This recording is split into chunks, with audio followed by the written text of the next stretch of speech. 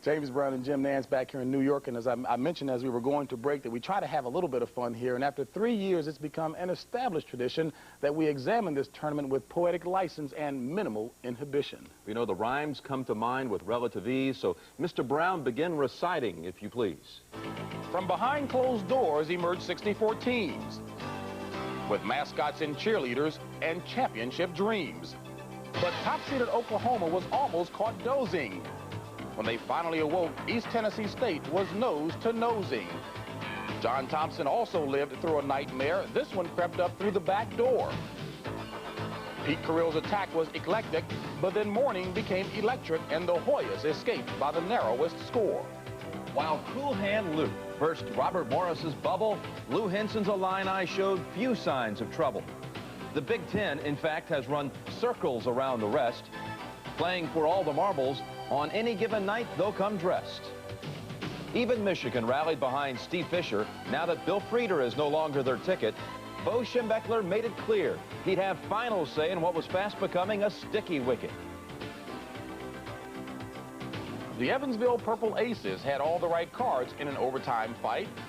And after 674 victories, it was farewell Ralph. Miller came up light. On St. Patrick's Day, the luck of the Irish prevailed. C.M. Newton's coaching career was over as Vanderbilt, like all the other SEC teams, simply failed.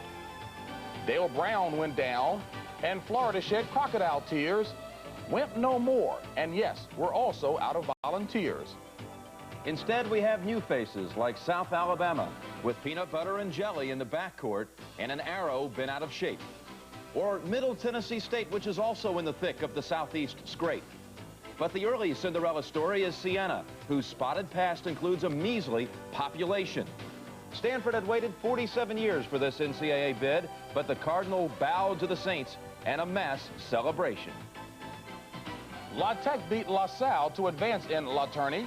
La Keith is out, but La Bradford continues La Journey. The Bruins reasserted this LA law. Alas, poor Loyola. Arkansas ran them clear off the floor.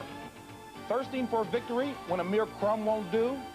Majerus's appetite is in good hands with Ball State. His Cardinals are now 29-2. March Madness is in the air. Why, the atmosphere is positively entrancing. You cannot stay still. You've got to be dancing. There are signs everywhere and teams on a roll. Some coaches lose it while others maintain control. 64 teams have strutted their best stuff on the hardwood floor. But now only 32 will continue with us on the road to the Final Four. It's an out-of-this-world discovery to watch March Madness sweep across the nation. We'll tip off round 2 of this great American pageant right after this word from your local station.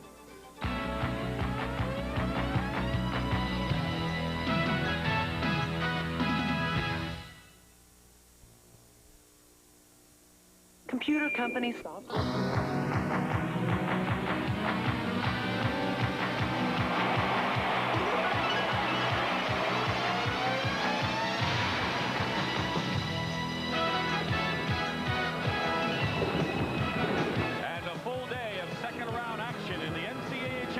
Gets underway today from the Greensboro Coliseum in Greensboro, North Carolina, for an East Region battle between the 7th-seeded West Virginia Mountaineers and the number 2 seed from the Atlantic Coast Conference, the Duke Blue Devils.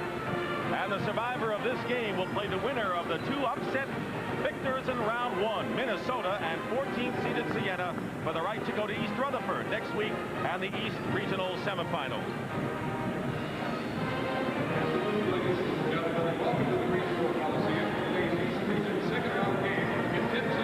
Good afternoon again, everyone. I'm Dick Stockton. It's been a big year of sports for West Virginia. Their football team battled for the national championship, and their basketball team had the longest winning streak in the country, 22 games this year.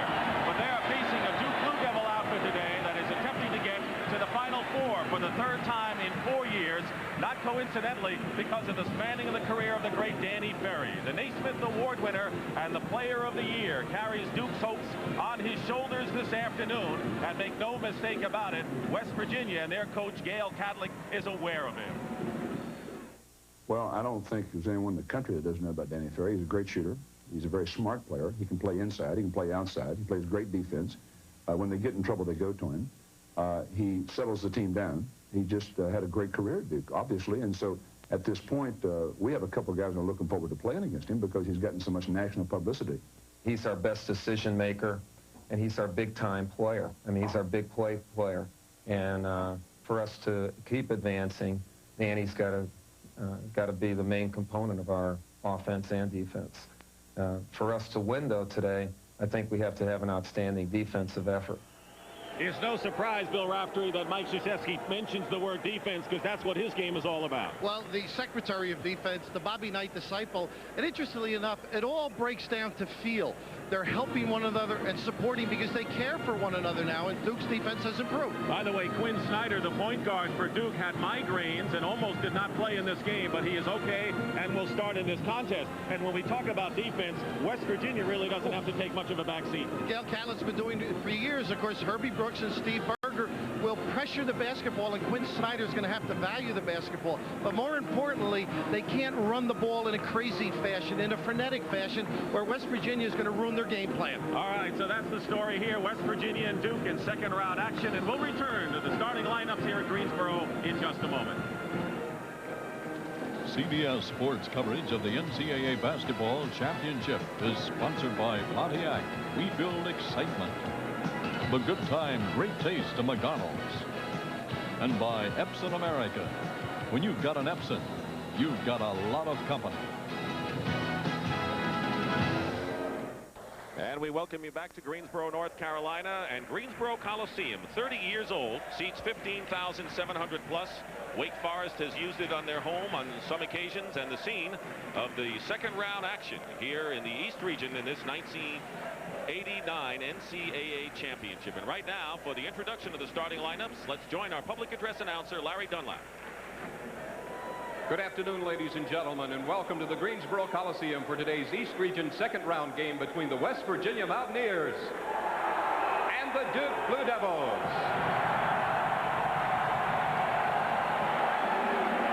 Now let's meet the starting lineups.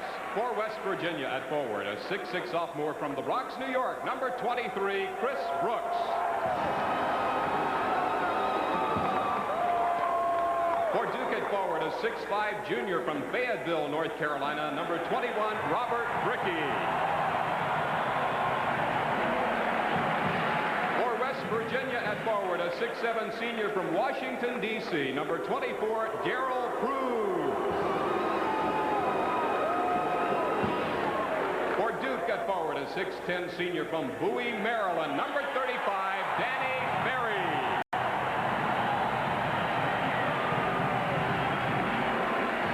For West Virginia at center, a 6'10" senior from Cleveland, Ohio, number 42, Ray Foster. For Duke at center, a 6'10" freshman from Angola, New York, number 32, Christian Leitner. For West Virginia at guard, a 6'2" senior from Mullins, West Virginia, number 32, Herbie Brooks. For Duke at guard, a 6'4" junior from University Park, Illinois, number 3, Phil Henderson. For West Virginia at guard, a 5'11" junior from Boomer, West Virginia, number 4, Steve Berger. For Duke at guard, a 6'3" senior from Mercer Island, Washington, number 14, Quinn Snyder.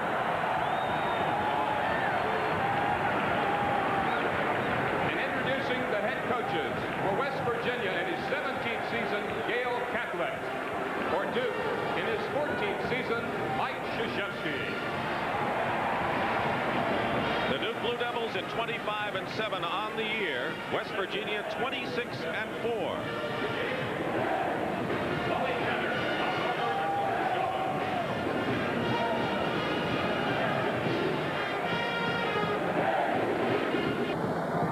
Duke is in white with blue, West Virginia in blue and gold. Wally Tanner from Jacksonville, Florida, Tom Rucker of Birmingham, Michigan, and Max Chauvin of Baton Rouge, Louisiana are the officials.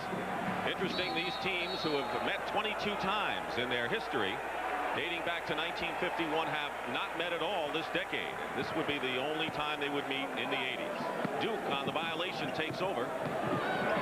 Snyder, number 14 in the backcourt, team with Phil Henderson, number number 3. Danny Ferry playing in the corner, and the man watching him is Darrell Prue. Ferry tried to pass the ball, hit the backboard, and now the Mountaineers. Good job by Prue. Duke man-to-man. Steve Berger misses the first shot for the Mountaineers. Outlet pass from Ferry, and Leitner travels. He wasn't looking for the pass from Danny Ferry. Maybe a little rattled, though, because Danny Ferry would not pass it normally to Christian Leitner running down the floor.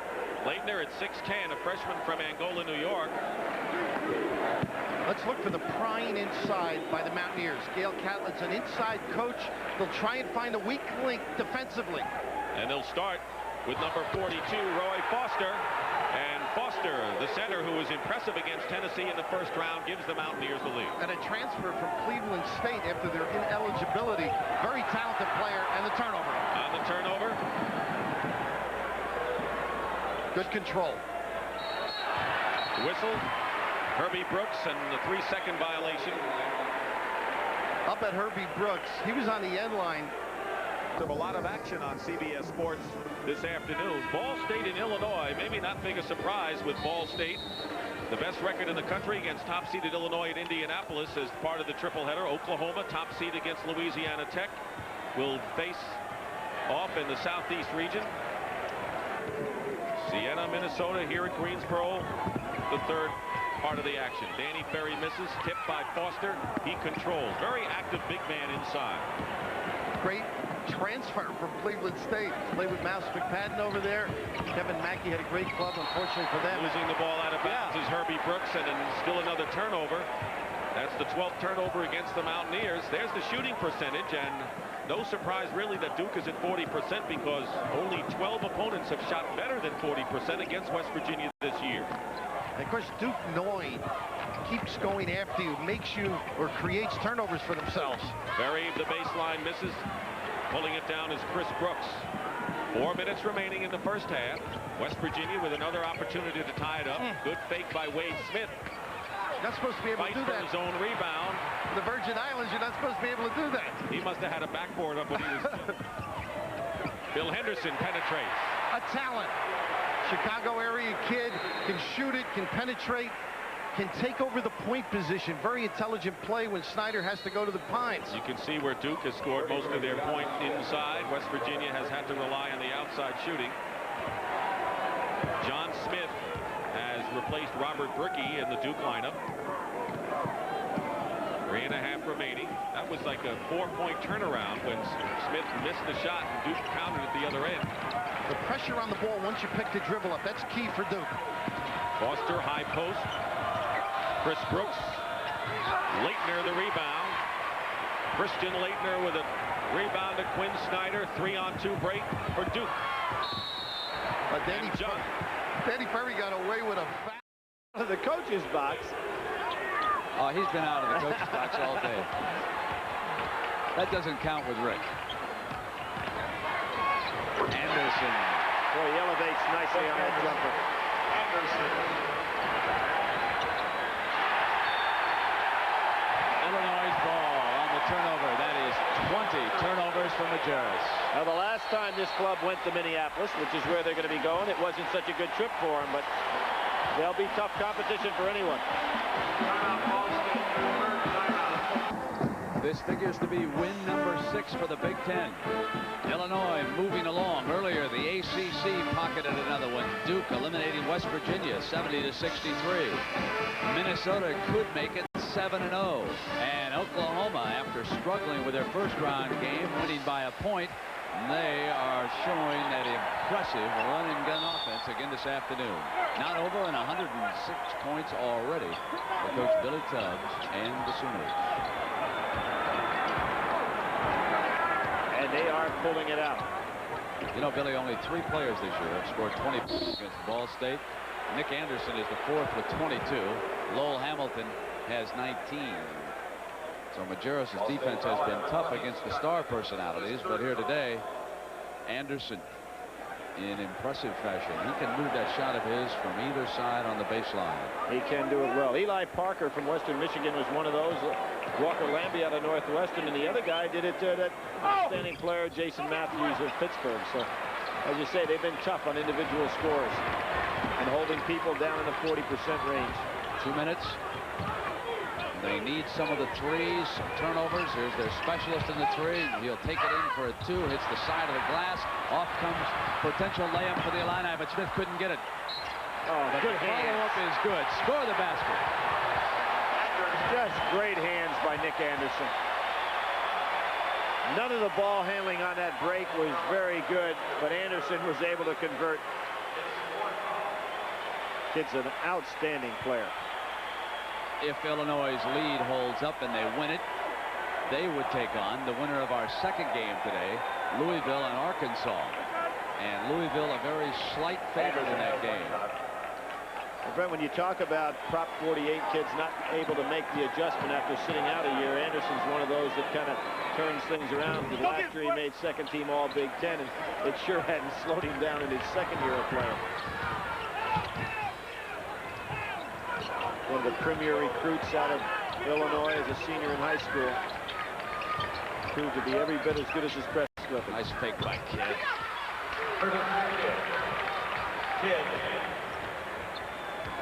And they're trying to foul now quickly. They'll put Gill on the line at the 1-1 mark. 1:21 to go. We wind down the clock on this game here at the Hoosier Dome. Lou Henson, who took New Mexico State. Remember some of the players who played for him as Marcus Liberty checks back in? You remember Sam Lacey? He was the pivot man for Lou back in 1970. Jimmy Collins, one of his assistants over there on the sideline. He was a guard on that team. 3 straight years he got knocked out by UCLA. Twice in the regional and once in the Final Four. And then when you know it, the great John Wooden retired, and Lou Henson moved to Illinois as a result because Gene Bartow, the Illinois coach, moved out to Westwood and replaced the retired John Wooden. So John Wooden has played a huge role in the life of Lou Henson. But I think it was interesting yesterday when he was talking about those teams. He said those teams were much more talented than this Illinois club in terms of just pure raw talent. He said this team has got to come and play physical, hard-nosed ball every day to maximize its ability, and it's done that here today. Gave up only 55 points with a minute to go. They have been tough on defense. Battle stepped on the sideline. Ball will go back to Ball State. Gosh, he's so quick. Plays so hard. You love the way these kids play. Oh, yeah. And, you know, I don't know if he ever gets tired. I mean, he looks just as strong and fresh now as he did at the very beginning of the game. And this has been a bruising battle. The one player they could use is Marcus Liberty to step up off the bench the rest of the way. He's struggled so far in a couple of tournament games. I didn't even look for a shot here this afternoon. That's a downtown jumper. And he banged that one in, didn't he? I'll give you another player they could use. Alonzo Mourning. Give him some size in the middle. Then you could call this tournament over. The one thing they don't have is a powerful post player from a standpoint of size. Billy, what have you seen overall in the tournament? I've been raving on about the Big Ten and the ACC. Well, they're going to have the confrontation, Iowa, NC State. So one of those two going to have a loss there. I've just been very impressed with the balance of the teams that were the supposed underdogs to show you how great basketball is being played all over the country. You know, even some of the losses were, you know, just great exhibitions of fine basketball players and well-coached teams. The South Alabama game, just a battle that hadn't taken place before. It could have gone either way. There's been a lot of them like that. Colorado State, you know, none of us talked about them all year long, and look at what they're doing. So the starters come out for Illinois, and the clock begins to wind down. The Illini shot 51% here this afternoon. They're going to be moving along to Minneapolis. Kidd hit a 2. So he can play someplace other than the low post with that jump shot. Not pretty. 16 seconds to go, 72 to 60. This may sound funny. Illinois has got one of the best presses in the country, but you know, I think they could be pressed. They have not been real smart with the ball today.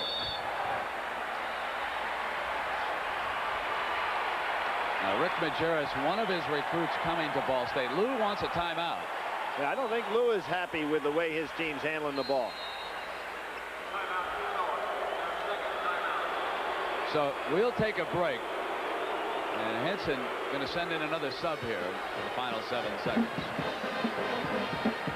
I offend you, that might not be the case. So Illinois moves on to Minneapolis, and the dream ends for Ball State.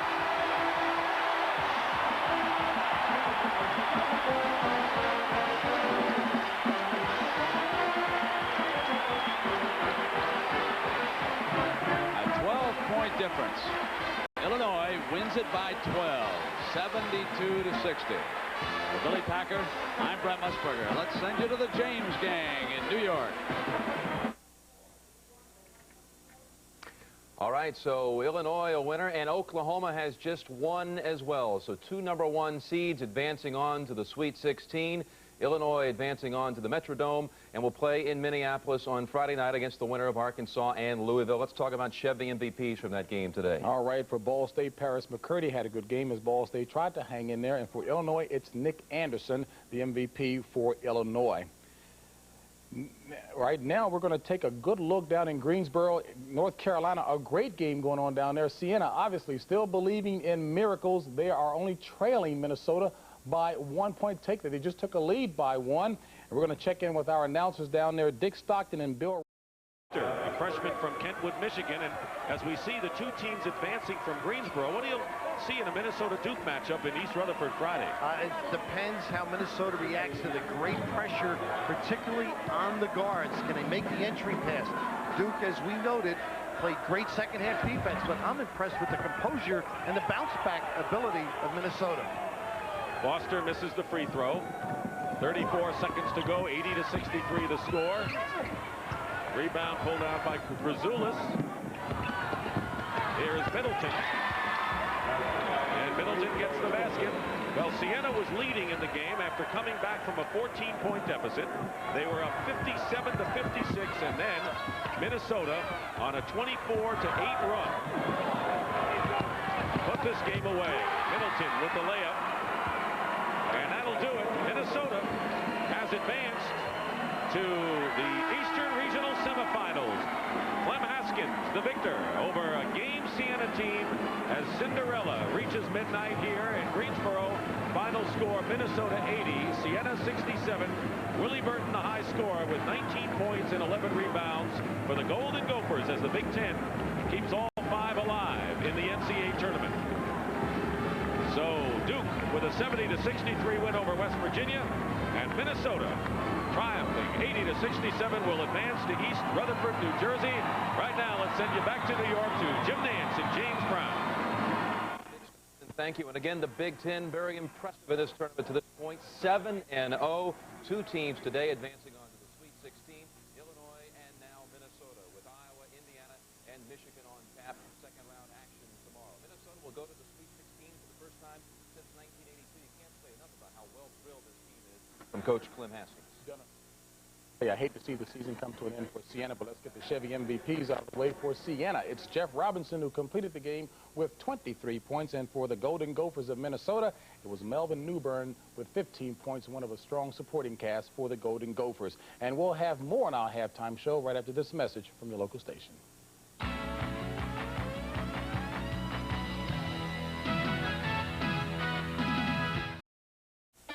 Need someone to come away with a field goal. Wilson battles to save it. They've lost it out of bounds. This is a tough stretch for the Razorbacks. Well, how often in big games do you see somebody get shut off for a period of 2 or 3 minutes, and that's the ball game? They need some leadership. Plenty of time on the clock right now. Trailing 60-48. They've hit their roughest spot in this game so far. I think the key has been they've tried to go to get Ellison in foul trouble, and Purvis has been smart enough not to pick up the foul. Kenny Payne trying to get free. Great pass. There was Ellison again. That's 10 unanswered points for Louisville. Crisis time for the Razorbacks. Three-pointer misses. Mayberry battles to get it back, and Williams comes out. Here's an easy one.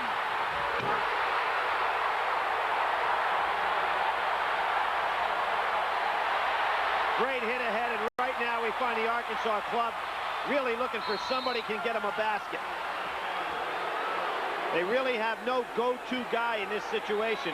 Wilson primarily a defender with the experience But they need an offensive man to go to, and now Nolan Richardson has to call another time to settle them down.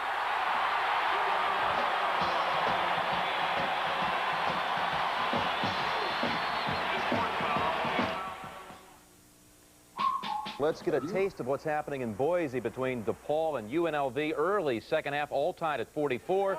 Tim Brandt and Lynn Elmore have the action. I want to welcome those of you who have been watching the Louisville, Arkansas game out in the Midwest region in Indianapolis with Brent and Billy. Louisville with the big lead there. We're in Boise, Idaho with 16:34 remaining in the game.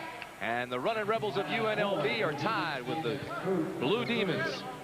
UNLV 65% from the field. They shot 70% in the first half. They're 19-1 when they shoot 50% or better.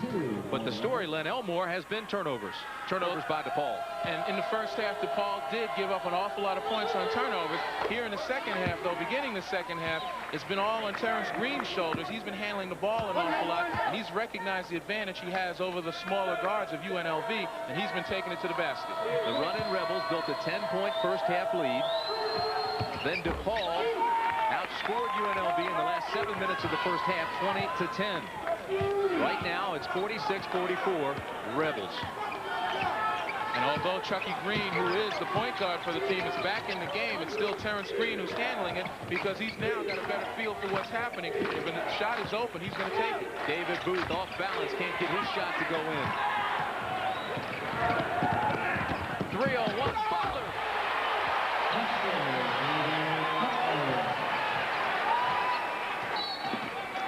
48-44. And Joey Meyer wants to talk things over. It's a young, unsettled team. He doesn't want them to fall behind with 16 minutes remaining. And one of the problems experienced by DePaul today is the fact that they really don't have anybody back in transition. Here you see Chucky Murphy, the only person back. You've got four DePaul guys still back in the backcourt.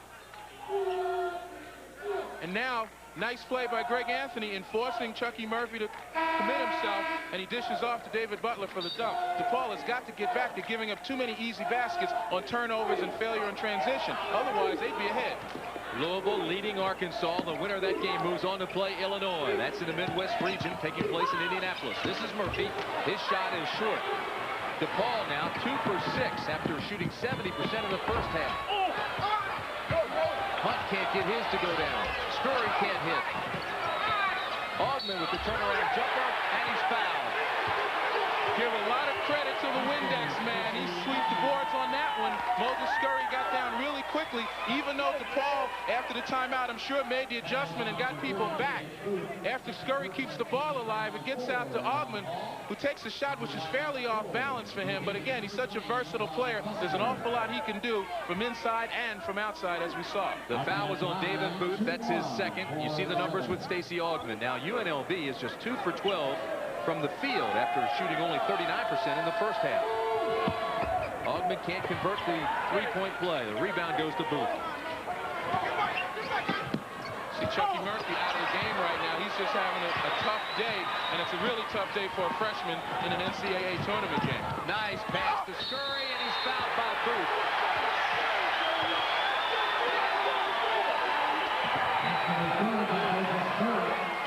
Joey Meyer has got to be disgusted right now. He cannot get his players back on transition. Booth goes after the ball. He's slow getting back, and here's Scurry waiting for the pass inside. It's 52-44 Rebels with 15:28 remaining. The free throw story.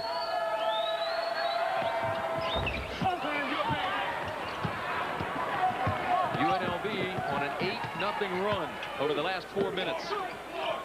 David Butler, who missed his first 6 shots, has now hit 6 of his last 8. This is Curtis Price, and he walks. Well, DePaul now, they're experiencing a failure of execution. You can see on the first play, the guard came off of James Hamby, but he never even took his man to Hamby for the pick. And that way, the defense stayed upon him and created the pressure. But this is nothing unusual for DePaul. 23 turnovers in the first game in this region. Right now, they have 13.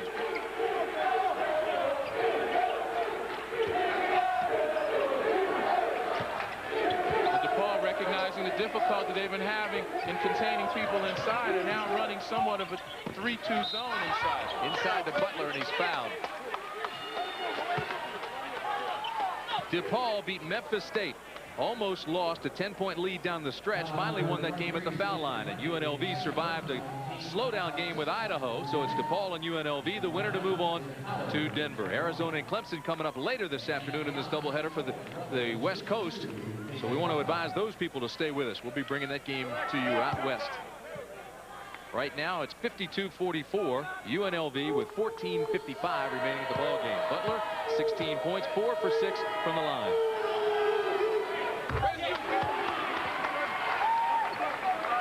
He's a 6'10", 200-pound junior from Washington, D.C. as the Clemson Tigers dressed early and looking on. That game coming up, we mentioned. Dale Davis for Clemson, the big fella. He looks to do a lot of damage today against Arizona. It's a 10-point UNLV lead with 14:50 remaining in the ball game. That ties the Running Rebels' biggest lead of the afternoon. Another turnover. Anderson scores and is fouled. Anthony with the easy layup, and he'll go to the line. It's a tough call on Stephen Howard. He does a good job of getting back after the steal by Greg Anthony, but you wonder where the foul occurred.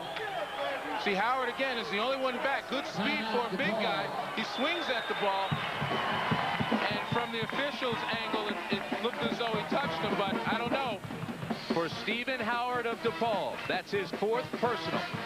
The lead is up a run right before our very eyes, and now leading over DePaul out in Boise by 12.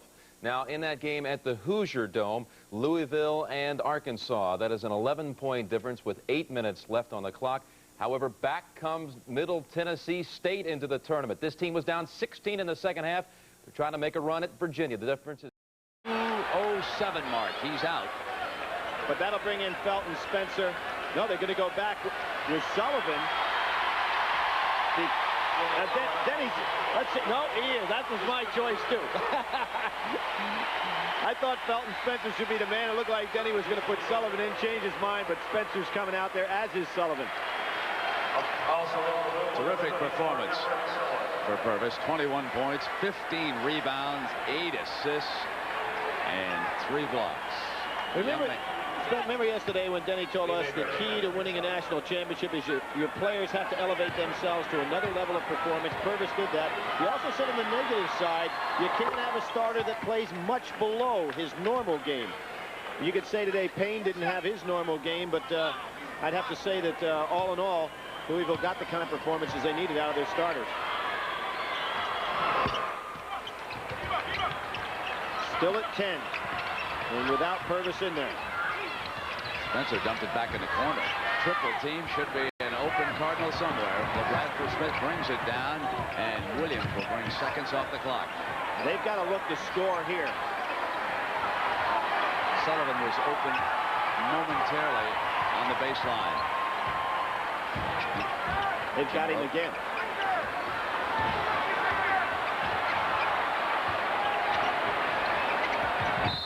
He's tripped up and fouled.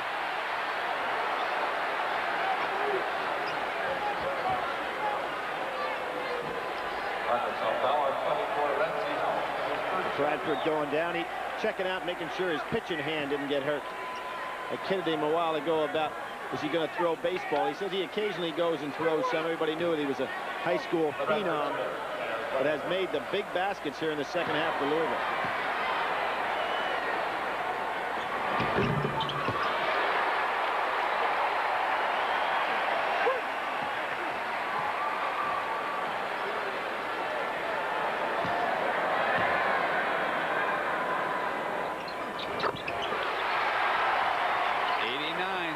Last minute and a half. Louisville 90 seconds away from Minneapolis.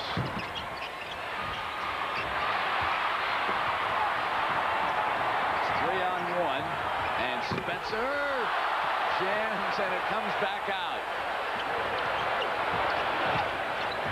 Welcome now, those of you who just joined us. Arkansas desperately trying to get back in this one. They have possession. Bowers short. The rebound by Mayberry, who comes up. And it is finally tapped in for the Razorbacks. They are back to within 10 and 102. And with that three-point shot, you're not quite yet out of it if they can force a couple of quick turnovers here. Well, Brett, Louisville not looking to go to the hoop. And what's happening, Arkansas is sending 5 guys to the boards. They're going to foul now. Off the rim. Here come the Razorbacks. Freshman mistakes. Bowers drops it off, and Mayberry penetrates for the field goal. It's an 8-point game at 34 seconds. Got to commit fouls the rest of the way. Not against this young man. Bradford Smith has had some great streaks from that foul line. Last year shot up in the high 80s, this year in the low 80s.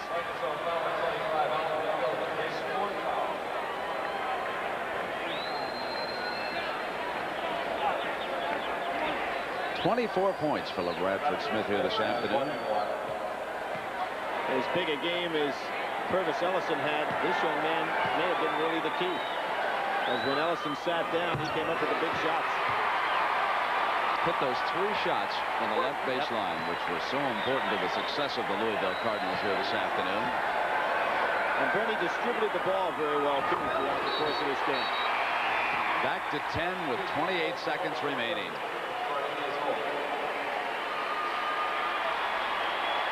Sullivan out, Holden in. Get a little bit more rebounding.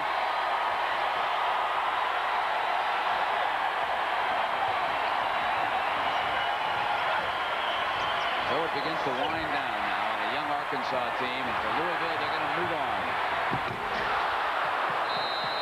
They can miss some jams, can't they? That's the second time today we've seen a player elevate himself so high he missed a dunk. The other one was Kenny Battles in the first game, remember?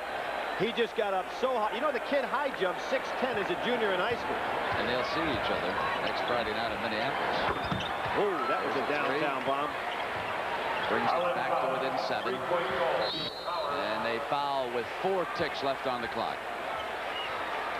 Well, we talked about Ball State being a team that's extremely young that we can expect to see back in the heat of things in college basketball next year. This Arkansas team will be another one. Very young, but very, very talented.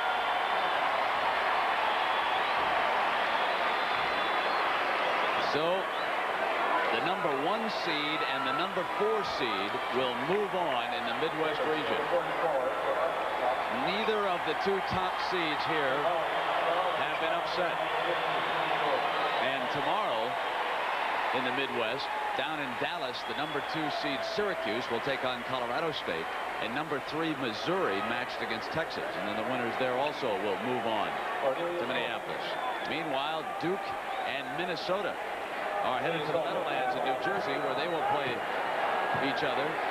Georgetown Notre Dame winner and the North Carolina State Iowa winner, they too will go on to East Rutherford, New Jersey.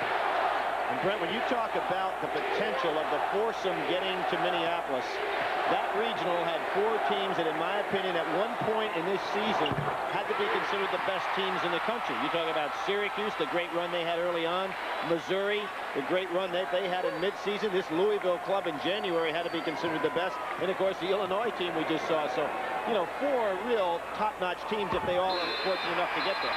What you're saying is we've got a mini Final Four exactly brewing if form holds, and we should underline if, because in that first round, 12 favorites were beaten outright, and certainly Texas will have the crowd going for it against Missouri, and Colorado State will tempo Syracuse. Exactly. They'll have the tempo going for them.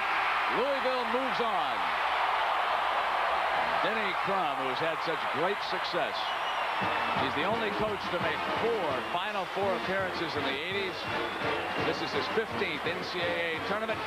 Now 31-13, 6 Final Fours, 2 titles. And Billy, he's the only Metro team left. That's right. They get blitzed out. And you know, he now pushes his mark above 70% wins in NCAA competition. The only guy ahead of him is right up the road, Bobby Knight, at 75% wins. It's an amazing, amazing record considering the competitiveness of the NCAA tournament. Well, there's LeBradford out there with Purvis, and Denny Crum moving across the court. Billy, I know they're awaiting your presence out there for a little victory interview. Boy, what a job Purvis Ellison did today. I think I'm more impressed with the way he has suddenly learned how to touch pass the ball than anything. Well, he always has been a good passer, but now he's providing that great leadership with his passing, and he's coming out. He's a great interview now. He's a terrific guy to get an opportunity to talk with. I'm looking forward to it. Bradford Smith, who had a sensational game, not only from a standpoint of stats, but the way he was thinking out there and hitting ahead on the break. With the exception of missing that dunk, it was one of the finest performances that he's had all year. So here Louisville gets past first Arkansas Little Rock 76-71, and now they eliminate Arkansas 93-84. Meanwhile, in the top half of this bracket, it was Illinois against McNeese early. That was on Thursday night, 77-71. And then in the earlier game here today in the Hoosier Dome, it was 72-60. Lou Henson and the Fighting Illini move on to take on these Louisville Cardinals. And while Billy Packer gets ready for his interview, let's send you to Jim Nantz in New York. Brent, thank you. Let's catch the closing seconds now from Nashville, where Virginia is ready to advance to the Sweet 16. Closing seconds, here's Steve Zabriskie and Curry Kirkpatrick.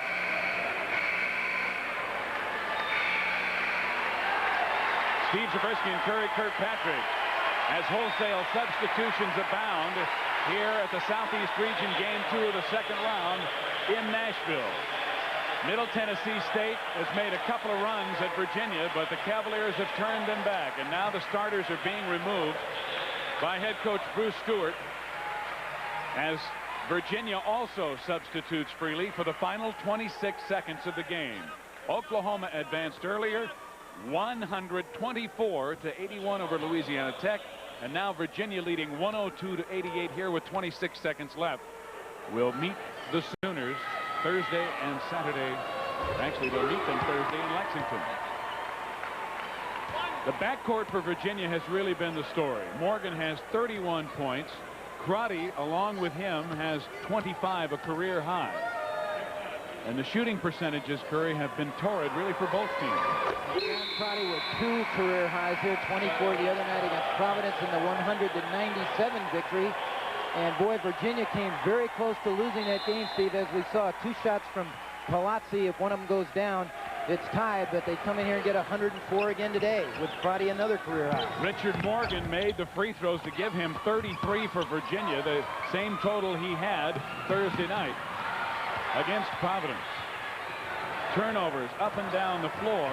Jeffrey Hunter launches one for Middle Tennessee. It won't fall. They count down with 2 seconds remaining, and the ball game is over. Virginia advances in the Southeast region to take on Oklahoma in Lexington, Kentucky. Terry Holland does it again. And the Cavaliers have won 14 of their last 18 games, scoring over 100 or at least 100 in both games here in the Southeast region.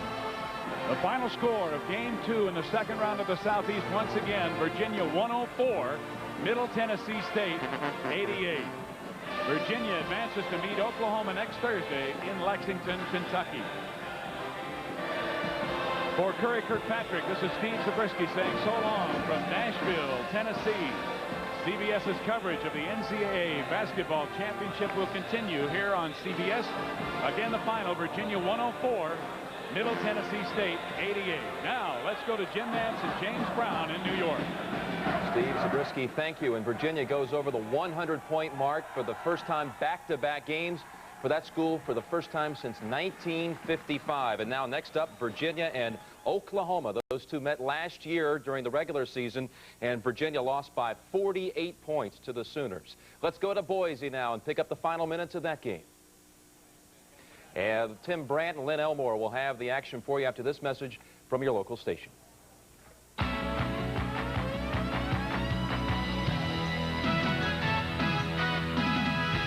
Join the final 16. You look at the brackets. DePaul, UNLV about to move on. The game to follow this, Clemson and Arizona. That's for the Pacific time zone only. Tim Brandt and Lynn Elmore with you at the Pavilion at Boise State University. Well, UNLV has been able to capitalize inside after recognizing they've had a poor perimeter game, and David Butler has come through with a big game for them. The center has scored numerous points inside after getting nice entry passes. DePaul, on the other hand, as you mentioned, has given up an awful lot of points on turnovers, but they shot well. DePaul takes its final timeout. DePaul 11 for 18 at the free throw line. UNLV shooting well there as well, but the turnover factor has been paramount. Look at the bottom line. 16 turnovers for DePaul. That's turned into 27 points for the Runnin' Rebels. Timeouts remaining. DePaul has none. UNLV has 2.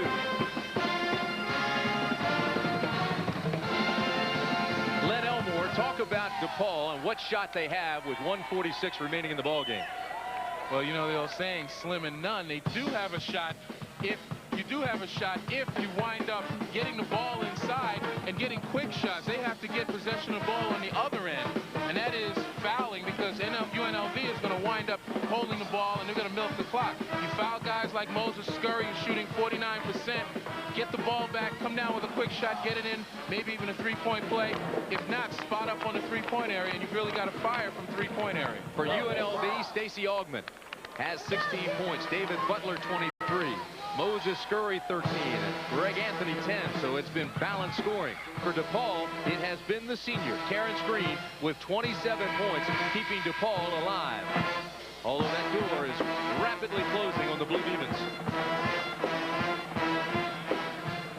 1:46 remains. It's 80-66 UNLV. You see DePaul set up in full court, man-to-man pressure, and what they're going to have to do is at least let the ball play defense and let the ball at least get over half court trying to steal it. But once it gets over half court, look for some fouls to occur. Green makes the foul in the front court, and that'll be the second on Green. So I think sometimes, since they are playing man-to-man, maybe you have to foul. If you play a zone situation in a full-court sense, you've got to at least give the zone an opportunity to work. David Booth comes back in for DePaul. Curtis Price will sit down. Anthony goes to the line with 10 points and 5 assists.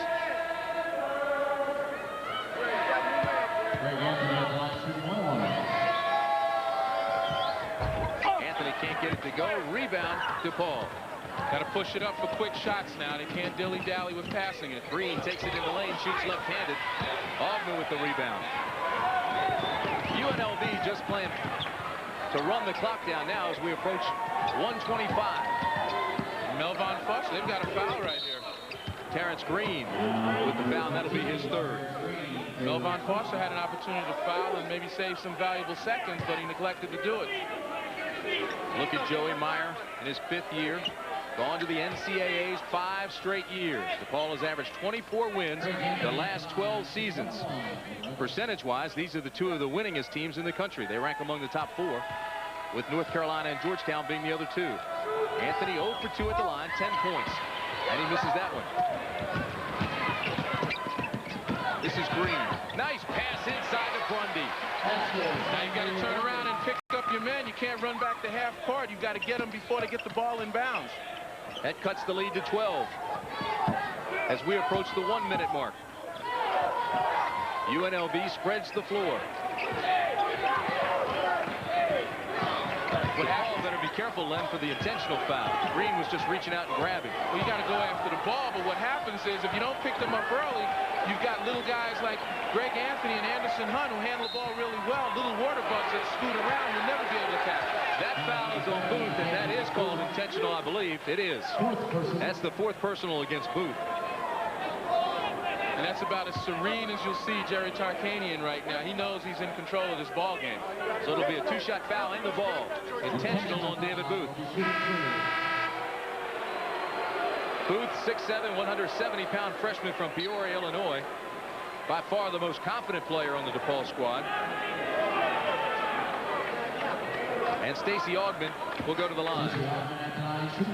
Augmon played with the U.S. Olympic team last summer in Seoul. He was the California 4A High School Player of the Year in '87, and he makes that one. A 67% free throw shooter. He has 17 points, and he's 8 for 10 from the free throw line. And Tark shows us the first smile of the region. This is Tarkanian. I think she's getting ready to go to Denver.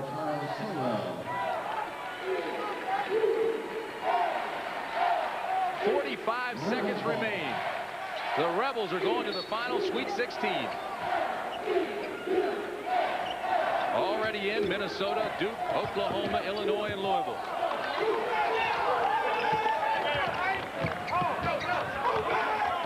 As the clock goes down, Leno, more the question is, how will UNLV do against either Arizona or Clemson?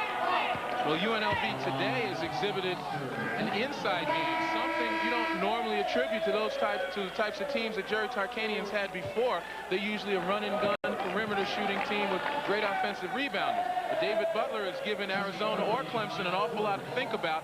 When he gets the ball inside, he's got a nose for the basket, and he showed that today. Melvin Foster fouls out with 10 points.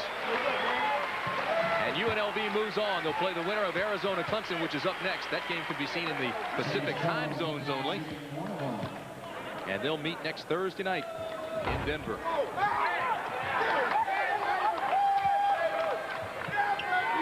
Clint Rossum in now for UNLV. This time Green fouls. And that'll be his fourth. And it'll be 1-1. Well, Joey Meyer told us about his young team. It got off to a slow start. He called everybody together when they were 10-9, told the younger kids to take a bigger role. They did. They won 11 of their last 13, and they got to the second round here. Following in the tradition of his dad, Ray Meyer, who was oh so successful at DePaul. He's now working the radio broadcast. Well, you got to think that Joey Meyer, while he doesn't like to be in this position, he's probably shared some of these feelings, the good times and the bad times, with his dad. And recognizing he's got such a young team, he's got to be proud of the way they've played over the last 10 or 12 games here. They've really shown that they've got some determination here. Green scores at the other end, but the Runnin' Rebels will get their 28th win of the year. They lost in the second round to Iowa last year. They'll move on to the Sweet 16 this season. David Butler's just about doing it all today. A little ball handling clinic out there. That'll do it. The end of the game. The University of Nevada, Las Vegas moves on 85-70 over the Demons. They move to Denver.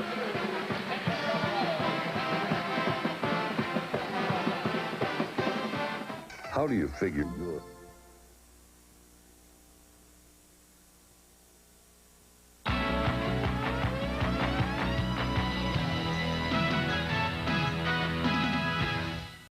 All right, James, UNLV advancing to Denver and the Sweet 16 for a matchup against either Arizona, the top seed in the West, or Clemson. Those two will be meeting in just a few minutes out in Boise. The Chevy MVPs from that game between DePaul and UNLV, Terrence Green for the Blue Demons, 27 points. David Butler for the Runnin' Rebels. He had 23 in victory. And the number 4 seed in the Midwest region, the Louisville Cardinals, advanced with a 9-point victory over Arkansas. Purvis Ellison's strong game and a good support effort from LeBradford Smith. And the Chevy MVPs in that contest, Arkansas, the freshman forward Todd Day with 20 points, and Louisville, the senior All-America Purvis Ellison, 21 points and 15 rebounds. James, it's now back-to-back games that Virginia has gone over 100 points. That's the first time that's happened for Virginia since 1955. Cavaliers by 16 over the Blue Raiders. The Chevy MVPs for Middle Tennessee State, Randy Hendry with 23 points. John Crotty had 25 points and 14 assists for the Cavaliers, who advance on now to meet Oklahoma. And we'll continue on the road to the Final Four in just a moment.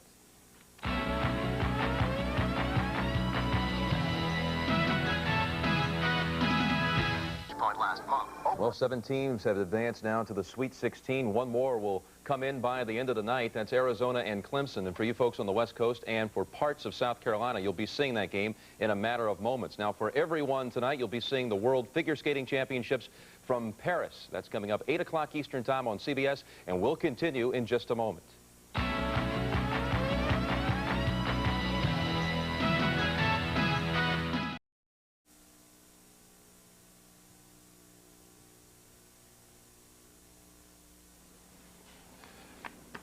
All right, we've got a terrific lineup in store for tomorrow. Let's set it for you. On Sunday, the whole nation will see at 12 noon Eastern, Notre Dame against Georgetown. Again, that's 12 o'clock Eastern, followed by 4 games. We'll be splitting it up at 2 o'clock Eastern. Some will see North Carolina State against Iowa. Others will watch Missouri, Texas.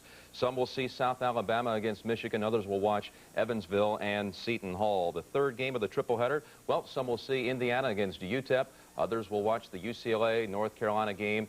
And also you have that Syracuse Colorado State contest tomorrow late in the afternoon. Well, coming up next for you folks on the West Coast and for parts of South Carolina, you'll be seeing Clemson and Arizona, the second game of the doubleheader from Boise, Idaho.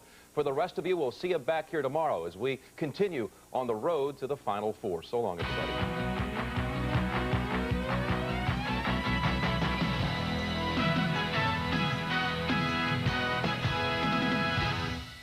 And their championship game on April the 2nd will be televised right here on CBS Sports beginning at 4 p.m. Eastern Time. And we'll continue on the road to the Final Four with our NCAA newsreel. Back with that in just a moment.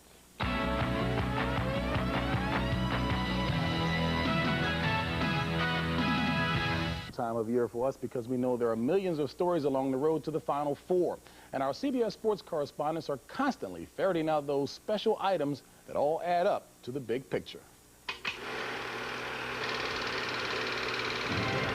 Welcome, college hoop fans, to another edition of the NCAA Newsreel. We begin today with another triumph of technology. Modern science has grappled with the sticky subject of how to make new basketballs less slippery. Conventional means have failed. Our cameras travel to Licking, Missouri, where this state-of-the-art smasher has been designed to simulate the tortuous pounding of the playground. Yes, they sure know how to administer a licking. Here in Licking, brand new balls can be aged in a matter of minutes. A vital breakthrough when time is money. Well, someone bouncing the ball on the court would probably have to bounce it for a week, perhaps 40 hours or so to equal that. But this is an accelerated test where we're accomplishing the same thing in a relatively short period of time. Dateline, the Pacific Northwest. The Space Needle. Long a symbol of Seattle, now that metropolis has a new identity. Home of the Final Four. It will be a banner month for citizens of the Emerald City, but emerald green is but one hue along a multicolored spectrum of design. The goal of this project, create a huge 40-foot windsock that will billow greetings of welcome to the college basketball world. No word as of yet about who will actually thread this sock on the needle. From safe socks to feet of clay, we turn to the industrial Midwest, where 319 inches of snow have not blurred efforts to fabricate floors for the Final Fours. If you like jigsaw puzzles, then this is the ultimate floor game. The pieces will arrive by the 27th of the month. Not a moment too soon. The most important thing I'm worried about is fires, and then also if you'd open the door and somebody would be in here running across the freshly painted floor. And finally, from our people behind the people file, this human interest item. Arizona senior Ken Lofton seen with Rosie Person. Fitting name. Rosie's been blind for 13 years. Yet back home in Indiana, she's raised 7 children and 3 grandchildren, including Lofton. He's the first to attend college. Every time I get down on myself, I think about her, you know, what she's gone through and everything. And I feel that, I mean, if she can do, you know, what she's doing, I feel I can conquer anything. We always hug one another, and I tell him good luck, and we want you to win and bring the bacon home. And so that's it for this edition of the NCAA Newsreel, your unblinking eye for the unusual and exotic in the world of college hoops. Nice touch indeed on the story about Kenny Lofton's grandmother. But can you imagine what a quality control tester for a basketball must feel like after all of that? It's the kind of job I would like. Our thanks to Don Robertson for that on the for that job on the NCAA Newsreel. We've got second round action coming up from Providence, Georgetown, and Notre Dame. Greg Gumbel and Quinn Buckner will have the call after this word from your local station.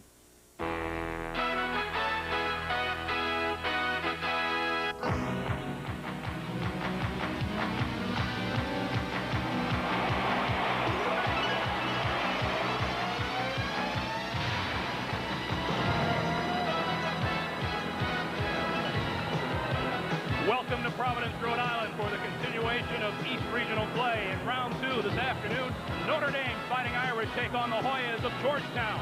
The Hoyas, the #1 seed, are here as expected, but it's how they got here that's the surprise by the skins of their collective team.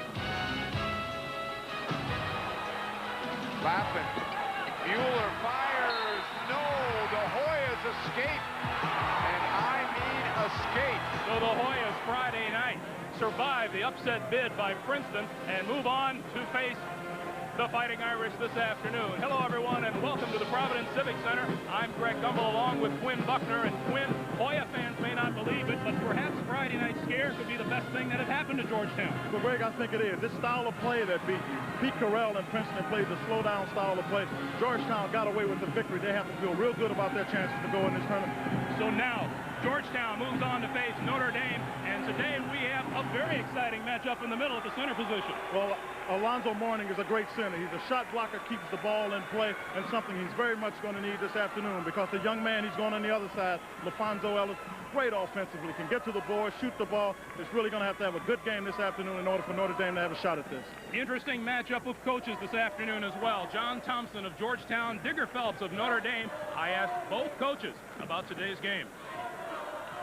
I think we'll see a different Hoya team, one that's going to be more aggressive, one that's excited about playing and being alive after what they had with the scare at Princeton. We would be really shocked if Notre Dame came out and played the same kind of ball game. I think it'll be more of a transition game. I think we want to run our transition when we know we can score against them. I don't think we want to get an up-and-down game because that gives them the incentive when they block a shot, get it going. It gets their juices going as well as their bench when they come in. There's no way possible you can predict what can happen in a one-game situation. You better sustain your concentration and play like hell and say a lot of prayers. Thompson against Phelps, Mourning against Ellis, Georgetown, and Notre Dame. Matchups galore as we kick off a big day of action here on CBS. CBS Sports coverage of the NCAA Basketball Championship is sponsored by the Heartbeat of America, today's Chevrolet. Allstate for home, auto, and life insurance. You're in good hands with Allstate. And by Budweiser, beach with age for that clean, crisp taste. This Bud's for you. The city of Providence, Rhode Island is the capital of the state of Rhode Island, and this town of 160,000 people getting set, as we all are, for Easter Sunday. And while there are tulips and bunnies on the outside, more than 12,000 on the inside get set for Hoyas and Fighting Irish. Ray Bagley all set now with the starting lineup for today's first game. Good afternoon, ladies and gentlemen. Welcome to the Providence Civic Center for today's East Regional second round game between the Notre Dame Fighting Irish and the Georgetown Hoyas. And now, let's meet the starting lineup. For Notre Dame at forward, a 6'9" freshman from East St. Louis, Illinois, number 20, LaFonso Ellis.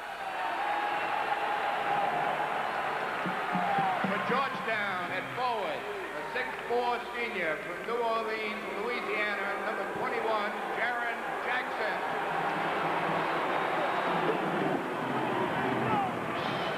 For Notre Dame at forward, a 6'2" junior from Peoria, Illinois, number 40, Jameer Jackson.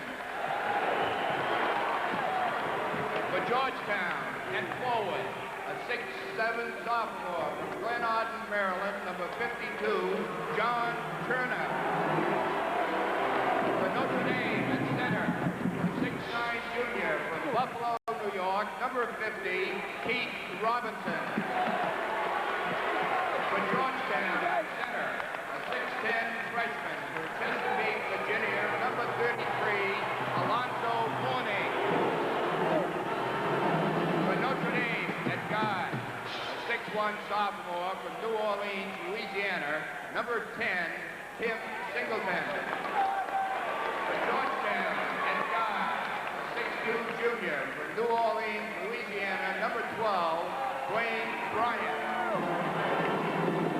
For Notre Dame at guard, a 6'1" freshman from Houston, Texas, number 12, Elmer Bennett. For Georgetown at guard, a 6'1" senior from Washington, D.C., number 13, Charles Smith. And introducing the head coaches for Notre Dame in his 18th season, Digger Phelps, and Georgetown in his 16th season, John Thompson. Number 1 seed Georgetown, number 9 seed Notre Dame, vying for the right to advance to East Rutherford. We'll be back with the opening tap. the first of two here in the Providence Civic Center today, the first of several coming your way here on CBS as we wrap up first and second round action. Winners advancing to the regionals. Alonzo Mourning, the nation's leading shot blocker, and the man who perhaps more than anyone else helped Georgetown survive Friday night against Princeton. These teams have met twice before, the last time in 1974. But none of the prior meetings have been as important as this one. LaFonso Ellis and Mourning. Mourning and the Hoyas in gray. Charles Smith running the offense, held to just 4 points against Princeton Friday night, all in the second half. On the drive, in the middle, Jaron Jackson. Well, Charles Smith has definitely come out and played the game hard this time, because John Thompson's first statement was about Smith was that he didn't make enough mistakes, which means you don't come out of a game saying I woulda, shoulda, coulda. I guarantee you Charles Smith will get it done today. Hoyas making their 11th straight appearance in the NCAA Tournament. This is Singleton. And Keith Robinson, the 6'9" junior, and back up top. Far side, 40 is Jameer Jackson. Fakes once, and down low, Robinson. Mourning with his first block of the day.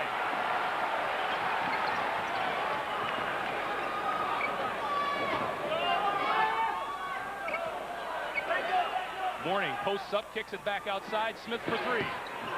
Way long, whistle blows down low, and the foul will go against Wayne Bryant of Georgetown. Yeah, the shot was long. As you see, the foul was against Bryant. But as I said, Charles Smith is going. He'll take the shot. Now he may miss it, but that has nothing to do with lack of effort, and that's what John Thompson wants to see. I think it's really important that at the top of the game, that Notre Dame gets off to a good start. They have young players. They need to get their confidence going early. They need to get a basket coming down here early. Notre Dame co-captain Joe Frederick will come off the bench as he did Friday night and hit for 20 points. Robinson, way short. Turner has the rebound. There's the takeaway. Bennett spins, loses the handle, and will slow it down. Robinson. And we're tied at 2. Keep the thing going like Georgetown wants to do. They have to do a better job on defensive transition. That time, Alonzo Mourning didn't get over the half-court line. Smith inside, whistle blows, and this one will be on Notre Dame. That's number 1 on LaFonso Ellis. Well, interestingly enough, Alfonso is guarding Mourning, and when you do that, that's going to expose Ellis to some fouls, and that's something that Digger Phelps can ill afford to happen, because Ellis is the primary bulk of the inside scoring for the Irish. Mark Tillman just off the bench and puts one up in a hurry, replaces Charles Smith. Back come the Irish. Singleton loses the handle, out of bounds, off of the Hoyas.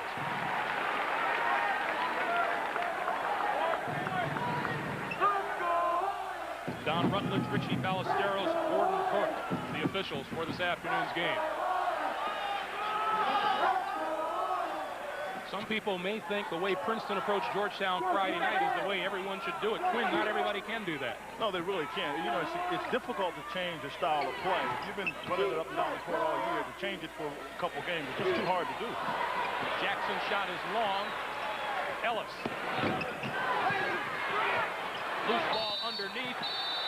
And the foul is on Georgetown. We will keep an eye on tempo this afternoon, because that will dictate the winner more than anything else. Yes, and one of the people that have to dictate the tempo is going to have to be Digger Phelps, because he has some young players in, never been involved in the contest with the kind of athletes that Georgetown has, so Digger will do everything he can via timeout substitution to try to control that tempo. Both teams have come out cold. Notre Dame 1 for 5 from the field. Georgetown 1 for 3. 2-2 ties, 17:20 to play first half.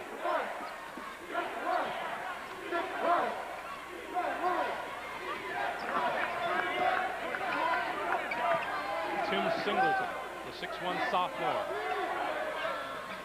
And 12 is Bennett. Ellis will take it. Shows you some of the versatility right there of Ellis. He can take it to the hole as well as shoot it outside. Alonso gets the ball in good position right here, and he definitely travels. He picks up both feet going in the direction. That's a tough call for the official, but it was definitely a good call. That's where the Hoyas need to go with the ball. Get it down the morning, let the defense collapse, throw it back out so you can shoot three-pointers. 34-27, under a minute and a half to play. 6th Georgetown turnover of the day.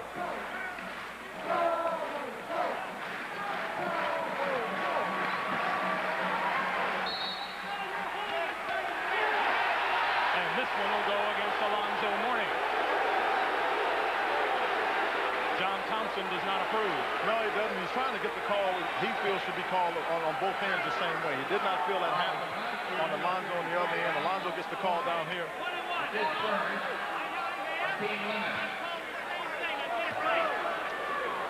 Going to the line is freshman Keith Powers, who shoots just 47% from the free throw line. He's a big, strong, aggressive player. Somebody that, you know, when he scores, you just take it as a plus. You want him to rebound. 1:10 to play, first half. Hoyas back. Bryant almost lost it. On the drive, forcing the shot and scoring is Jaren Jackson. That's what I think that the Hoyas have to do a great deal more of, Greg. They're not taking the ball to the basket. That's why Notre Dame on the other end are getting their opportunities. They're beating people on the dribble is Notre Dame and then throwing it to the open shooters, and they're sticking it right there. Jaren Jackson did a good job of forcing it to the middle. There was no help. He was able to get to the basket. Now he's looking at a three-point play. Being tentative on offense has not been a Georgetown trait this season. No, it really hadn't. And you have to wonder how much of that comes from the game that they just played against Princeton, where they had to slow it down and play possession by possession.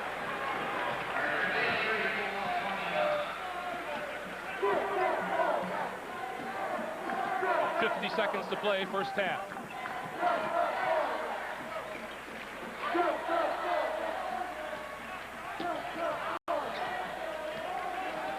.40 to play in the half, 25 on the shot clock.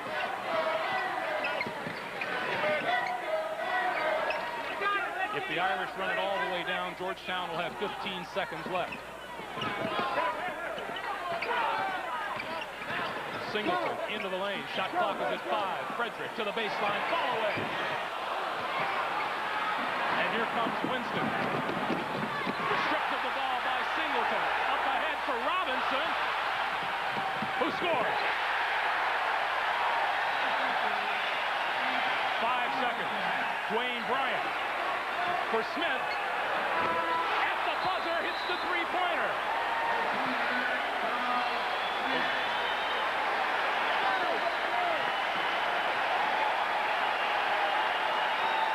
That's the end of the first half, but the score, Notre Dame 36, Georgetown 32. And CBS Sports coverage of the NCAA Basketball Championship continues after this message and a word from your local station. CBS Sports coverage of the NCAA Basketball Championship is sponsored by Bull Worldwide Information Systems. Nike, who reminds you to just do it. And It is halftime at Providence, and the top seed in the East, the Georgetown Hoyas, trailing for the second consecutive game at halftime. It's the Irish 36-32 over the Hoyas. And welcome back to Studio 43 in New York. Jim Nantz along with James Brown. And James, how do you explain the Hoyas' play here in the first half? Well, first of all, Digger Phelps has the excellent game plan, and his team is executing it well. They're controlling the tempo. They're adjusting to Georgetown's half-court defenses very nicely. The big stat is that Georgetown has no points off of turnovers, and that's where their offense comes from. Notre Dame on the other side, 9 points off of turnovers. Notre Dame has committed only 3 turnovers in the first half, leading by 4 over the Hoyas. As our triple-header Sunday unfolds, we've got 4 big games coming up next. One of them is down in Atlanta, a Southeast region matchup between South Alabama and the 3rd seed, Michigan. Let's check in live with that traveling duo, Brent Musburger and Billy Packer. Hey, Jim, we've decided it is so nice in Atlanta, we're going to play this doubleheader outside. I don't think the fans are going to mind at all. But here are the brackets of the Southeast region down here now. South Alabama against Michigan in our first game, and UCLA against North Carolina in the second one. Billy, what a great ending to that South Alabama contest. Well, a great coach's idea here, throwing the lob to Junie Lewis. It doesn't work out exactly as planned, but Lewis has the presence of mind to get it back to Jeff Hodge, his longtime teammate. who hits the great shot from outside. Alabama almost had a chance, Brent, to pull things off, but it doesn't go that way, and Wimp Sanderson leaves. And, of course, Ronnie Arrow plays the Jim Valvano lookalike. So here we are at the Omni, and that is our first game. Now Michigan takes them on, and Billy, Michigan's had a lot of tournament trouble this decade. They really have had a lot of trouble, but this is a very talented team, Brent. When you take a guy like Ramil Robinson with his power, you can see who has been a real nemesis in the same bracket as Michigan in the past is North Carolina. And if they were to win, obviously that could possibly be ahead for them. Now, their new coach, you're aware of the Bill Frieder situation. Steve Fisher has taken over. Steve, what are the keys to this game today? Number one, you have to go out and play hard. Number two, you have to play intelligently. And three, you have to play together. And it's easy to say, but sometimes very difficult to do. So it's South Alabama against Michigan in our first game. The fans are up for this one in Atlanta today. Now let's go to Tucson and Vern Lundquist. Vern? Okay, Brad, if you think it's nice in Atlanta, we'll match you degree for degree here in Tucson, where we've got a glorious Sunday morning. Our first game coming up shortly, the upstart Aces of Evansville against Seton Hall. The Pirates in the NCAA Tournament for the second year in a row and seeded number 3 this year. The Pirates, with P.J. Carlesimo as their head coach, arrived here about 45 minutes ago. They are favorites going into this ball game. But they do have a question. Their All-Big East center, Ramon Ramos, injured his back on Friday. So as he arrived, he was asked about the status of his back injury. Pretty good. You're good? Yeah, better. Thank you. Will it affect how you play today? I hope not. Hope not. Ramos will start Seton Hall against Evansville in Game 1. In Game 2, UTEP against Indiana. It's a contest that features two contrasting styles and personalities in coaches, Bobby Knight and Don Haskins. Despite the contrast in personalities, they're good friends. Listen to Knight on Haskins. You know, Haskins is the kind of guy you'd want to send around in a bad neighborhood with your kids on Halloween night. You know, there ain't anything going to happen to your kids. Bobby Knight also said he reminds him of a retired gunslinger. So it's UTEP and Indiana coming up in Game 2 right now. Let's go to Dick Stockton in Dallas. Well, thank you, Vern. We're deep in the heart of Texas, Dallas to be exact, and this is Reunion Arena, the scene of a doubleheader today in the Midwest Regional second round. Dick Stockton and Bill Raftery will be reporting, and the two survivors will move on to Minneapolis and the Midwest Regional semifinals next week. The first game, an interesting matchup between Missouri, a power, and Texas, a team that's really come on, Bill. Well, Missouri may be more polished, but you think of Tommy Penders, a New Englander, coming down here to horse country and really rejuvenating this Texas program. Now, Syracuse goes against Colorado State, a surprise winner perhaps in their first round. The story with Syracuse is Derek Coleman, their star center, who did not play in the opening round victory over Bucknell. Jim Boeheim has told us that he probably will play, may or may not start, but really did not have a good practice yesterday. And, of course, they need him for the running game. They're to run against this club who likes to control the tempo, hold on till the last 10 seconds of the shot clock, and then deliver an excellent shot. Two teams that want to move on to the Midwest Regionals in Minneapolis next week. Right now, let's go back to the studio and James Brown. All right, Dick Stockton, thank you very much. Great weather out there, but we've got artificial sunlight on the inside, and we've got another interesting matchup coming up between Iowa and North Carolina State, and we've got more coming your way on the road to the Final Four right after this.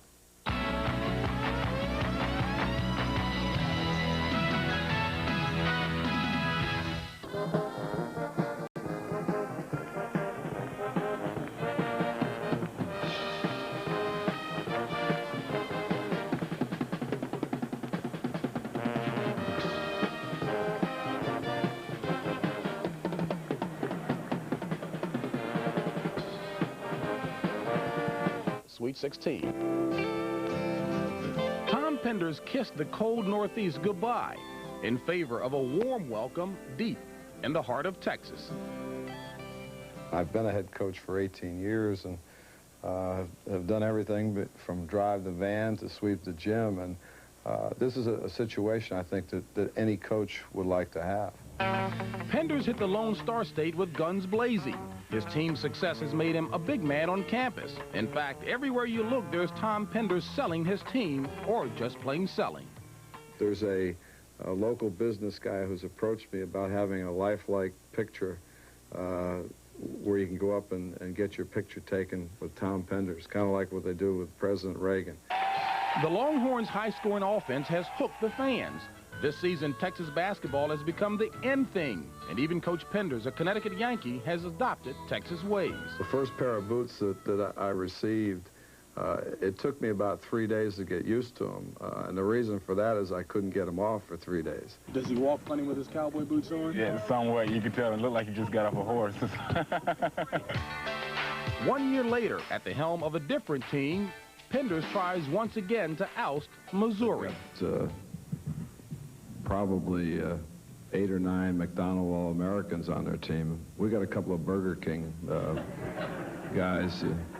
They're accustomed to doing things big in Texas, and Tom Penders is already delivering. I wonder if Billy Paultz, the Whopper, was one of those Burger King guys. Remember him, the Whopper? Oh, man, big man.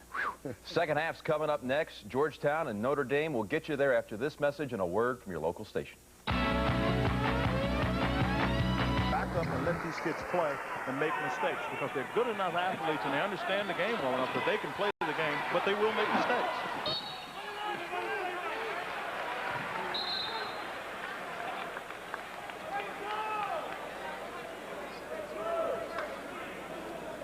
Elmer Bennett guilty of the foul. And for John Thompson, it has been a pleasant return to the city of Providence, where he attended undergraduate school and played some collegiate basketball. Played it pretty well, too.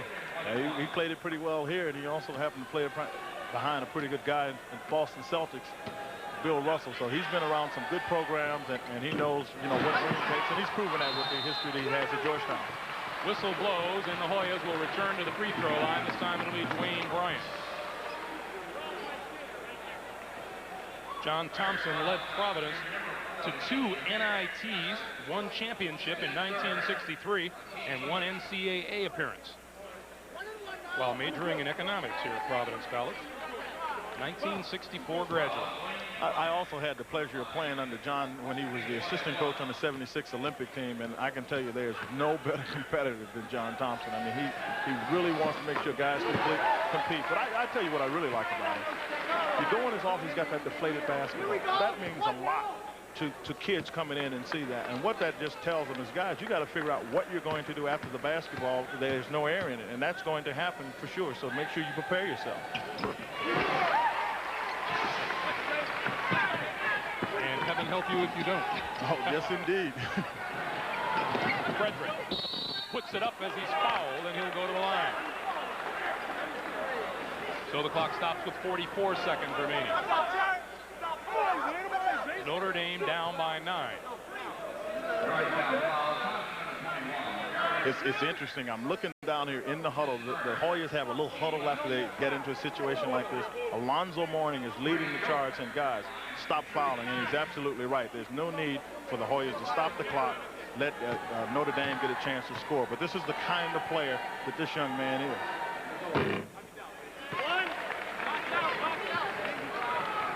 Notre Dame putting points on the board without losing time off the clock. 44 seconds is a long time. The game is anything but over. The Irish have to foul, but the Hoyas are going to have to make foul shots too. Frederick hits them both. Georgetown by 7. And the home run ball, Jackson.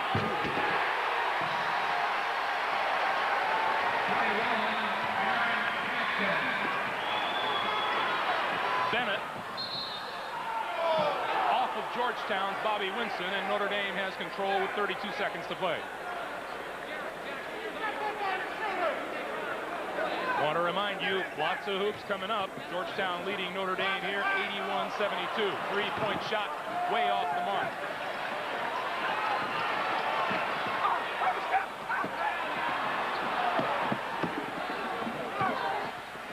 And in the chase now, Jameer Jackson called for the foul.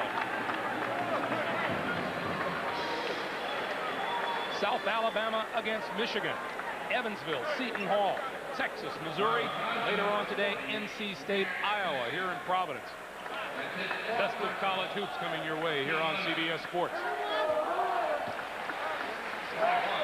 Well, I tell you what, it's got to be a surprise to some people. It was to me. Texas got Georgia Tech pretty good. They have to be a team you need to keep an eye on.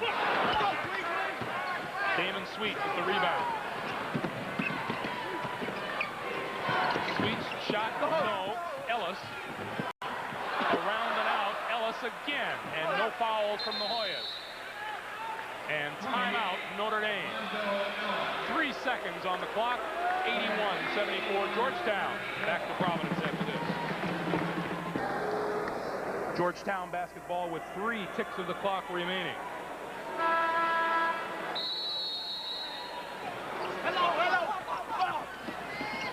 And Charles Smith will run it down.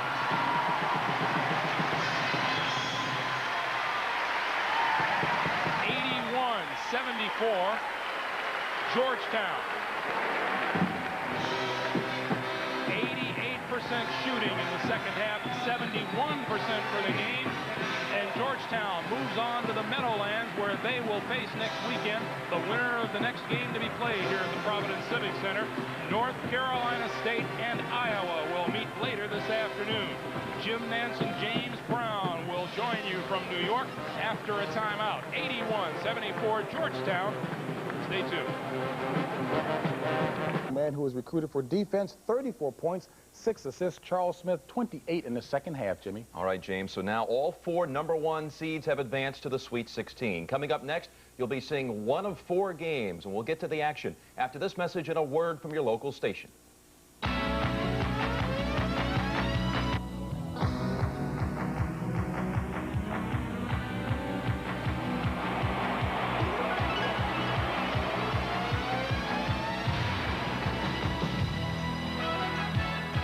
McHale Center on the campus of the University of Arizona, CBS Sports presents this West Region second round encounter between the Purple Aces of Evansville out of the Midwestern Collegiate Conference and the Seton Hall Pirates, second place finishers this year in the Big East. Evansville outlasted Oregon State here on Friday afternoon in overtime to advance to this game. Seton Hall tangled with Southwest Missouri State. The winner of this game meets the winner of either UTEP, Indiana, next Thursday night in Denver.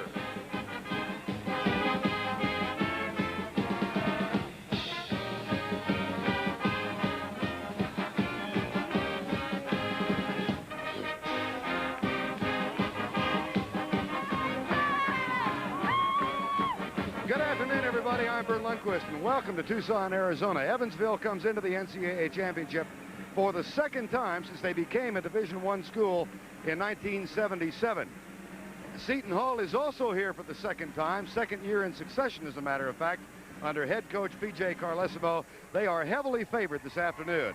I'm working with Tommy Heinsohn, and Tommy, the Pirates are heavily favored, seeded number 3 as they are, but they have a question mark: the health of their outstanding center, Ramon Ramos. Well, Ramon Ramos is very key to what Seton Hall hopes to do. He is their power guy on the inside. And here's what happened to him. And last night, on the other night's ball game, going to the basket playing defense, went up strong, came down, and ended up hitting the floor hard. And it's been diagnosed as a grade 1 concussion. I can tell you from personal experience, he's going to have a difficult job really getting it together for today's ball game if that was the injury. Seton Hall takes on an Evansville team that surprised Ralph Miller's Oregon State bunch in overtime to get to this round, and they did so with outstanding perimeter shooting. Well, they've got some spunky small people, typified by this fella, Reed Crafton, who, coming down the stretch, then unleashed that bomb to really solidify the win. But they are very, very good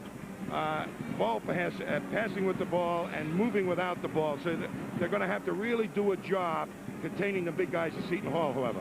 The first thing you notice about them is their outside shooting, but is that what catches P.J. Carlesimo's eye? No. Well, everyone talks about Evansville's three-point shooters and the fact that they're a great offensive team, but I think, to me, when you look at their stat sheet, you see 41% field goal percentage defense. They're literally one of the best defensive teams in the country, and I think that's the key to their success. These two teams are fighting for a spot in Denver next Thursday night. The home team here has already gotten there, but they had to go to Boise to get it. The #1 team in the country, the Arizona Wildcats, defeated Clemson yesterday on CBS, and last night before a huge crowd came back home with that #1 ranking secure. They will take on UNLV next week. We've got Seton Hall and Evansville coming up right after this. CBS Sports coverage of the NCAA Basketball Championship is sponsored by Merrill Lynch, an investment firm built on a tradition of trust. GTE. At GTE, the power is on. And by Mazda cars and trucks, including the all-new Mazda MPV. Hall none, and the possession arrow pointing the way of Evansville. The winner of this game will face the winner of our next game, Utah and Indiana, coming up next. And the two winners will advance to a Thursday night meeting in Denver in the West Regional semifinal. Of course, Arizona and UNLV have already achieved that. They are in, and Lute Olson, the Arizona coach, is here watching. Short with a three-pointer. And John Morton comes down with it for Seton Hall. Evansville spent so much to come from 19 down to get within one, and seems to have run out of steam now. Clock shows 1:35 to go. And the Pirates of Seton Hall never have advanced to the round of 16. This is only the second time they played in the NCAA tournament. Shot clock at 15.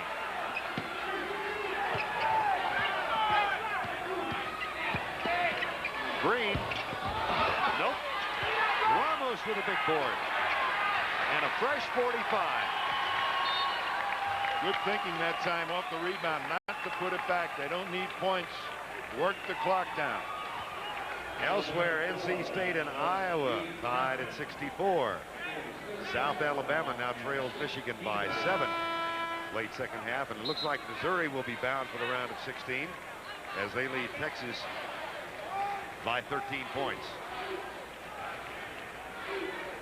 Jim Cruz, Evansville Aces out of the Midwestern Collegiate Conference. And P.J. Carlesimo's Seton Hall Pirates representing the Big East. 1 minute to go and an 8-point edge. And it looks like it'll be Seton Hall to face the winner of UTEP, Indiana, next Thursday night in Denver on CBS. John Morton, fouled by Scott Schruffler. Well, they have to go out there and do something at this point, but quick fouls are in order. That'll work the clock down. That's 5 fouls on Scott Schruffler, so he leaves the court with 15 points and a nice effort. When you consider he has quite a few more years left in this organization, he's going to be a heck of a player with that outstanding shooting range. And I'll tell you, he's very clever taking the ball to the hoop. 19 years old. And Chris Mack, a fellow freshman, will take his spot. Well, you recognize that couple.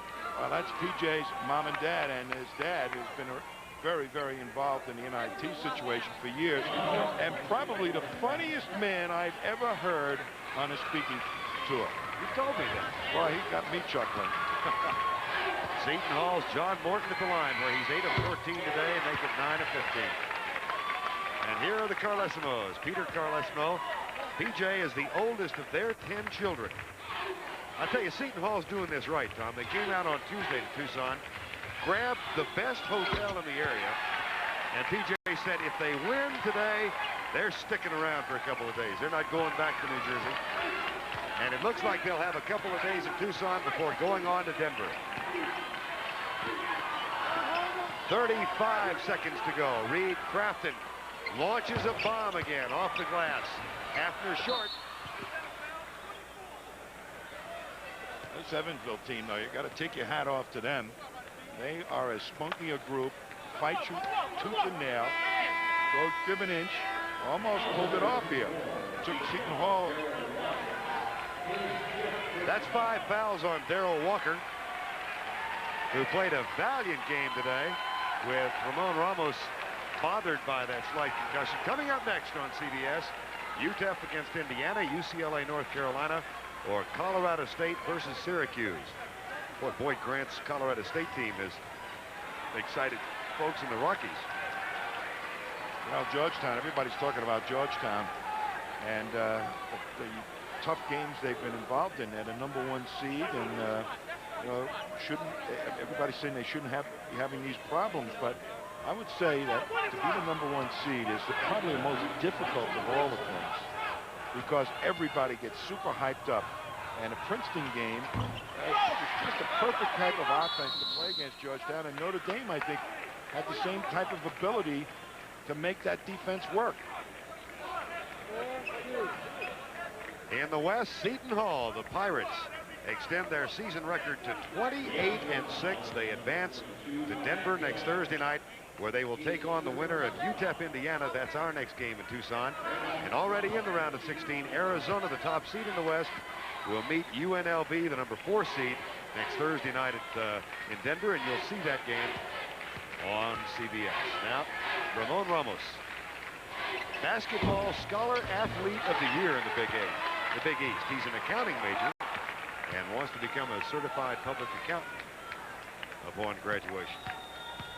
Now, looking at that Arizona UNLV, I'd have to say that Arizona right now has probably had the easiest of the paths down to the 16. Rims out, Hafner up. And he saves it somehow. The right into the arms of France Bolsey. So Evansville got from 19 down to within 1 at 74-73, but the last 11 points have gone the way of Seton Hall. And now a nice gesture by Jim Cruz. He is going to send in 4 subs and replace the regulars now, so 4 fresh faces for the Aces. Milt Donald is going to come in.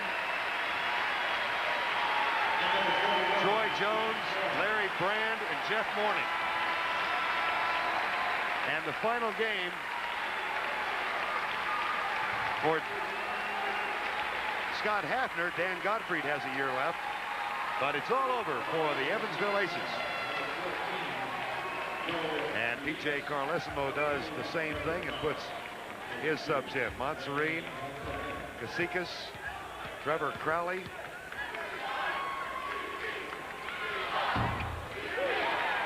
And Gerald Green gets the free throw. 14 seconds remaining. Jose Rimbas. And Green is on the line. Now he will come out. Pookie Wigginton will take his place. What Seton Hall showed today, what they'll be taking to the next round, I think, is they have really done an outstanding job of defending a perimeter team. And no matter who they play in the next round, they're going to have to face some excellent perimeter shooters. So they did a good job today. If I were coach of either UTEP or Indiana, I'd be saying, hey, we're not so sure that Edwards or Hardaway be able to score against the Seton Hall team. And for the first time in the school's history, the Pirates of Seton Hall have entered the round of 16 in the NCAA Championship. They scored the last 13 points to hold off a spirited Evansville Aces team, and they win at 87-83. They will take on the winner of the UTEP Indiana encounter. That game coming up next year from Tucson. But P.J. Carlesimo's team has advanced to the round of 16. Walker with 16 points, Gaze with 15, Morton with 17. Now let's go back to our Road to the Final Four studios. Here's Jim Nance.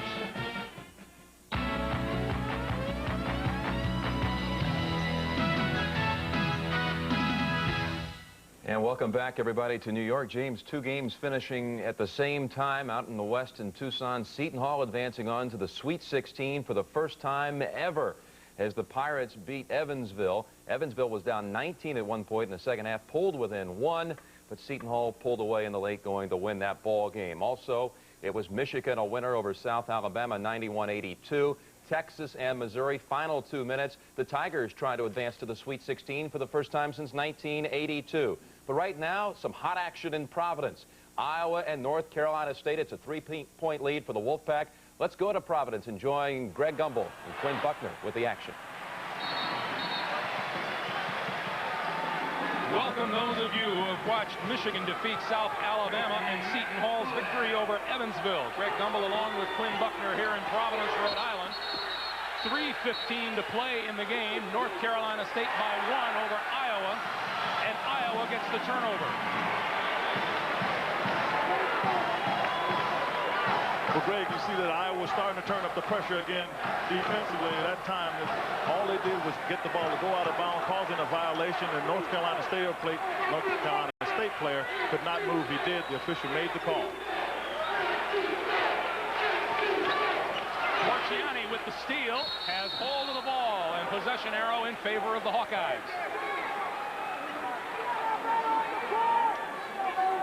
Here in the East, Georgetown, a winner earlier this afternoon over Notre Dame, and NC State and Iowa battling for the right to advance with Georgetown to the Meadowlands next weekend.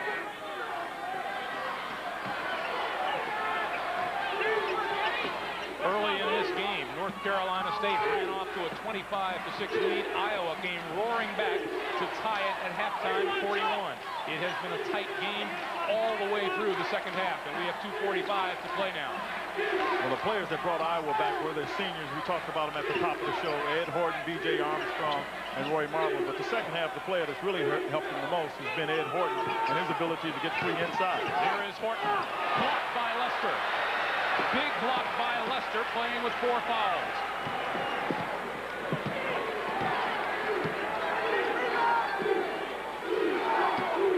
Porciani with 4 fouls for North Carolina State. That's 5 blocked shots this afternoon for Avi Lester. Porciani down the lane and is clobbered as he went past Ed Horton.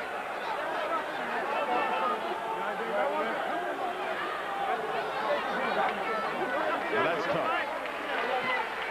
That's a tough player. You see coming down that right at you is Chris Corciani. Goes strong. He gets the ball knocked out of his hand, which got his arm started up a little early. Ed Horton trying to block the shot. Wasn't trying to hurt Chris Corciani. You see fall, hits his head, but he's up, ready to go, and said, I'm all right. That's why Jimmy Valvano likes this young man. He's got heart. He plays without regard to the situation. Playing on already a stress fracture in a non-weight-bearing part of his foot, and he's just come out here and just played his heart out. Misses the free throw. 2 minutes to play in the game. North Carolina State by 1.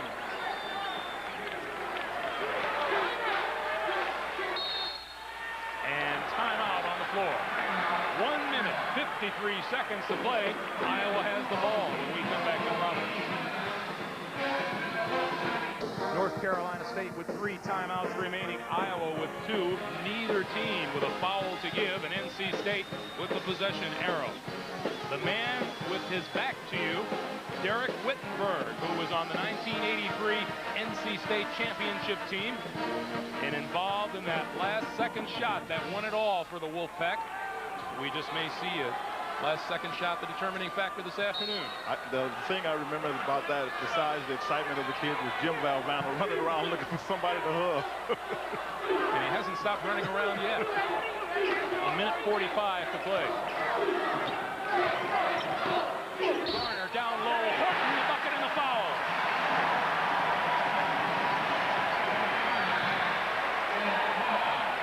One of the things you want is some penetration by your defense. You see a good wraparound pass by Brian Garner into the man who's been there all afternoon, Ed Horton, for the Hawkeyes. Now, that's a freshman coming off the bench. One of the things Tom Davis had said was that last year he had seniors, and you get experience, but this year he's got freshmen, and he'd rather have some enthusiasm.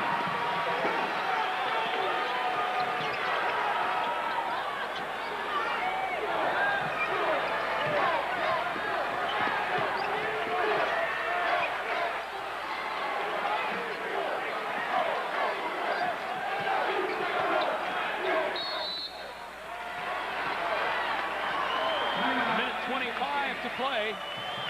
Iowa leads it by 2. We'll come back to Providence in just a moment.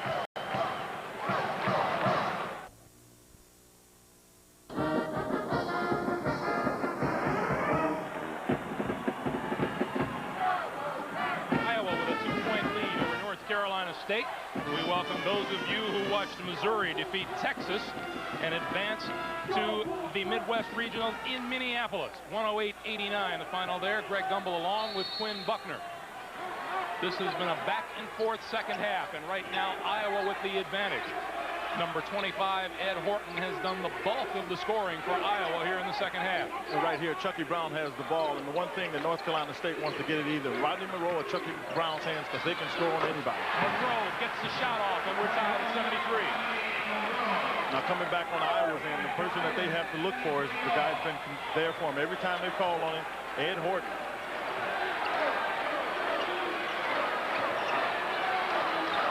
The winner here advances to East Rutherford, New Jersey next weekend to play Georgetown. La Jolla's a winner earlier this afternoon over Notre Dame.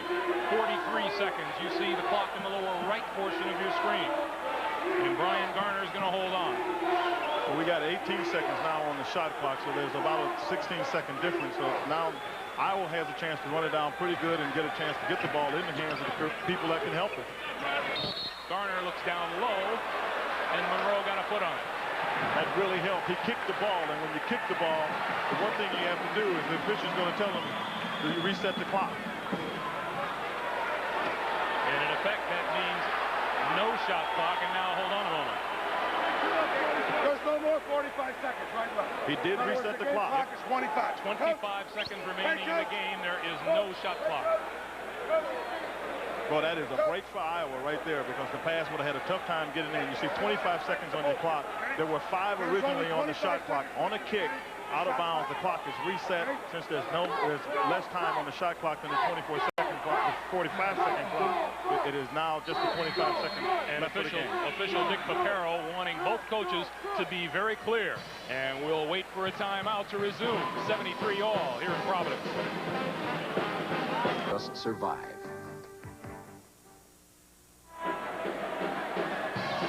With 25 seconds remaining, you see the timeouts left to each team, and NC State has the possession arrow, but Iowa has the basketball, and I would assume they look to Ed Horton. Well, that's exactly what I'd do if I'm Tom Davis. I get the ball into Ed Horton and run the clock down to 5 seconds, so if you miss it, you get a chance to tip the ball back in. But one thing that has to be concerned to Tom Davis is that one player on the court is not a good foul shooter, and that's that young man there, Brian Garner. And that's who was fouled by NC State.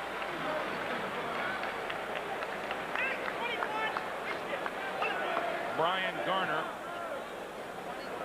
a 6'1" freshman from Milwaukee, Wisconsin, is a 41% free throw shooter on the season. Iowa and North Carolina State have met 4 times previously. Each has won twice.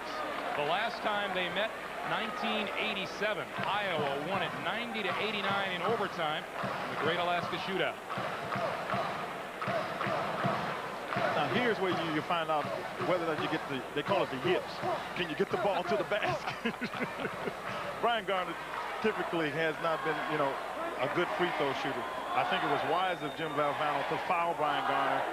I think the mistake for Iowa was that Garner got the ball, and he got it right away. Had he not gotten it right away, they couldn't afford to foul him, because that's considered intentional and 2 fouls. But coming out here, all right, if he makes both free throws, I'm sure that Iowa's just going to press, try to make sure that they can keep the ball out of, again, Rodney Monroe and Chucky Brown. Because, as I said, those guys can beat you one-on-one. And you don't want people to break the defense down and kick the other to everybody else on the team. And they're the 2 best people to do that. Iowa has been trying to apply the pressure all over the court. It has not given North Carolina State that much trouble this afternoon. Yeah, but I don't think that they're going to abandon something that they've done well all year. This is not the time to do that. If they want to do anything, I would just make sure Chris Corciani doesn't get the ball, because he's the person, I think, that makes the best decisions for the Wolfpack. Corciani with 4 personal fouls. Abi Lester with 4 personal fouls. This appeared to be a runaway early on. North Carolina State jumped off to a 25-6 lead. No sooner had we said that Iowa can erase those big leads, and the Hawkeyes did exactly that. It was a 41-41 tie at halftime. Earlier today, Georgetown eliminated Notre Dame 81-74 to move on to the Meadowlands in East Rutherford. The winner here will do the same.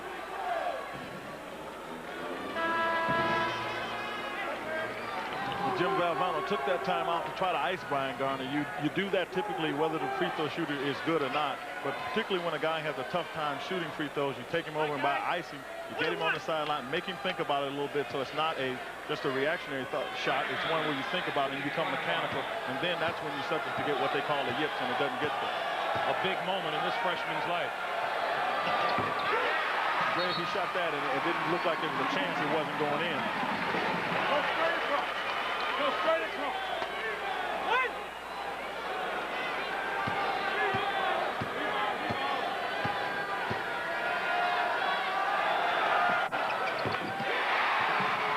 Iowa by 2. And Porciani with the basketball. Rodney Monroe, number 21 for NC State, can hit him from 2 or 3. We'll look for him to get the ball and try to take it, and he'll probably get it back to Chucky Brown's side so they can play a little 2-on-2. 7 seconds. Monroe looking for the shot and got it. 2 seconds. Horton into the court. And we go to overtime.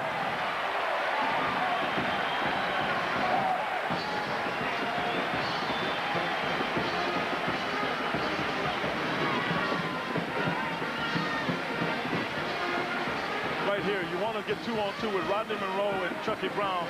Monroe just takes the ball to the basket. B.J. Armstrong gets space, tries to jump after it, but Rodney Monroe is a great scorer, still able to get it over Matt Bullard, get it in the basket. 25 points for Rodney Monroe. Here's how the coach saw it. Oh, I know what he did. Yes. And at the other end of the court, Tom Davis. And he just tried to get his players to call timeout. There wasn't enough time to do it. Didn't get the timeout he wanted, but we'll go to overtime, tied at 75. The 3rd time in NCAA history we've had an overtime game here in the Providence Civic Center.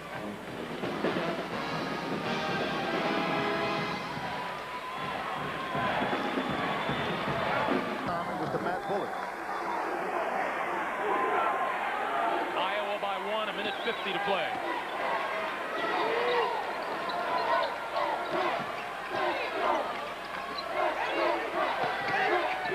Porciani looks down low and pulls it back out. Shot clock at 15. Porciani for 3.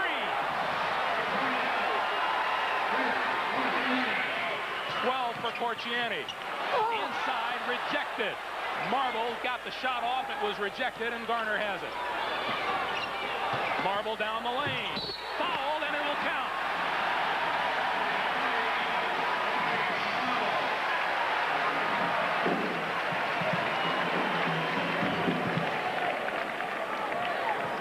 Right here, Roy Marble takes the ball down the basket strong. Chucky Brown tries to come over and get a piece of it. He didn't get there in time. He felt he did. Fisher makes a good call. Again, your seniors are the people that make the play here. But I'll have to say, for the advantage of North Carolina State, they're on the offensive end with Jim Valvano. And it's a big difference, and more importantly in overtime, because you need precise information. And as you see, Chucky Brown now has his 4th foul. Iowa, 14 of 14 from the free throw line this afternoon. Roy Marble, 17 points. And Bullard with a big rebound.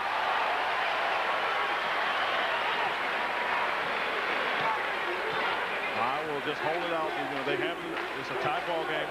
Hold it out, run it down to 5 seconds on the shot clock, and then go after it. Again, they'll try to get it down to either Horton or Roy Marble. 55 seconds on the game clock, 20 on the shot clock. NC State would have plenty of time to come back and set up after a basket here. Marble.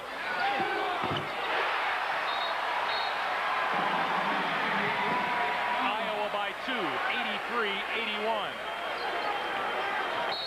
And now watch the pressure.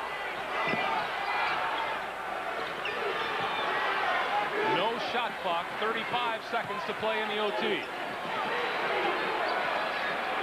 They'll try to get it to Rodney Monroe unless Jimmy decides he wants to take a timeout. But I really think they'll just go with it with Rodney Monroe, bring Chucky Brown to Monroe's side. They got a 2-man game, and then go from there. We had the same situation we did at the end of regulation.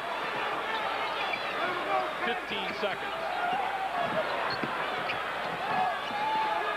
Down to 10. Monroe with Armstrong on him, forces and hits. Yeah, that's what I like about it. That's what I love about college basketball. Love it. 29 points for Rodney Monroe. D'Amico, the 6'11 junior.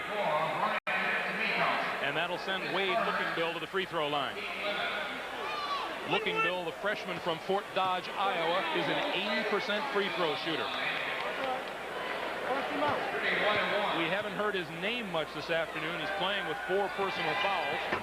But you were saying, Quinn, he has played a heck of a floor game. I really think he has played a great floor game. When Iowa was coming back, and after they got away from a little bit in the second half, Lookingbill was the reason. He got over, helped out defensively, got his hands on some ball, and things of that nature. Those don't show up in the statistics, but the coach and the teammate know who helped him out. It was Wade Lookingbill. 91-89, North Carolina State.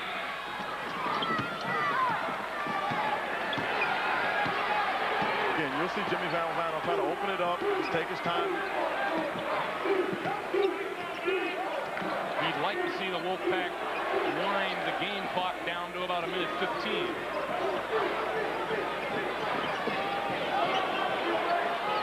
Marble up tight on Monroe.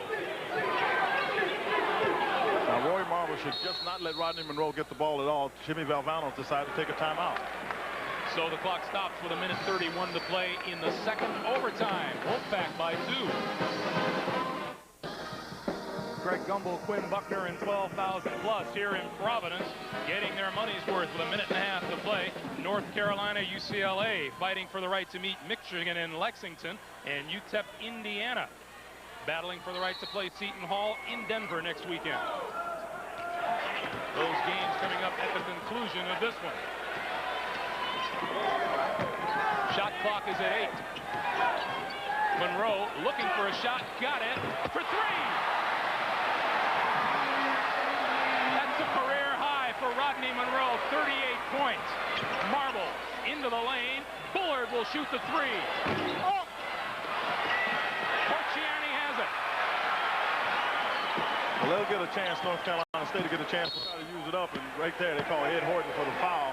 But the one thing that it's hard for me to understand how Rodney Monroe got the ball. Rodney Monroe has got the game in both overtimes. He still managed to get the ball. Iowa has to do a better job double teaming, getting it out of his hands.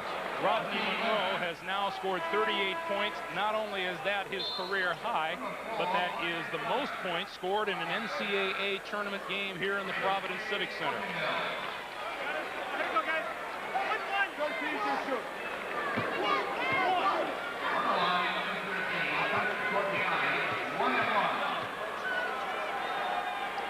Each team, 2 timeouts remaining. Porciani hits the first.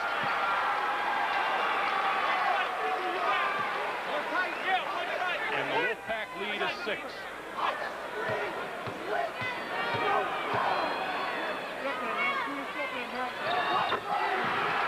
Seven-point lead for NC State.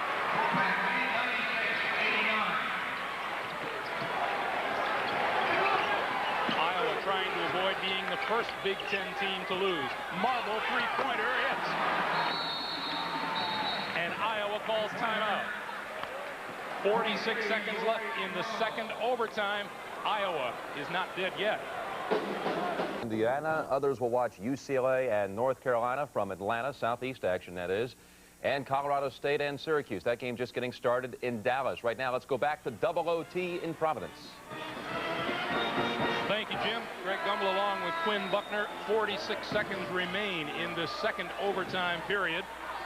North Carolina State with a 4-point lead and the basketball. And number 3, Mickey Hinnett, now into the lineup for NC State. Well, NC State will do everything they can to keep the ball in the hands of people like Rodney Monroe, Chris Porciani. They're good foul shooters. They'll keep it away from Avi Lester. And Rodney Monroe is about to go to the free throw line. Roy Marble commits the foul. And now Brian D'Amico into the lineup for NC State. For Hinnett. Good job by Jimmy Valvano bringing D'Amico back in case there's any rebounds to protect on the defensive end so there's no offensive rebounds for Iowa. Iowa's really struggled in getting offensive rebound. They've gotten away from the thing that really got them there, and that was getting the ball into Ed Horton.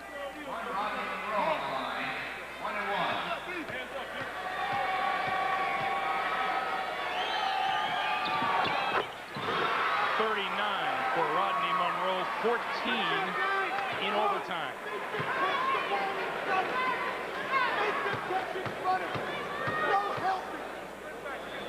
And you hear Jim Valvano telling his team, make sure that Iowa catches it in front of them. North Carolina leading, Indiana leading. Those games coming up. Armstrong to the baseline. His jumper is good. And a timeout for Iowa with 28 seconds to play. We'll take a break here. 98-94, 28 seconds to play. Let's go to Jim Nance in New York. Jim? Well, Greg, thank you. Let's tell everyone what's going on elsewhere now. 3 other games have started. North Carolina and UCLA at the Omni. Now 12 minutes left in the first half, and the Tar Heels lead by 4, of course, without J.R. Reed today. Indiana scored the first 7 points of the game against UTEP and leading in Tucson by the score of 10-6. That's 5 minutes into the first half. And Syracuse over Colorado State. Derek Coleman did not start for the Orangemen. He is suited up. He has not entered the game to this point.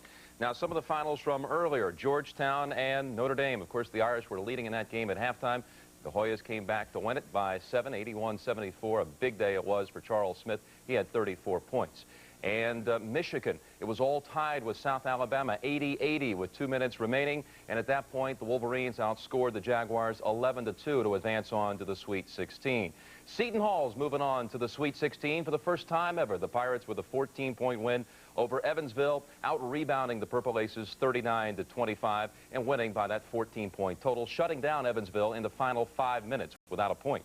And Missouri going to the Sweet 16 for the first time since 1982. Missouri with interim coach Rich Daly leading the way, a 108-89 victory over Texas, suspendering the Cinderella hopes of Coach Tommy Penders and the Texas Longhorns.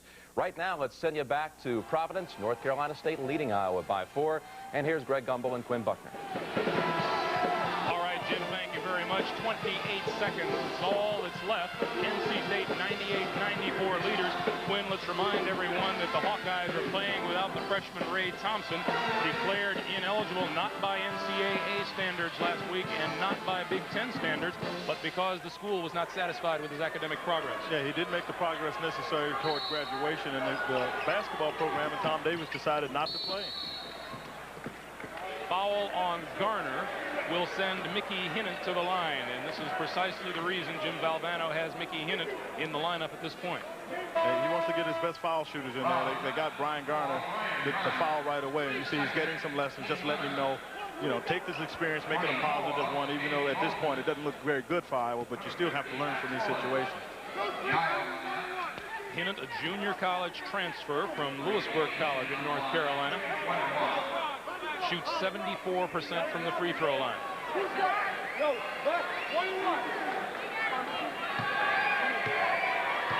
Hinnant with 2 points. Make it 3. Now, he's pretty excited about making that foul shot, but Hinnant was one of the players went from Cary, North Carolina. That's the player where Phil Spence was from, the guy that was on the 1975 championship team for North Carolina, 74 championship team.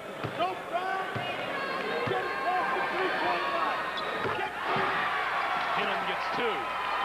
6-point lead. Howard with the steal. Corciani is fouled by Armstrong. Great defensive play by Brian Howard. He covered a lot of territory to get over there, and his anxiety to try to throw the ball further down the court. Matt Bullard tried to make a pass to one of his teammates and didn't see Brian Howard coming intercepted. And one of the first things he got was high-fived by Jim Valvano. Corciani, 81% free throw shooter. Missed that first one. And the Wolfpack takes it away. This is where Tom Davis sits on the side and you wonder if you're snake bitten. You get the young man you want to miss a foul shot, he misses it, and you can't come up with a long rebound. Well, Jim Valvano wants a timeout here. 17 seconds to play. 6-point Wolfpack lead. We'll be back. And you'll go home. March Madness on CBS Sports. Greg Gumbel, Quinn Buckner back at the Providence Civic Center. Rodney Monroe hit a jumper to tie it at the end of regulation. Hit another jumper to tie it at the end of the first overtime. He has scored 15 of his 40 points in the overtime sessions today. And Chris Corciani just trying to add to the North Carolina State lead. It is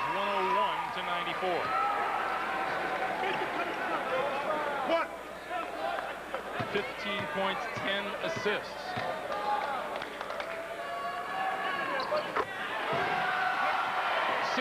For Corciani. And you will not see a Wolfpack foul. Marble for three, short. Armstrong. The foul by Marble is good. 1 second, and that'll do it. Great job by that man right there. I thought Jim Van did a good job being able to control the tempo, which is absolutely the key to this game. 102-96 is our final. North Carolina State joins Georgetown in advancing from Providence to East Rutherford, New Jersey next weekend. Georgetown, the winner over Notre Dame today. NC State defeats Iowa 102-96 in double overtime. For Quinn Buckner, I'm Greg Gumbel. Let's take you back to New York. Here is Jim Nance. Could history repeat itself? The Cardiac Kids of North Carolina State 1983 also survived a double overtime game before going on and winning the national championship. That year it was Pepperdine. Today it's Iowa. We'll continue with our triple header coverage here on CBS after this word from your local station.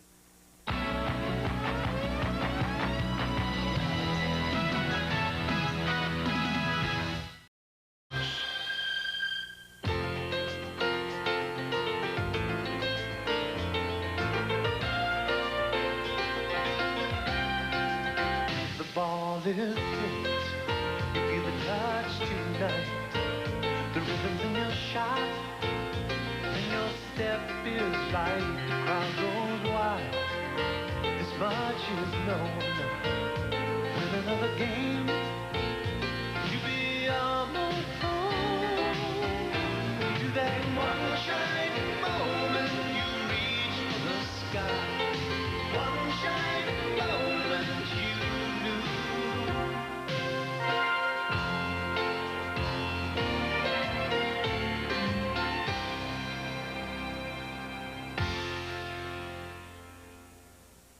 Good evening, everybody. I'm Jim Nance. Welcome to our CBS Sports continuing coverage of the 1989 NCAA Championship Tournament.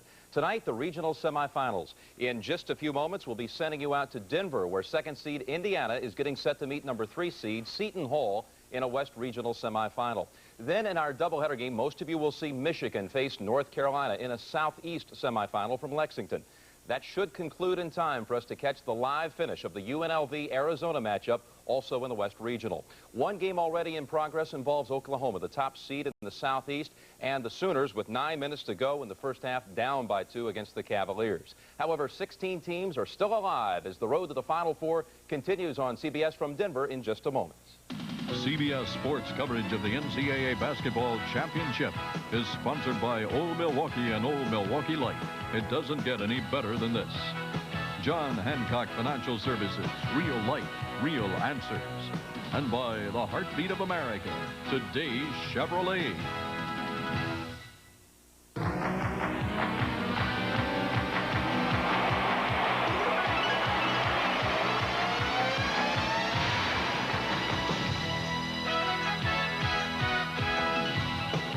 From the Mile High City, Denver, Colorado, McNichols Arena, the scene of next year's Final Four. But tonight begins the quest for the Western Regional. The house is packed and we have 4 exciting teams ready to do battle. CBS Sports coverage of the East and West Regionals. And later on tonight, right here at McNichols Arena, it'll be top-seeded Arizona against UNLV. But coming up right now, it'll be Seton Hall Pirates from the Big East against the Big Ten champions, the Indiana Hoosiers, in one of the West Regional semis.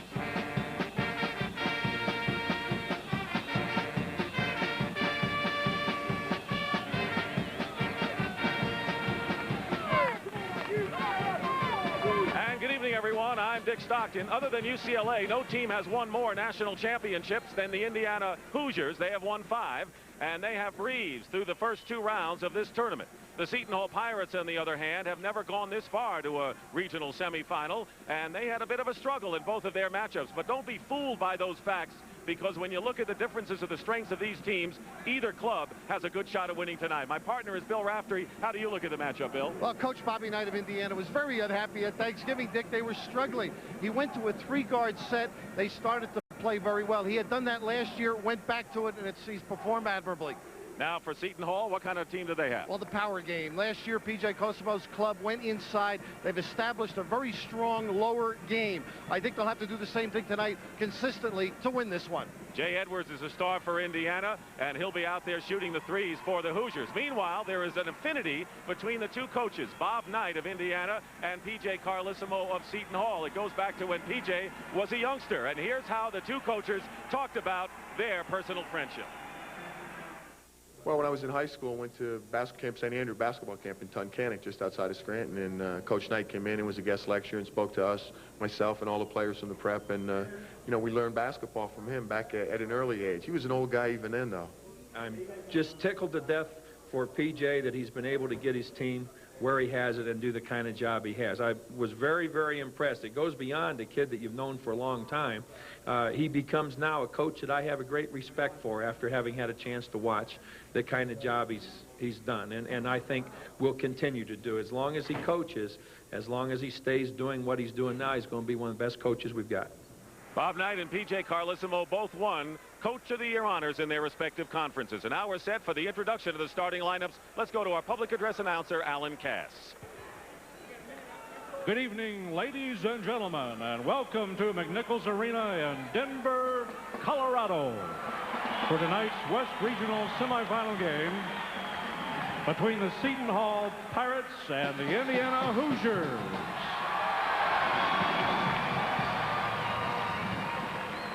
And now let's meet the starting lineups. For Seton Hall at forward, a 6'7" junior from Melbourne, Australia, number 10, Andrew Gage.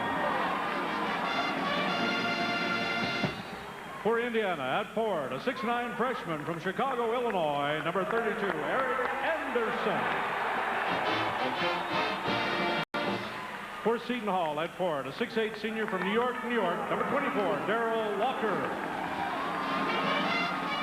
For Indiana at forward, a 6'2" senior from Glendale, California, number 44, Joe Hillman. For Seton Hall at center, a 6'9" senior from Canovas, Puerto Rico, number 25, Ramon Ramos. For Indiana at center, a 6'9" senior from Salina, Kansas, number 11, Todd Jadlow. For Seton Hall at guard, a 6'1" senior from Brooklyn, New York, number 15, Gerald Green. For Indiana at guard, a 6'4" sophomore from Marion, Indiana, number 3, Jay Edwards. For Seton Hall at guard, a 6'3" senior from the Bronx, New York, number 23, John Morton. For Indiana at guard, a 6'1" sophomore from Marion, Indiana, number 4, Lyndon Jones. And introducing the head coaches for Seton Hall in his 7th season, P.J. Carlesimo. For Indiana in his 18th season, Bob Knight.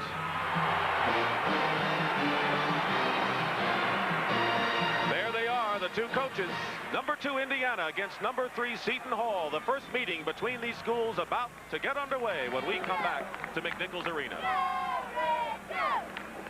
In the first 2 rounds, and they had a 19-point lead over Evansville, shaved to 1 before they hung on to win that second-round matchup.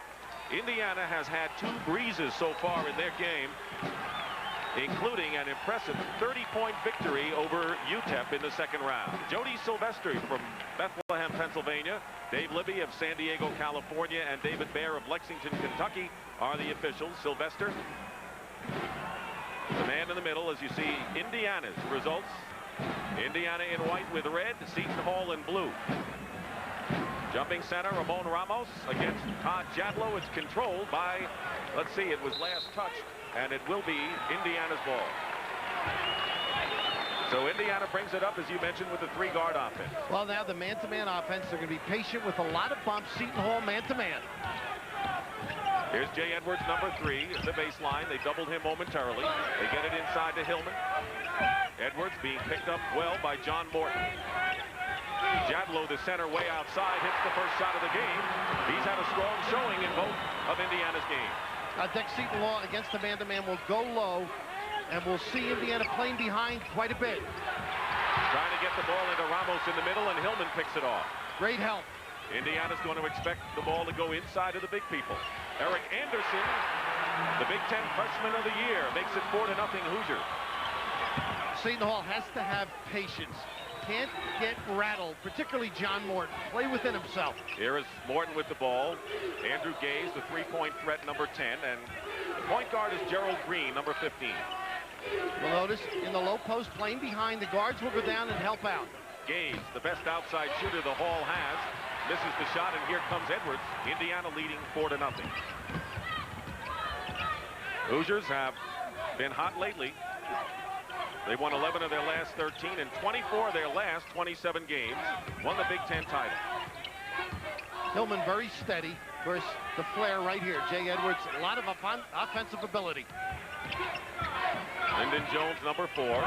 Here's Eric Anderson. Plenty of time on the shot clock. Trying to set screens, and a steal by Morton and a foul called against Jay Edwards. Intentional, Dick, as well. Good call. Because Morton would have been off to the races. Bobby Knight upset, and he knows his youngster grabbed the hole. Can't do that. I like to see Robert Knight in the game early. He is in the game early. So here is John Morton on the and Walker up front for Seton Hall, and Gaze hits a three-pointer to start it off. He is 4 3-point baskets for his 12 points. And 7 of 9 from three-point range for Seton Hall in this game. Edwards hits his first shot coming back. Only 4 points. Eric Anderson led Indiana in the first half with 11. Both clubs man-to-man, Dick. Edwards can certainly open it up for Indiana's offense. 10-point lead. Ramos against the double team. And they're going to call the foul against Seton Hall. And it'll be Darrell Walker with his 3rd personal foul. So Indiana starting out with Todd Jadlow, who hardly played in the first half. He's up front with Eric Anderson, and then the 3 guards of Joe Hillman, Lyndon Jones, and Jay Edwards. Jadlow loses the ball. Bobby Knight is really mad, and Morton misses the bank shot inside. He got good penetration. 2-on-2 now for the Hoosiers, trailing by 10. They will not force the break. Seton Hall will look on occasion. Fighting through Gaze, trying to stay with Hillman. Inside screens and bumps. Looking low to Jadlow. Ramos is on him. Ball doesn't go in, and a foul called against Ramos. But right now, 1 minute left in the Southeast region with the top seed trailing by 6. Let's join Tim Brandt and Len Elmore. Want to welcome those of you who have been watching the game in the West. Tim Brandt and Len Elmore with you at Rupp Arena in Lexington, Kentucky. There is 1 minute and 2 seconds remaining in the ball game, and Virginia leads the top-seeded Oklahoma Sooners 81-74. Brian Stitt, the freshman, at the line with 27 points tonight. And he gives Virginia an 82-74 lead. It is the biggest Virginia lead of the game.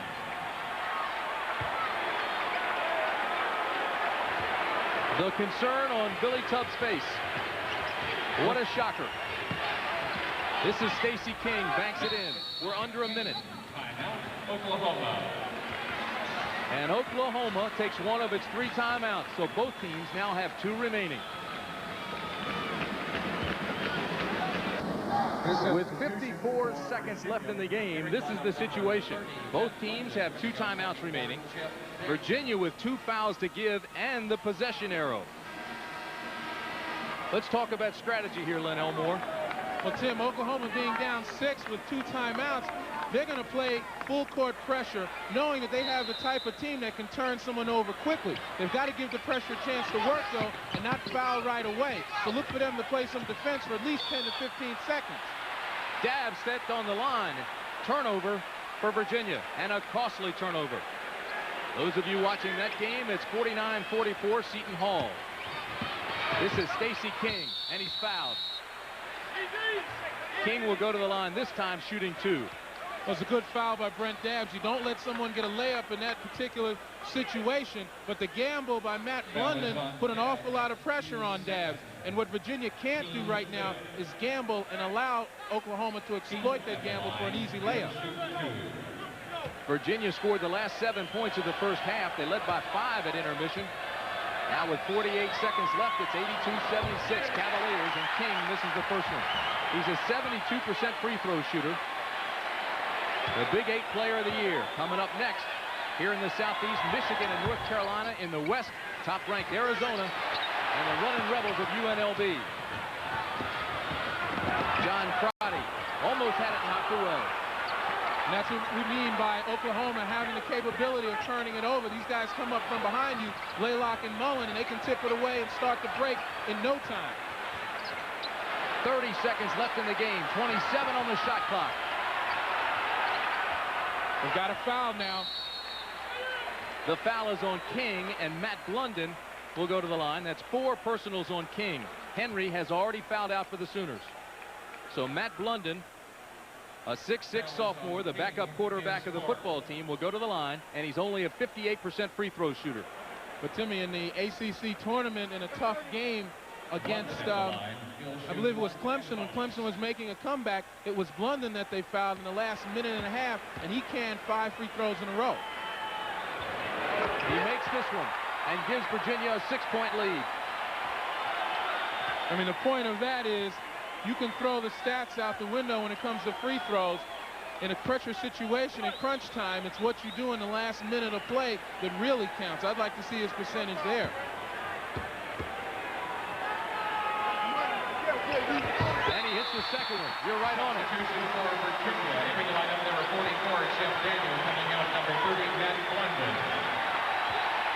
12:48 remaining in that ball game. Seton Hall continues to lead. Here at Rupp Arena, it's 84-77. Virginia, and the Cavaliers have the ball. 15 seconds. Virginia's going to pull the upset and knock out the #1 seed, Oklahoma.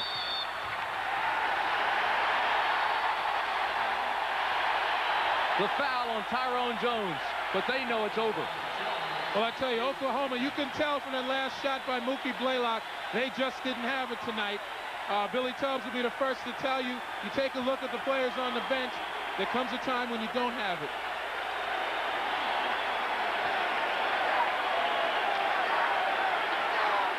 Crotty at the line. He'll shoot 1 on the bonus. Crotty with 12 points, 9 assists tonight.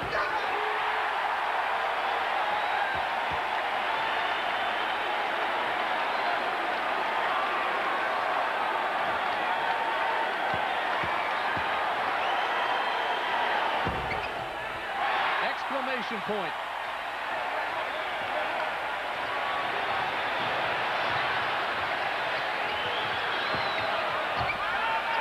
Three-pointer by Jones, and Oklahoma will take a timeout with 2 seconds left, and that'll draw some boos from the fans. So Oklahoma, which last year lost to Kansas. So it looks as though Oklahoma will be the first #1 seed eliminated from the tournament. Virginia will win this game in the Southeast. Yes, we do have a Cinderella.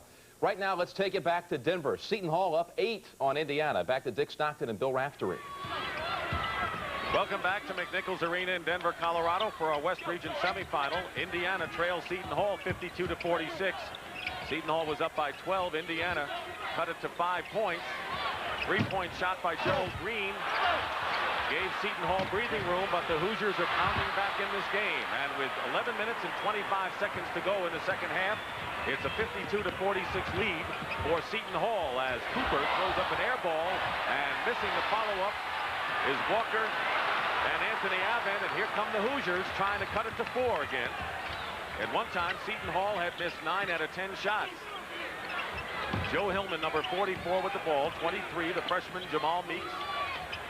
Eric Anderson, the leading scorer for the Hoosiers, with 11 points, missed the shot. And here comes Green, number 15. Seton Hall in blue, Indiana in white. And they'll set up a play. Andrew Gaze, number 10, also in there. Along with Walker, Avent, And Cooper. Both clubs a little tired right now. I think the altitude has caught up with them. A lot of subbing. Of course, much more physical play, Dick. Indiana already in the bonus. Seton Hall has picked up its 7th foul, and there's Lyndon Jones with the 15th foul against Indiana. Pookie Wigington is going to check in along with a couple of big people for the Hoosiers. Jay Edwards, who has helped lead the charge back. P.J. Carlissimo, 2-time consecutive Coach of the Year for Seton Hall. So Edwards and Brian Sloan. Edwards misses a 3. It goes out of bounds, and Seton Hall's ball with 1:22 to go.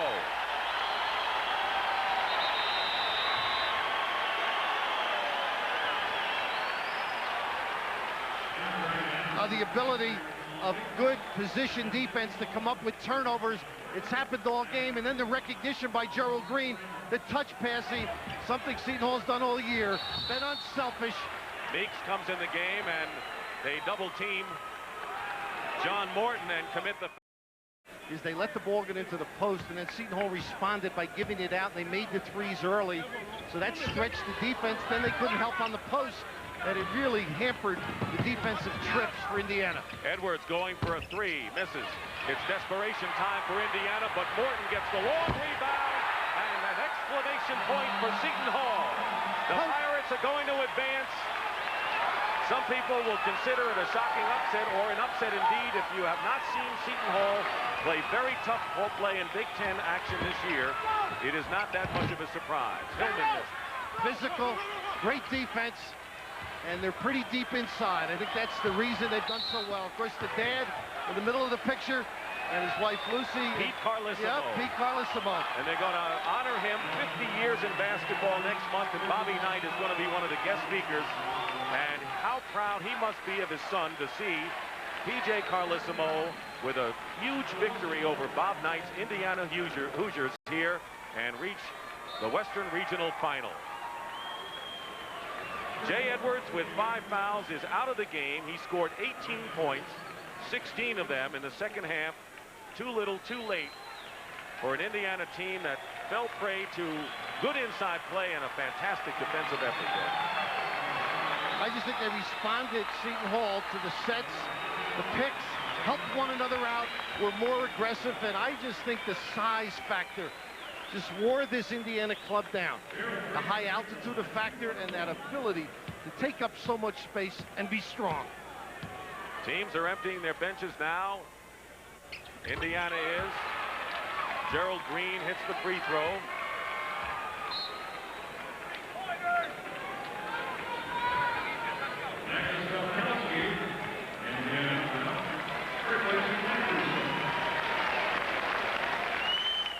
Eric Anderson, who had an outstanding freshman year, over talking with Bobby Knight right now. Magnus Pelkowski from Bogota, Colombia, number 14, had checked into the game. Mike Lotio from Hillsborough, California, number 21, is in. Trevor Crowley, a junior from Fremont, California, is in, and Green is out of there as the final seconds, 30 seconds remaining in a victory for the Big East over the Big Ten, 2 of the toughest conferences this year. Both known for their physical play. Wigington is fouled by Hillman. So for Joe Hillman, senior, will go on and play baseball in the Oakland A's farm system. Todd Jadlow also graduating. Bree Smith, Mark Robinson. But Indiana will have back the likes of Jay Edwards, Lyndon Jones, their starting backcourt, and Jamal Meeks, and Eric Anderson, who will only be a sophomore next year. And there's Meeks with a shot. So Seton Hall's defense limiting Indiana to only 3 field goals in the last 15 minutes of the second half have stunned Indiana. Final score, Seton Hall 78, Indiana 65, and the Pirates of the Big East will move on to the Western Regional Final.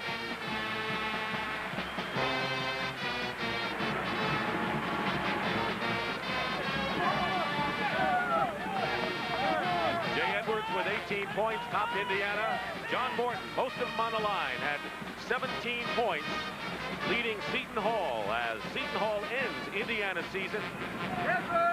And the Pirates are 29-6 on the year. Bobby Knight, a great clinician, teaching defense, taught PJ some defense early in his coaching days, and he certainly paid him back in kind. Final score, Seton Hall 78, Indiana 65. And we'll be back after this word. Something new out there in the water. Astro. Has the ball. North Carolina has 3 fouls to give, and Michigan owns the possession arrow. What does North Carolina have to do, Len Elmore, to get back in this thing? Well, right now, they've got to recognize that Michigan is in deep foul trouble inside with their post people. J.R. Reed's been hot. You go to him, and if Michigan wants to peel back, you take the perimeter shot. It's really all you can do. I say to get back in this thing, obviously they're in it, but to win it, this is Lebo. Inside to Williams. Really nothing Hughes can do on that. He gave up the position. Williams steps in. One more foul, and Hughes is gone. Both teams shooting 55% for the game. Look for Michigan now to really try to find Glenn Rice. He's the man that's got him this far, and he's going to carry them the rest of the way, I guarantee it. Caleb working against Lebo. To Rice, inside to Hughes, and Hughes is fouled. The foul will be on Fox. That's his first. That's only the 4th team foul against the Tar Heels.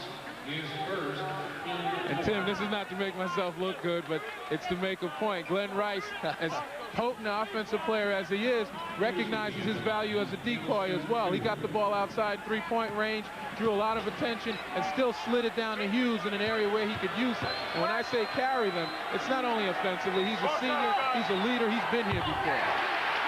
Hughes now has 5 points. He's 3 for 3 from the line. Y'all got ball. You got it out, Scott. You got it out.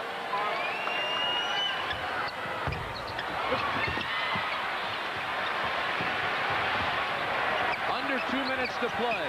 Michigan leads by 2. Carolina with the ball.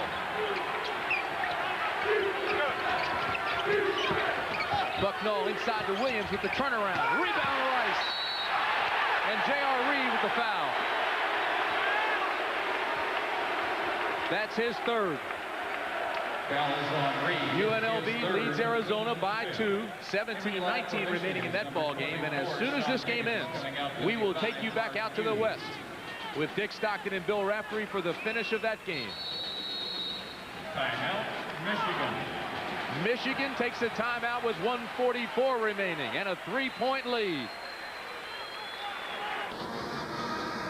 Michigan leads by 2 points, 87-85. Michigan has 2 timeouts left. Carolina 3. Fouls to give. North Carolina has 1. And the possession arrow belongs to Michigan. Michigan has gotten the lead via 3-point field goals. They're 12 of 23 for the game. Rice, 7 for 11. Meanwhile, Lebo is 0 for 3 from the field for the Tar Heels, although he's 2 for 2 from the line this half. Caleb for the Wolverines. 1:40 left to play. And the foul is going to be on Lebo. And the indication from the official was a hold, which kind of determines that Lebo may have tried to pull him down. Watch his hands right there. There it is right there. Reaches for the ball and gets caught right in front of the official. Good call. That's the 3rd on Lebo with 1:36 left to play. 87-85 Michigan. The winner moves on to play Virginia, which upset Oklahoma earlier this evening.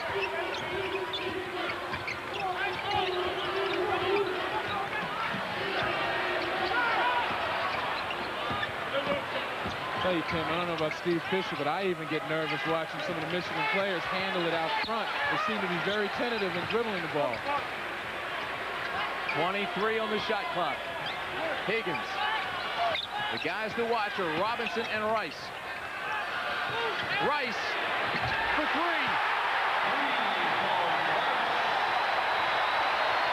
Under a minute to play. A 5-point Wolverine lead. J.R. Reed, pump fake and scores.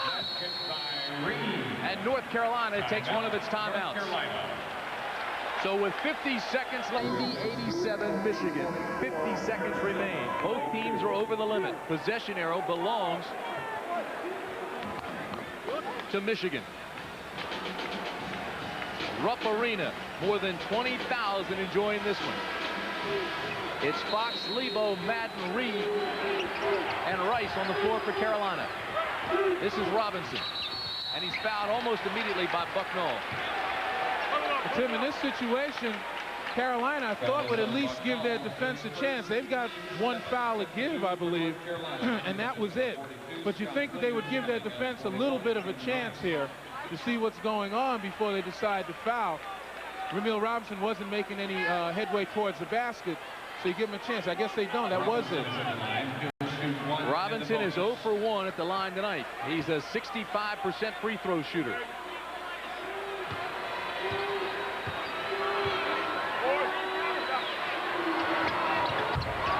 Doesn't get this one. Reed with the rebound for Carolina. 45 seconds left.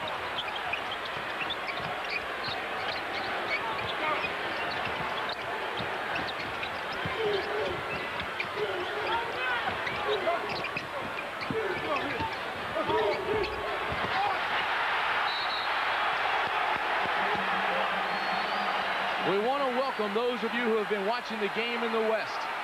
Here at Rupp Arena in Lexington, Kentucky, 27 seconds remain in the ball game. Michigan leads North Carolina 90-87. The foul was called on Rick Fox of North Carolina. That's his second. And Higgins will be going to the line for Michigan. The story in this game has been Glenn Rice. The Big Ten Player of the Year for Michigan has 34 points. Substitution for North Carolina. Tim Brandt and Len Elmore with you. Carolina right now is in a sticky predicament. You got Sean Higgins on the line. He shoots 76% from the free throw line. And Carolina, if they get down by 5, they're going to have to rush the ball up court, look for an easy 2, or try to set up a 3-point play and then get immediately into their full court pressure and foul. Higgins shooting 1 and 1, and he makes the first one. Sean Higgins is a story unto himself. He's the son of a former ABA player by the name of Earl Higgins, who stayed around for a couple years. And Sean recently played a little one-on-one with his dad. He beat his dad, and his father realized that he's ready. And he hits the second one. What a story for Steve Fisher, who took over for Bill Frieder just before this tournament began. He turns 44 years old tomorrow. It's his birthday. This is Madden for 3. 17 seconds remain. Back outside to Lebo. Carolina can't get a shot off. This is Madden for 3. Mills with a rebound. That'll do it.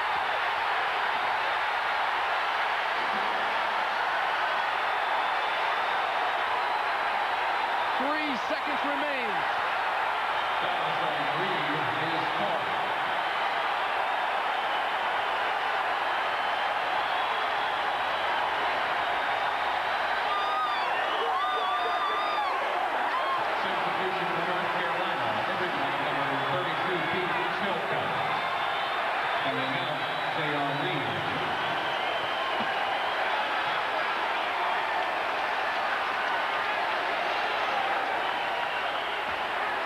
It's over.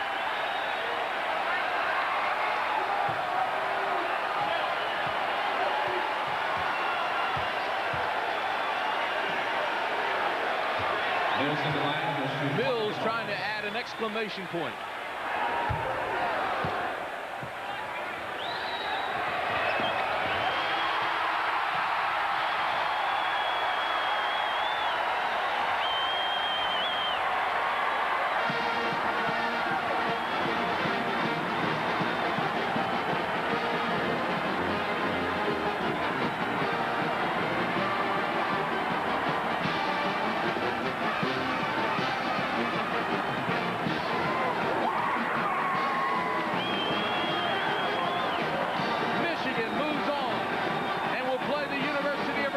Saturday for the championship of the Southeast region. Carolina will pack it up and go home. So it's with sweet revenge for the Wolverines, who have been knocked out the last 2 years in a row by the Tar Heels. Virginia with the upset win over Oklahoma earlier tonight, knocking out the top-seeded Oklahoma Sooners 86-80. And now Michigan moves on by beating North Carolina 92-87. When you think about this Michigan team, they've gotten sweet revenge against University of North Carolina. You look at Virginia, they were, in many people's minds, pretty much the underdog, and they came through. It's going to be an interesting battle between the two of those teams. Never expected to be where they are. Michigan 92, North Carolina 87. Let's go back to New York. Here's Jim Nance. Tim Brandt, thank you. And Steve Fisher accomplishes something Bill Frieder never did do as the Wolverines coach. He takes Michigan to a regional final. Thursday night thrillers. That's what you have to call it. We've lost a 1 seed and 2 2 seeds. And look at the top seed in the West, Arizona, in a fight against UNLV. Here's Dick Stockton and Bill Raftery. And we want to welcome everyone now to the finish of our game here in Denver, Colorado, McNichols Arena. Dick Stockton and Bill Raftery, where Arizona and UNLV have been going back and forth in a seesaw affair. This is Clint Rawson, the only senior on the Rebel squad who's hit a couple of threes, misses there, and Arizona has the ball. They're in white, UNLV in red, and a 1-point lead. Jerry Tarkanian, winning coach, trying to score what could be one of the most significant wins he's had, Bill. Sure, it sure would be. And of course, this club now, Arizona, has been executing much better in their half-court offense. It's given more problems for Vegas. Sean Elliott with 15 points. He had 5 at the half. Here's Osmick with a 3 off the rim, and Stacey Altman rebounds. Altman has 14. Anderson Hunt, though, leads the Rebels with 15. UNLV has alternated between the up-tempo and the half-court offense to success. And their selection has been extraordinary. Good shots. They've been going inside and settling out. Of course, without tough pass. Oh. Thrown away by Anderson Hunt. If you've just joined us, the shooting has been virtual. Elliott, 3. Ackles the rebound. Sean Elliott with 22 points. 17 of them come in the second half. Short, way short by Anderson Hunt. And Ken Lofton ahead of the field. Blocked. But Muehlbach will put it in with the layup, and the block, and slow getting up under the basket is Greg Anthony, who had blocked Ken Lofton and is shaken up on the play. Ken Lofton didn't take it hard. Hopefully, I think he just may have recoiled from the backstop there. But you've got to take it hard and make the layup. Don't wait for the defense to catch up. And it almost caught Arizona. Fortunately, the trail, Muehlbach, Matt in the right place to finish it off. And you can see he just hit the backstop wrong. He's up and about, fortunately for Vegas and himself. Meanwhile, Clint Rawson, the strong outside shooting guard, will replace Anthony, who gingerly leads the court. Cook, by the way, I want to talk about the shot blockers and UNLV with the big edge there. 67-65 Arizona, 1:25 to go. Bushler on Augment. Ackles, top of the key. That looks like they're giving him the outside shot. Nice rebound. Knocked for Anderson Hunt, and the rebound, Sean Elliott. And winding down to a minute to go, Arizona leading by 2. Matt Muehlbach got a piece of that to keep it alive. Extending the man-to-man defense is UNLV. Arizona using the clock a little bit, Dick. There's the time remaining.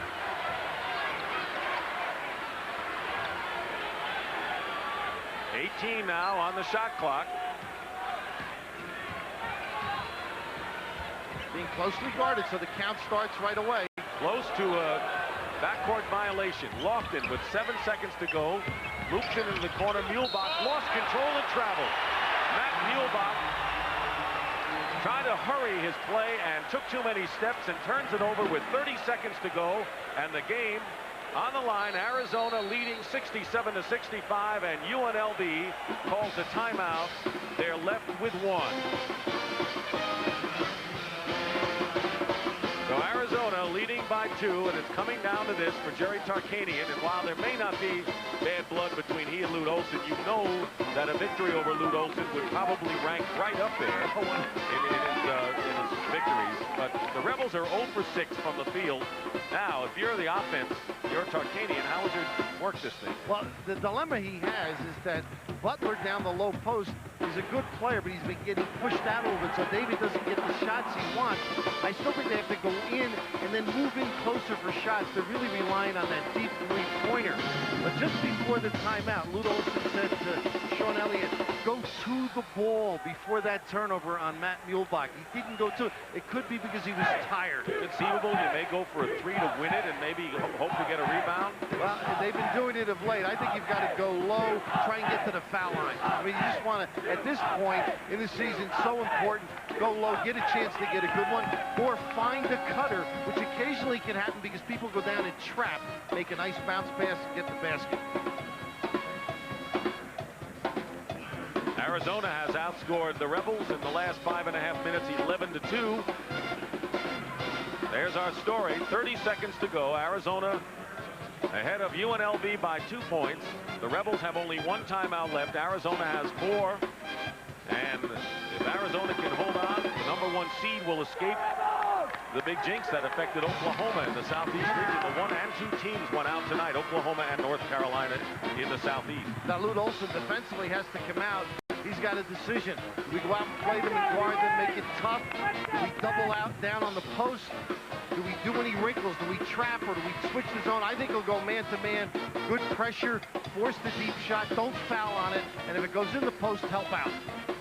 You know, Arizona has won 9 consecutive games on Thursday night by an average of nearly 27 points. They'll be happy to get out of this with a 1-point game, I'm sure.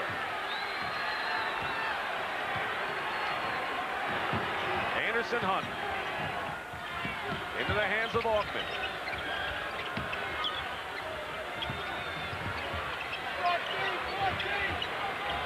Rawson, the 3-point player. Now they have 8 seconds to go, and Hunt will try for a 3 and hit it. Hunt with the basket. Timeout, 2 seconds to go.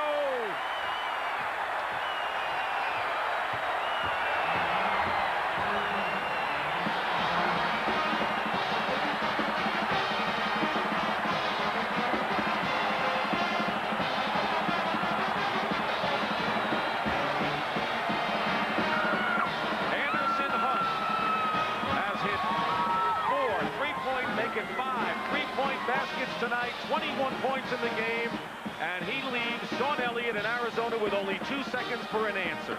Dick Stockton, I don't believe this is what the Tark wanted. They're running that high-low stuff. They just end up late. They're out at 10 seconds with really nothing going on. And Anderson Hunt has just done a lot of nice things offensively here. No call, no charge, the right non-call, and drilling it. And of course, the dilemma after this shot is you've got the ball underneath the basket with 2 seconds to go. Same field goal. You called the 3. I don't think he wanted it, but they got it. Well, I won't take credit, but I think it was the only shot they had available. nothing left. That's correct. Now, of course, with the timeout situation, Lute Olson can throw it to half court and get another timeout. His team has 3 remaining. So Tark has to think about pressuring the basketball. Don't let the long pass come. Make sure it comes deep in the backcourt. Make them use the clock. Not too many alternatives right now, so Tark's going to have to pressure, make sure Arizona can't go deep. 2 seconds to go, 2 seconds away from a huge victory for Jerry Tarkanian. That was the first basket by the Rebels in the last 5.5 minutes. And Elliott will be the man of the moment here. Hunt, by the way, 5 for 9 from 3-point range. Excuse me, Dick, they're going to call another timeout. Right. They saw or tried to look at what Vegas was doing, That leaves them with two left, so they can still go to half court and get it. They're going to have a problem getting a good shot. There isn't a shot clock or a scoreboard in the middle of the building, so they can throw the long baseball pass. I see the premier player was taking it out that time. Sean Elliott went to take it out. They may be looking to throw the long baseball pass to Cook, hoping to catch it, put it right back up. And, of course, Vegas then might be in a position that they bang them or do something like that. That's what they'll be trying, at least Arizona. Well, it'll be interesting to see if the configuration at McNichols Arena comes to play in this one.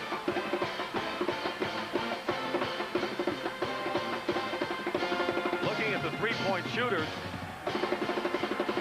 Sean Elliott has been the leader at 44% of the year, and I would think that he would be the guy to get the ball, but you know that the Rebels are playing it that way too. Well, you just need the baseball pass. It depends what you want to do. If they give it to you at half court, you may get it without the clock starting and still get 2 seconds at half court. If you decide to go deep, you want your best passer, and Elliott went to take it out. Look at that. It takes a lot of breaks and a lot of help in this game. You need some divine intervention. This time, Elliott is down the other end with Cook, so you might see a back screen up and then back to the basket. Looks like Ken Lofton is going to inbound it. Baseball. He's thrown a few. He's an outfielder for the Houston Astros. Let's see what kind of a throw he has to try to cut the runner down at the plate. Lofton will inbound, and Jerry Tarkanian has given the instructions, and he'll use his last timeout here. You can control a Sean Elliott. It was a superior job by him. Now it all boils down, can they make the pass to length of the floor? If it looks as though that's what they're going to look for, can they complete it, and can they get the shot up? Well, Sean Elliott doesn't want his career to end in this one. He has 22 points, 17 of them in the second half. He was held to 5 by Augman, who has scored 15 himself. Anderson Hunt, 21, including the big three-point basket with 4 seconds to play. And now they switch it. They've got Matt Muehlbach taking it out. Lofton at half court. Bushler right on the top of the key. And Cook and Elliott at the baseline. 2 seconds remaining. They want the fans and the cheerleaders to move away and give Matt Muehlbach room. Here it comes. There's the pass. Picked off. Game's over. UNLV has won it.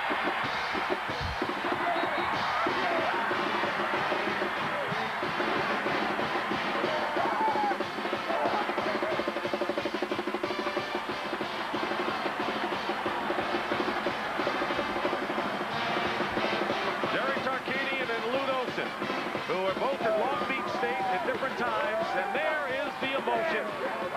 Finally spreading on the face of Jerry Tarkanian and the Arizona Wildcats, who had dreams of a Final Four and maybe a national championship, have been knocked out of this tournament by a gutty, pretty young UNLV bunch that wins the game 68-67 as Anderson Hunt hit an unlikely three-point bomb with 4 seconds to play to give the Rebels the win. And Sean Elliott ends his career with 22 points.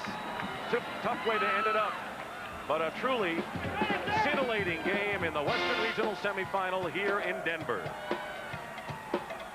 So for Bill Raftery, Dick Stockton saying so long, and let's send you to our New York studios in Jim Nance. Jim? Dick Stockton simply put, this was the most remarkable regional semifinal night in memory. Thursday night thrillers included 2 1 seeds ousted and 2 number 2 seeds ousted, as all 4 games were upsets tonight. And we also say goodbye to the outstanding college basketball players Sean Elliott, Stacey King, Mookie Blaylock, and Jeff Lebo. Their careers ended tonight, James. All right, UNLV got a lot of help, though. You talk about Chevy MVPs. Anderson Hunt, the freshman guard who nailed that three-pointer that turned out to be the winner. 21 points. He's a Chevy MVP for UNLV. Arizona, Sean Elliott, the senior, closes out his career, 22 points, 17 coming in the second half. Another strong lineup coming your way Friday night in regional semifinal action. In the Power Pack Midwest, it'll be 2 talented teams, Louisville and Illinois, going at it. That'll be the major game at 8 p.m. Eastern time. The late game, some will see, will be Missouri, make that Minnesota, and Duke. And in the East, NC State will try to play Giant Killer, taking on Georgetown, while others will see Missouri and Syracuse. James, let's quickly recap the night. The 3rd seed in the West, Seton Hall, will now meet UNLV after knocking off the 2 seed Indiana. 4 players in double figures for the Pirates tonight in their victory against Indiana. Jay Edwards only 4 for 14 from the floor. So now UNLV and Seton Hall playing for a spot in Seattle Saturday at Denver. In Southeast region action tonight, Michigan over North Carolina. Again, a 3 seed over a 2 seed in this game. Michigan goes to the Final 8 for the first time. And this is something that Bill Frieder could never do. Steve Fisher pulls it off as coach of the Wolverines. The Chevy MVPs, Glenn Rice. What a night he had. 34 points on 8 out of 12 shooting from 3-point range. J.R. Reed had 26 in a losing cause. Virginia, a 5 seed over the 1 seed in the Southeast. The Cavaliers by 6 as Bryant Stith had 28 points, and Morgan had 25. Richard Morgan, 25, as Oklahoma's Mookie Blaylock was held to just 5 points. So now in the Southeast, it looks like this. Saturday, Virginia and Michigan will play in Lexington for a spot again at the Final 4 in... Next from CBS Sports, the NCAA Basketball Championship continues.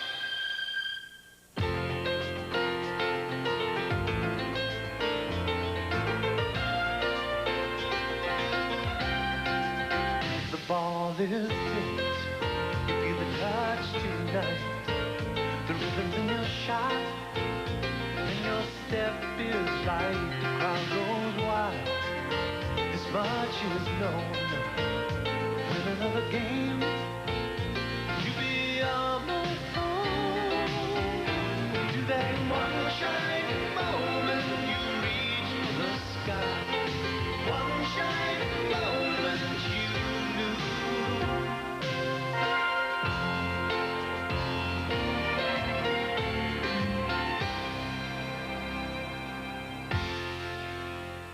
Good evening, everybody. I'm Jim Nance, and welcome to our CBS Sports continuing coverage of the 1989 NCAA Championship Tournament.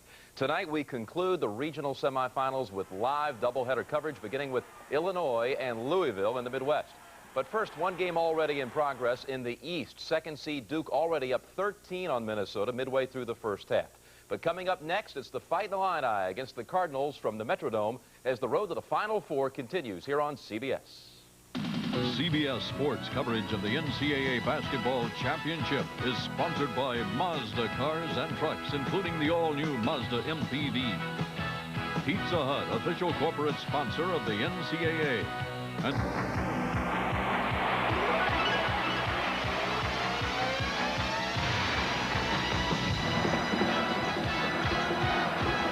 from the Metrodome in downtown Minneapolis, Minnesota, a facility located just 4 blocks from the Mississippi River, CBS Sports presents the Midwest Regional Semifinal tonight. The Louisville Cardinals out of the Metro Conference against the Fighting Illini, the Illinois Fighting Illini representing the Big Ten. This is potentially one of the great regional quartets of all time.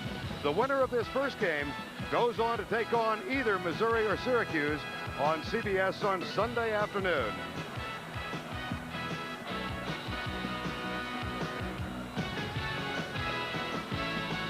We expect a crowd of about 33,000 here in the Metrodome this evening. And hello, everybody. I'm Vern Lundquist. Welcome to one of the glamorous matchups of this NCAA tournament, featuring top-seeded Illinois against 4-seeded Louisville. But a tough note early on now for the Illini. A decision made just 20 minutes ago. Kenny Battle, their outstanding senior, will not start. This goes back to an injury sustained yesterday afternoon during a 1-hour shoot-around. It was raining outside the Metrodome. Rain leaked through. Battle slipped, wrenched a knee, tried to go in a shoot-around today. It was decided moments ago that he will play tonight, but he will not start. Marcus Liberty will. My partner is Tommy Heinsohn tonight.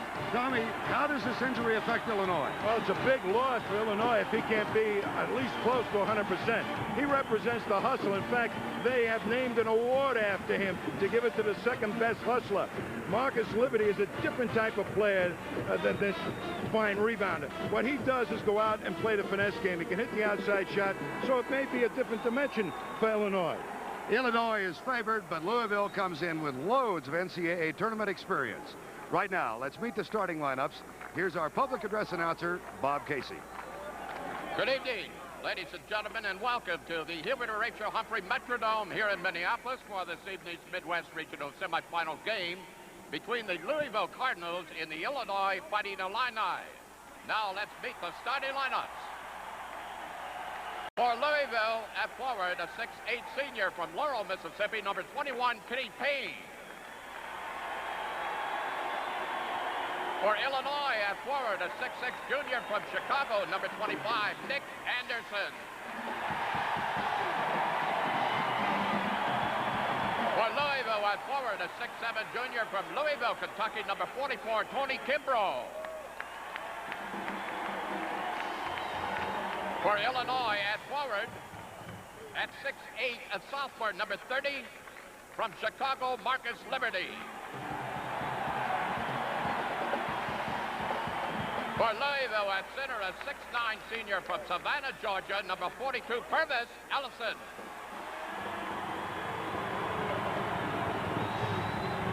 For Illinois, at center, number 45, a 6'7" senior from Chicago, Lowell Hamilton. For Louisville, at guard, a 6'4" junior from Louisville, Kentucky, number 3, Keith Williams.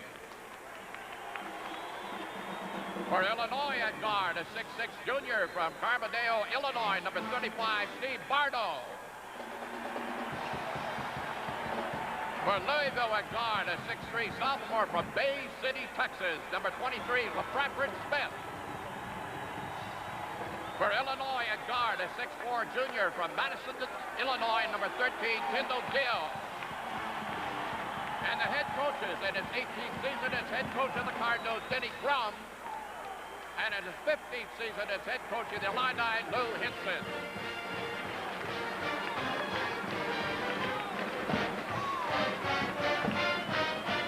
Louisville comes in 24-8. The Illini 29-4. We've got the tip coming up right after this. The second time in the tournament thus far. They did away with the state of Arkansas. Arkansas Little Rock by 5 in the first round. And Nolan Richardson's team 93-84 in the second round. The Illini played their first round games in Indianapolis. They ousted McNeese State by 6 and then came back off to top Rick Majerus's Ball State team 72-60.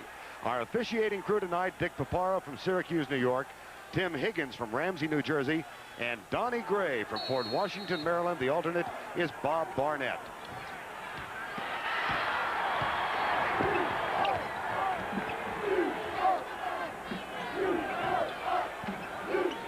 Right side, Kenny Payne, Ellison underneath.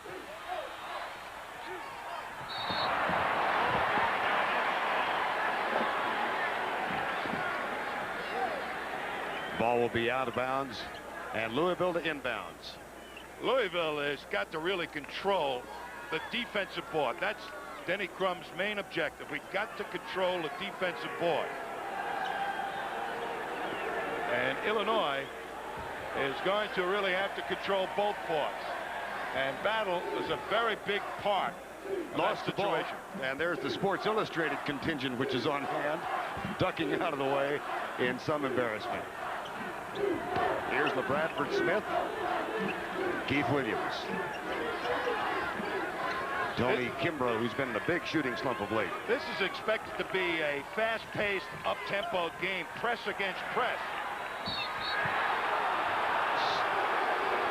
Slapped out of bounds, Marcus Liberty.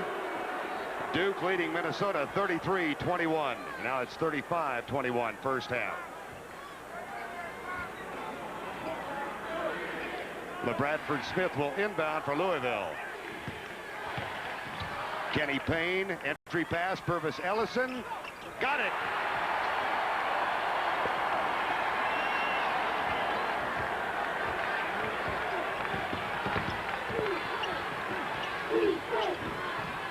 .19:10 to go. First half of play just underway. Here's Illinois from the baseline.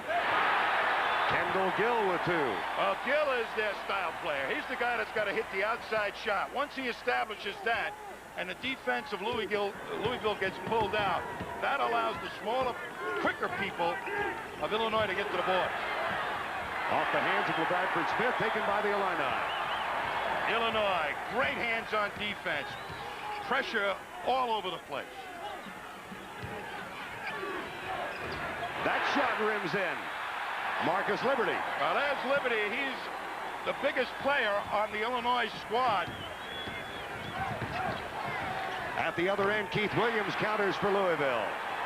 Boy, Tommy, it's got to be good news that Liberty scored that first basket, because in the tournament, he was 0 for 7 in the first game and didn't shoot in the second. Nice soft touch. A good pass from Liberty, who took it to the hoop, has all those outside skills, and also can pass. The pressure defense of Illinois is one of the best in the country. 6-4, Illinois with an early lead. Kenny Payne. It's called for the walk. John going timeout. This is a chess match now. Thompson down to 2 timeouts. He's still up, but only by 3. Found themselves down by 16. They have closed to within 3. Charles Smith has not yet scored for the Hoyas. Mourning is playing with 4 personal fouls. Timeout was called. It was going to be a 5-second violation, and the Wolfpack used the timeout at the 2:30 mark. That will leave State with only 1 timeout the rest of the way.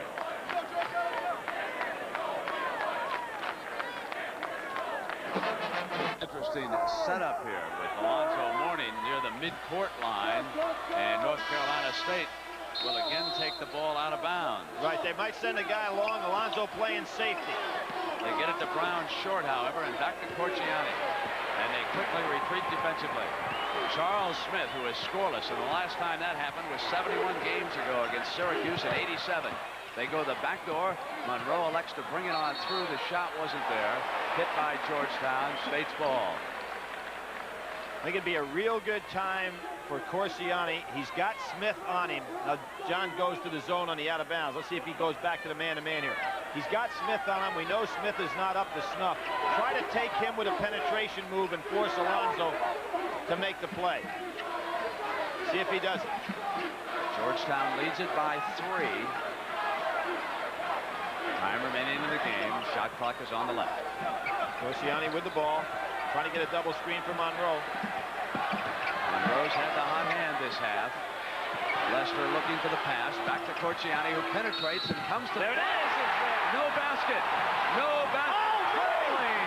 Traveling is the call against Corciani. Albano can't believe it. He's screaming, "Are you crazy?"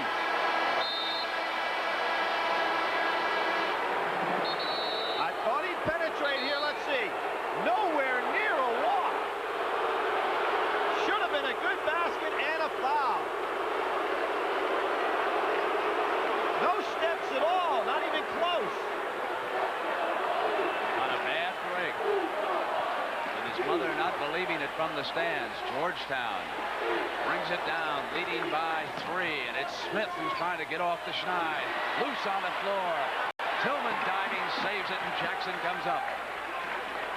See, Charles Smith can't take it to the hoop. He's going to try, but just doesn't have the strength he normally has. Knocked out of bounds by State. Hoyas ball at the 1:21 mark. You know what Jim Valvano will employ. He'll not be afraid to foul to get that ball back. Doesn't want to foul Charles Smith.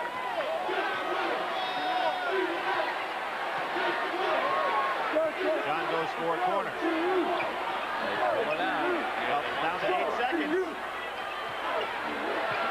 Ryan had the hot hand the first half. To put the Hoyas up 6 at the 1-minute mark, and Albano quickly wants the ball down the floor.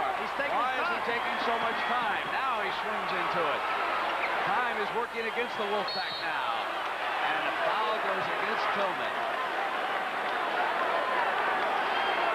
Now Albano, he better be careful. Official, he's got to be real careful over that traveling call. He is furious over there on the sideline.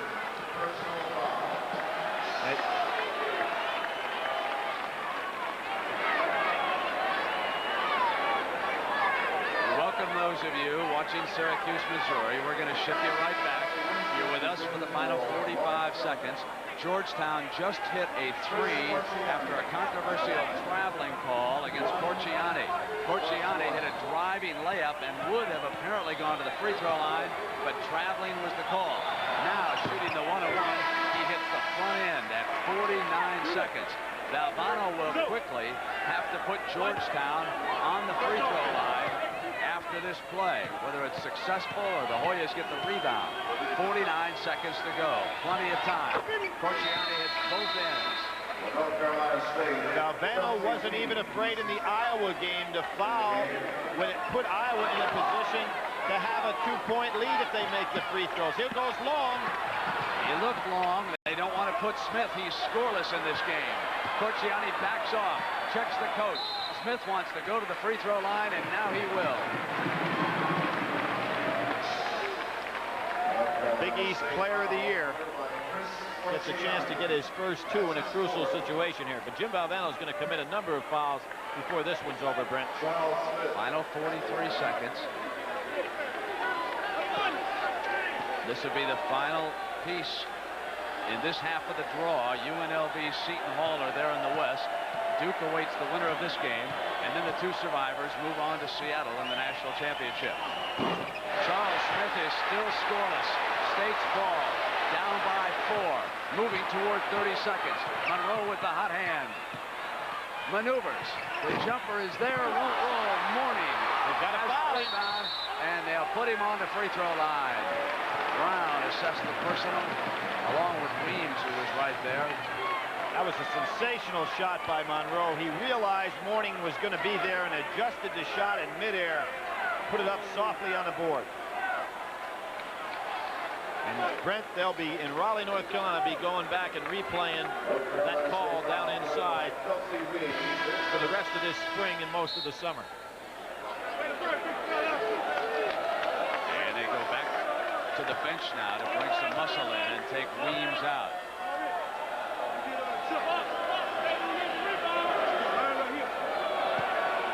Those free throw shooting percentage for Alonzo in the tournament much better than regular season. Hit the big ones against Princeton. North Carolina State, A.Y. Lister is back in the game.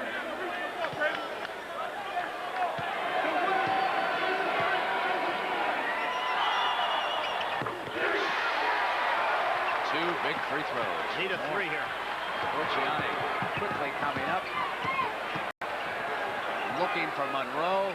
Monroe up over Winston. Smith runs down the rebound.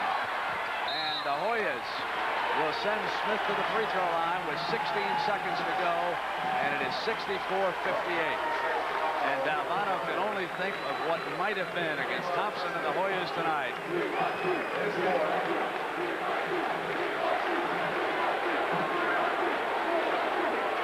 Brent, the Duke and the Georgetown fans going after each other right down here in good-natured fun.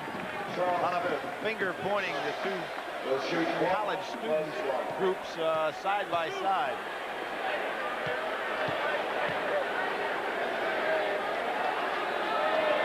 And Smith scores his first point of the game with 16 seconds remaining. Those of you who are wondering what's wrong with him, he's been battling the flu and he has been bedridden all week. He told us during pregame warm-ups, I think you can see him suppressing sort of a half cough, that he was in bed until the early evening tonight. Then he came out and got ready for the game. Got a big defensive rebound. Oh, tap in. Bobby Winston by Bobby Winston. And that'll put it away here for the Hoyas. They're going to go to the East Regional Final. For Corciani. Valvano checking out the referee here. He's got to be careful. His team played such a fine ball game. He may get a technical yet.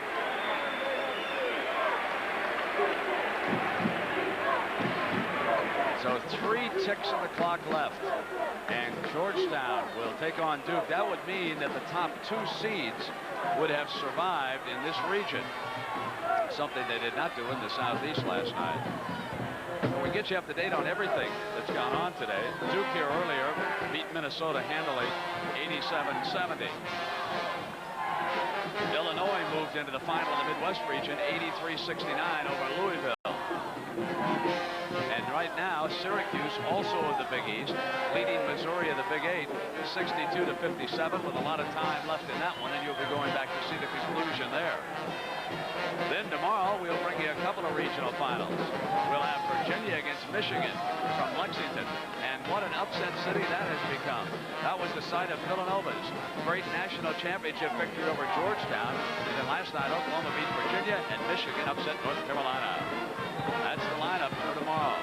After that, it's UNLV and Seton Hall as the road to Seattle continues.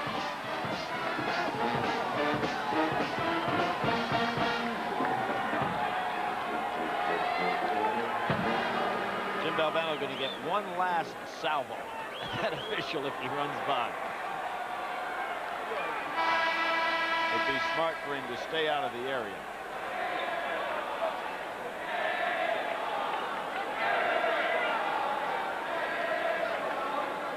All John has to do is get the ball in bounds, Brent, because NC State has no more timeouts. Go, Bob! Go, Bob! See if they call that intentional. Push from the back. It doesn't look like they're going to call it that way. It's got to be intentional. One tick of the clock left, and Corciani commits the personal. So he fouls out of the game. Fine young player, scored but 6 points here tonight. But he was the middle of that big controversy when they were driving for a tie, and traveling was the call on his field goal, which would have pulled them to within one. And when the whistle sounded, I have to admit, I thought it was a foul on the shot, and he would attempt the free throw that would have tied it. But traveling was the call. It went over. Georgetown came down, and they took advantage of the break. They hit a three, and they have rolled ever since. Brent Corciani ends the year with 2 straight years at over 200 assists. He's well on his way to maybe someday catching Sherm Douglas for the Big East at all-time national record.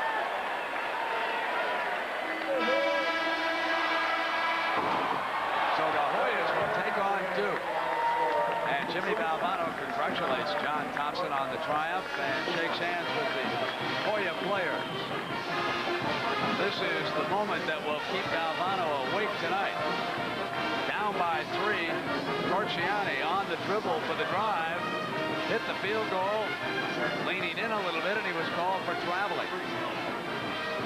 So that wraps it up here in the East. Billy Packer, I'm Brent Musburger. On Sunday, it will be Duke against Georgetown for the right to move on to Seattle in the national championship.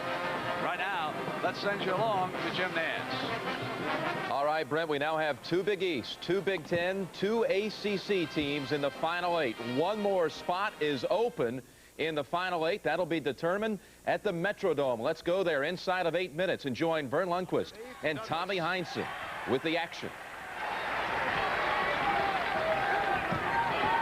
Welcome all of you who are watching Georgetown's thrilling victory over North Carolina State. We have 7:34 remaining in this ball game.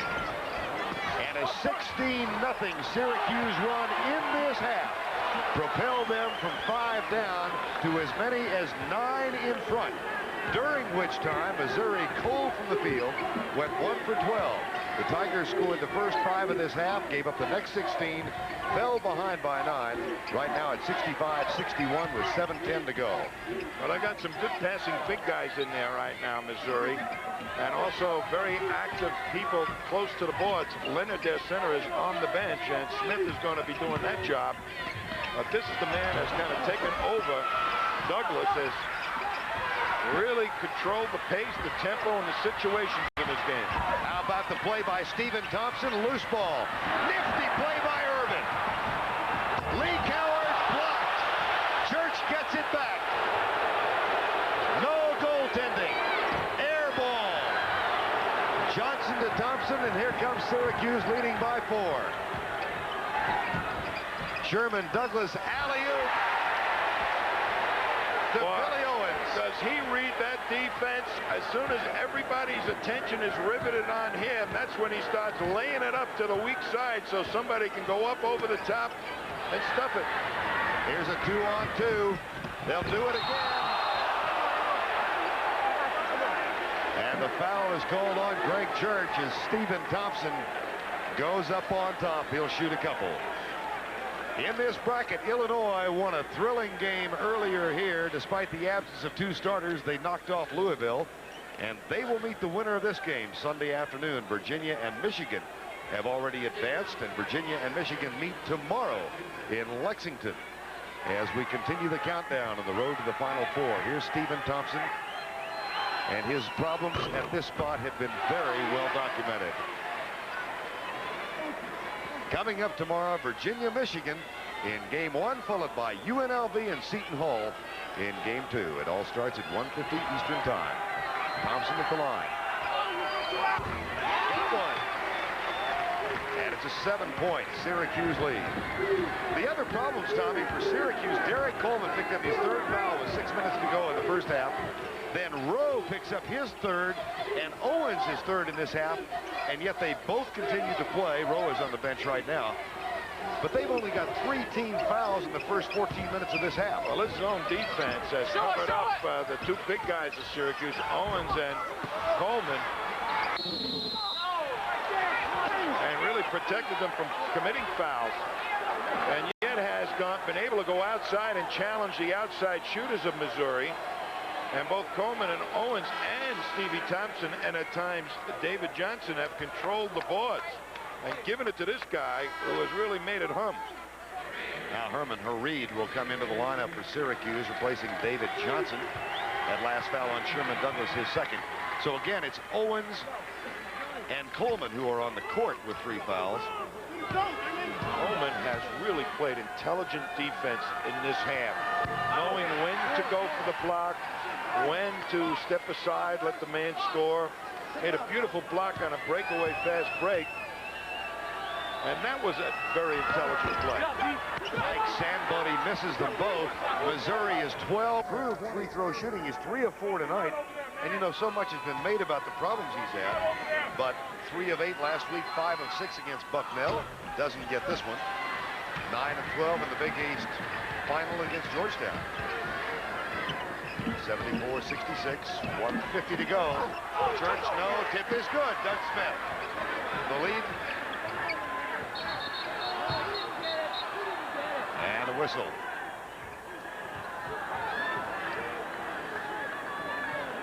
Timeout is called by Jim Boeheim in Syracuse. Time has been called, 1:44 to go. 6-point edge for the Orangemen over Missouri, 1:44 remaining in the ball game. Timeouts remaining 3 each. What do you expect now from Missouri, Tom? Missouri's going to have to go up and press, and they're going to be looking to foul quickly. They're only 6 down.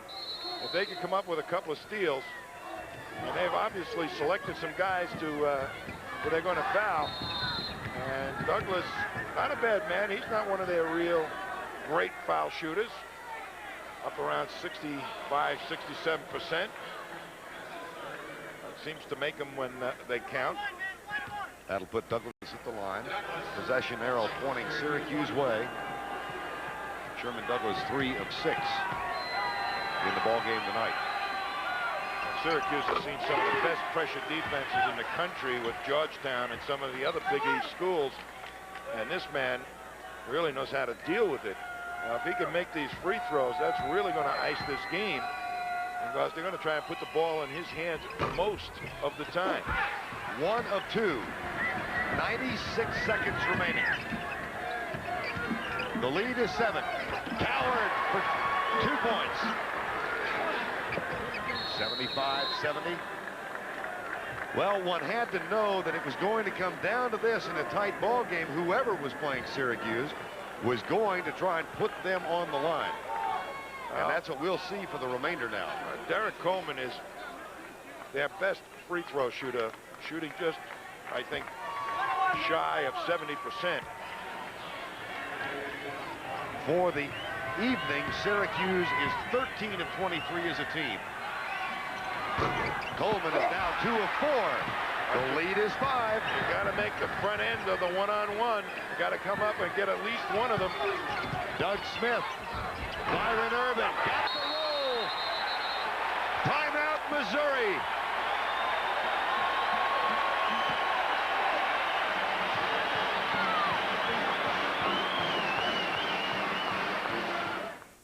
Remaining. Missouri trying to put Syracuse on the line, get the rebounds, convert the shots, and get back in it. Well, obviously they're going to go out and press. It's been successful. If they don't come up with a steal, end up fouling. Stephen Thompson, the prime target. Owen's not a real good free throw shooter. In fact, none of them except Coleman, and he's the guy that missed the front end of the one-on-one. They back away from Coleman. Shot. And there's a foul on Peeler. No deliberate foul called. Now, the object of this whole exercise is to do it quickly, not to allow them to work some time off the clock. And Jim Boeheim was saying he wanted a deliberate foul, no hope. But there's the foul chart. Well, Thompson at 49%. The team average is 61%. Coleman at 70%. Here's Douglas on the line. He's 3 of 7 tonight. You just have to make the front end of the one-on-ones. There's no other way. You've got to come away with at least 1 point. Syracuse 2 of 5 on the front of one-on-ones, including the one they just made. And he gets them both. Now the secret is for Syracuse to make Missouri move the ball around the perimeter. Don't let them get a quick shot. The three-point, if they're going to take it, let them take it. Nice overhead pass. Church too strong. Coleman with a rebound. I'll tell you, Stephen Thompson just did a great job of keeping that ball live for Coleman to come up with the rebound. Time has been called by Syracuse as Coleman travels to the bench.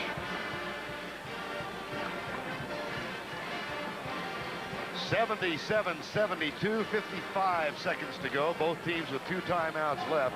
The winner here completes the final 8 and goes up against Illinois on Sunday afternoon. Missouri trying to get into the final 8.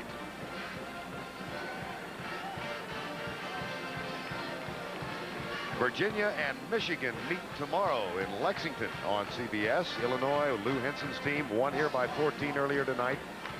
They meet either Missouri or Syracuse on Sunday afternoon, and that'll complete the round of 8 as we continue our march to the Final 4.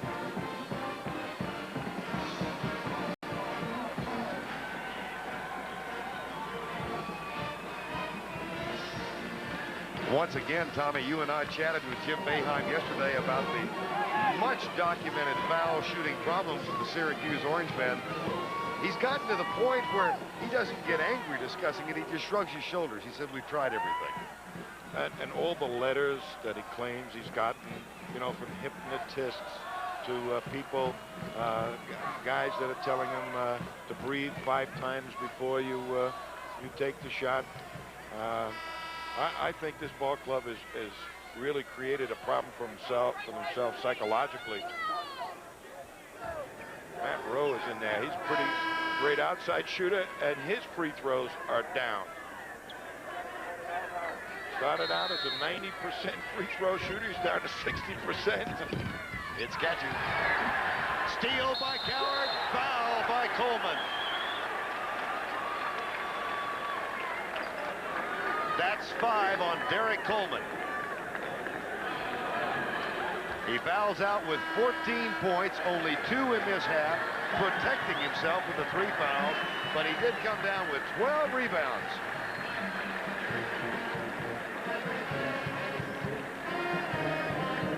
And Lee Coward goes to the line. In the final 3 minutes of ball games in which Missouri has played this year, Lee Coward is 20 of 32, or 63%. Coleman looks on. Boeheim taking his time, making the substitution. David Johnson's going to be in with Stephen Thompson Matt Rowe, Billy Owens. These foul shots are made. They will jump all over the out-of-bounds man and try and direct the ball into one of the corners so that that player can be trapped. Missed it. He's got one more. On the full season, Coward hitting 71% in the final 3 minutes of games this year. 63. You know, Syracuse has got to set some kind of record for playing the last 2 minutes of a game because of this inability to shoot foul shots. This tip is good. Sandbody got it. 77-74. Give him a basket. They should get a basket. Should get a basket. Ball is inbounded. Church fouls Johnson. 1-1.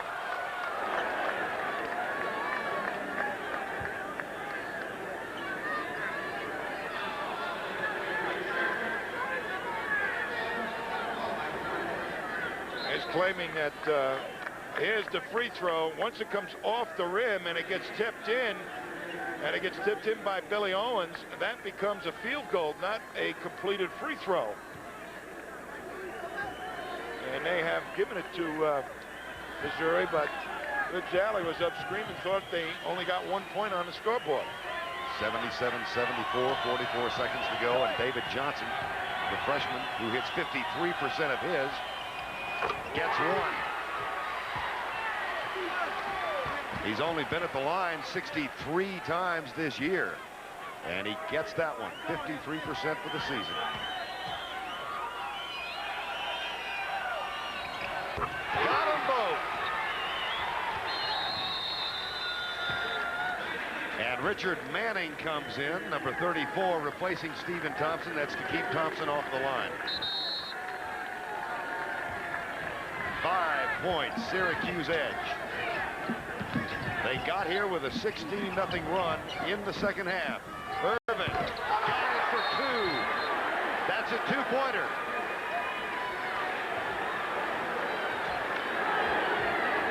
It was close, but it was ruled a 2. Time has been called. Great shot, but games are lost by ½ inches, and it was right on the line. Byron Irvin got the 2. That gives him 19, cuts the lead again to 3, 79-76. With 34 seconds to go, Missouri can stop it one more time. Syracuse with 2 timeouts remaining.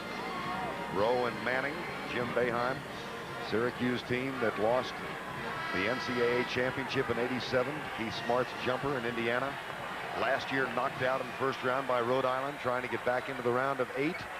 And the winner of this game faces Illinois. Just inbounding may be a little difficult right now because Doug Smith is going to be harassing the inbound passer. They can run. There's Douglas. He'll shoot a couple, but he didn't get the field goal. What a great play that time. Of course, you can run the baseline after the made basket. Yep. And what happened was, you see him take the ball out of bounds. It looked like they were going up one side of the floor, and they were overplaying Douglas, and there was nobody back there helping out. And beautiful pass by Owens. To make the scoreboard click, he's going to have to hit a couple of free throws. That puts Sherman Douglas back at the line. 61% for the year, 5 of 9 today.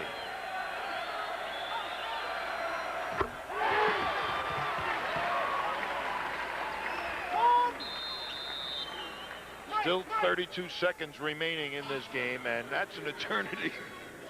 Stephen Thompson back in the lineup for Jim Boeheim's team. And David Johnson goes out. The second of 2.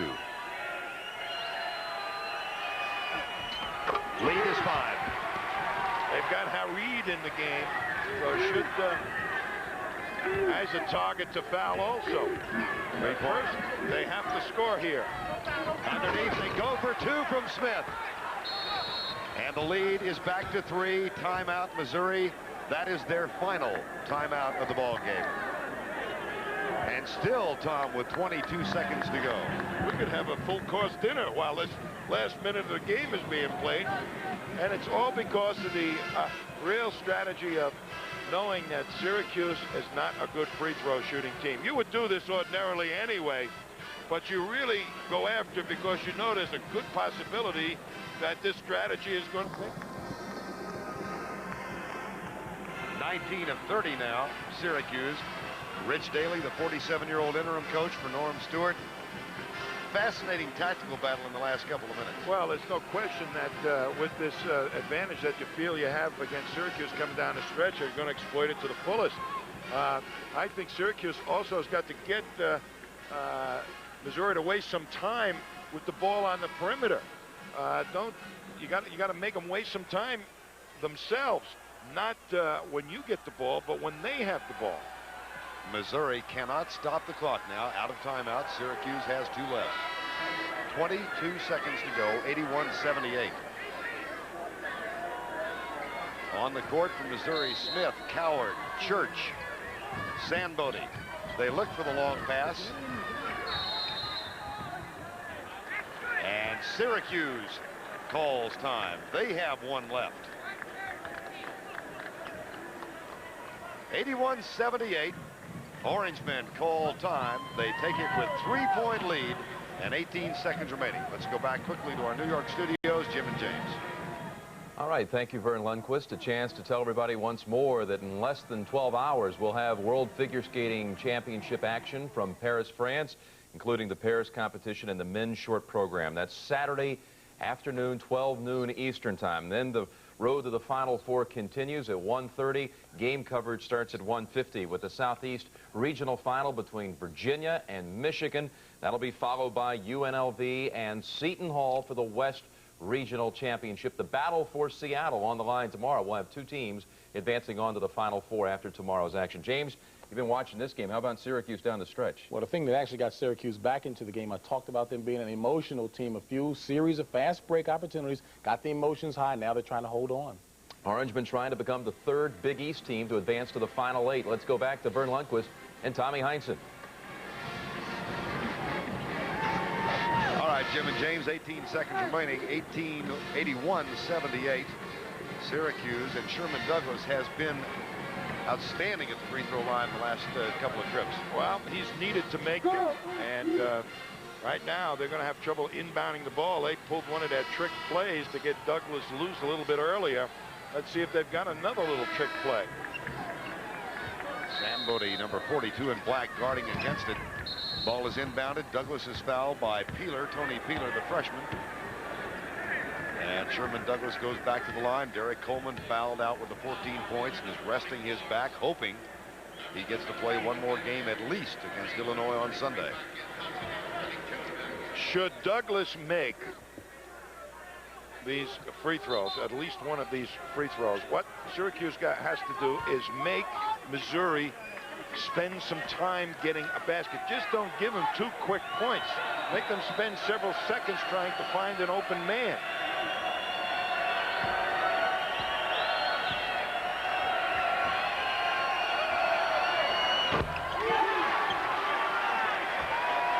Sherman Douglas turns around and says, lay back, calms his team back.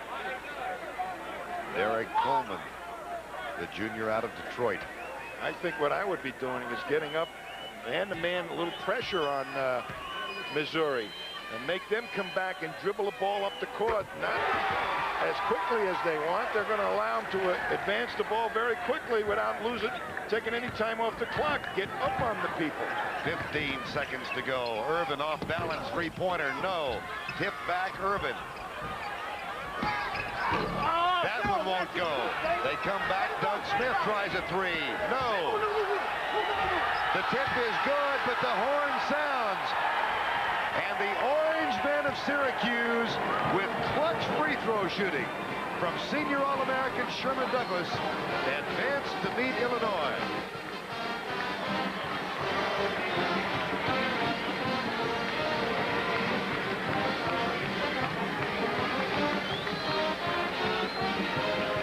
Sherman Douglas 8 of 12 at the line. Syracuse 21 of 32. but they hit the front ends of the clutch 1-and-1s at the end, and they win by 3. So form has held here in the Midwest. The #1 seed Illinois will meet the #2 seed Syracuse for the trip to the Final Four. Right now, let's go back to New York. Jim and James.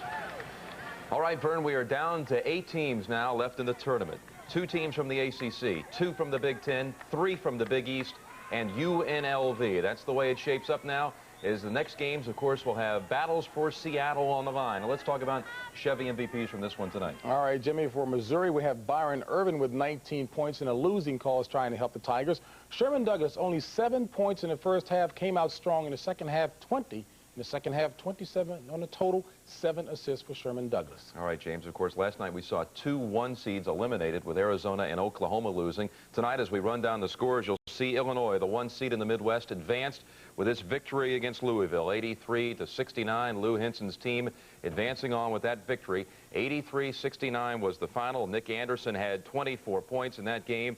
Big win is what Lou Henson had to say. In fact, he said it's the biggest ever. Lou Henson talked with our Vern Lundquist after the game about this Illini victory. Vern, I've had a lot of ball games in 34 years, but I've never had a game that meant more than this one. We had 2 starters out. We had Battle on the bench. Lowell Hamilton was on the bench, and we beat a very strong Louisville team with 2 starters out. So I'm really proud of them. I know now how they've been winning. So, biggest win ever, says Lou Henson, who took New Mexico State to the Final Four in 1970.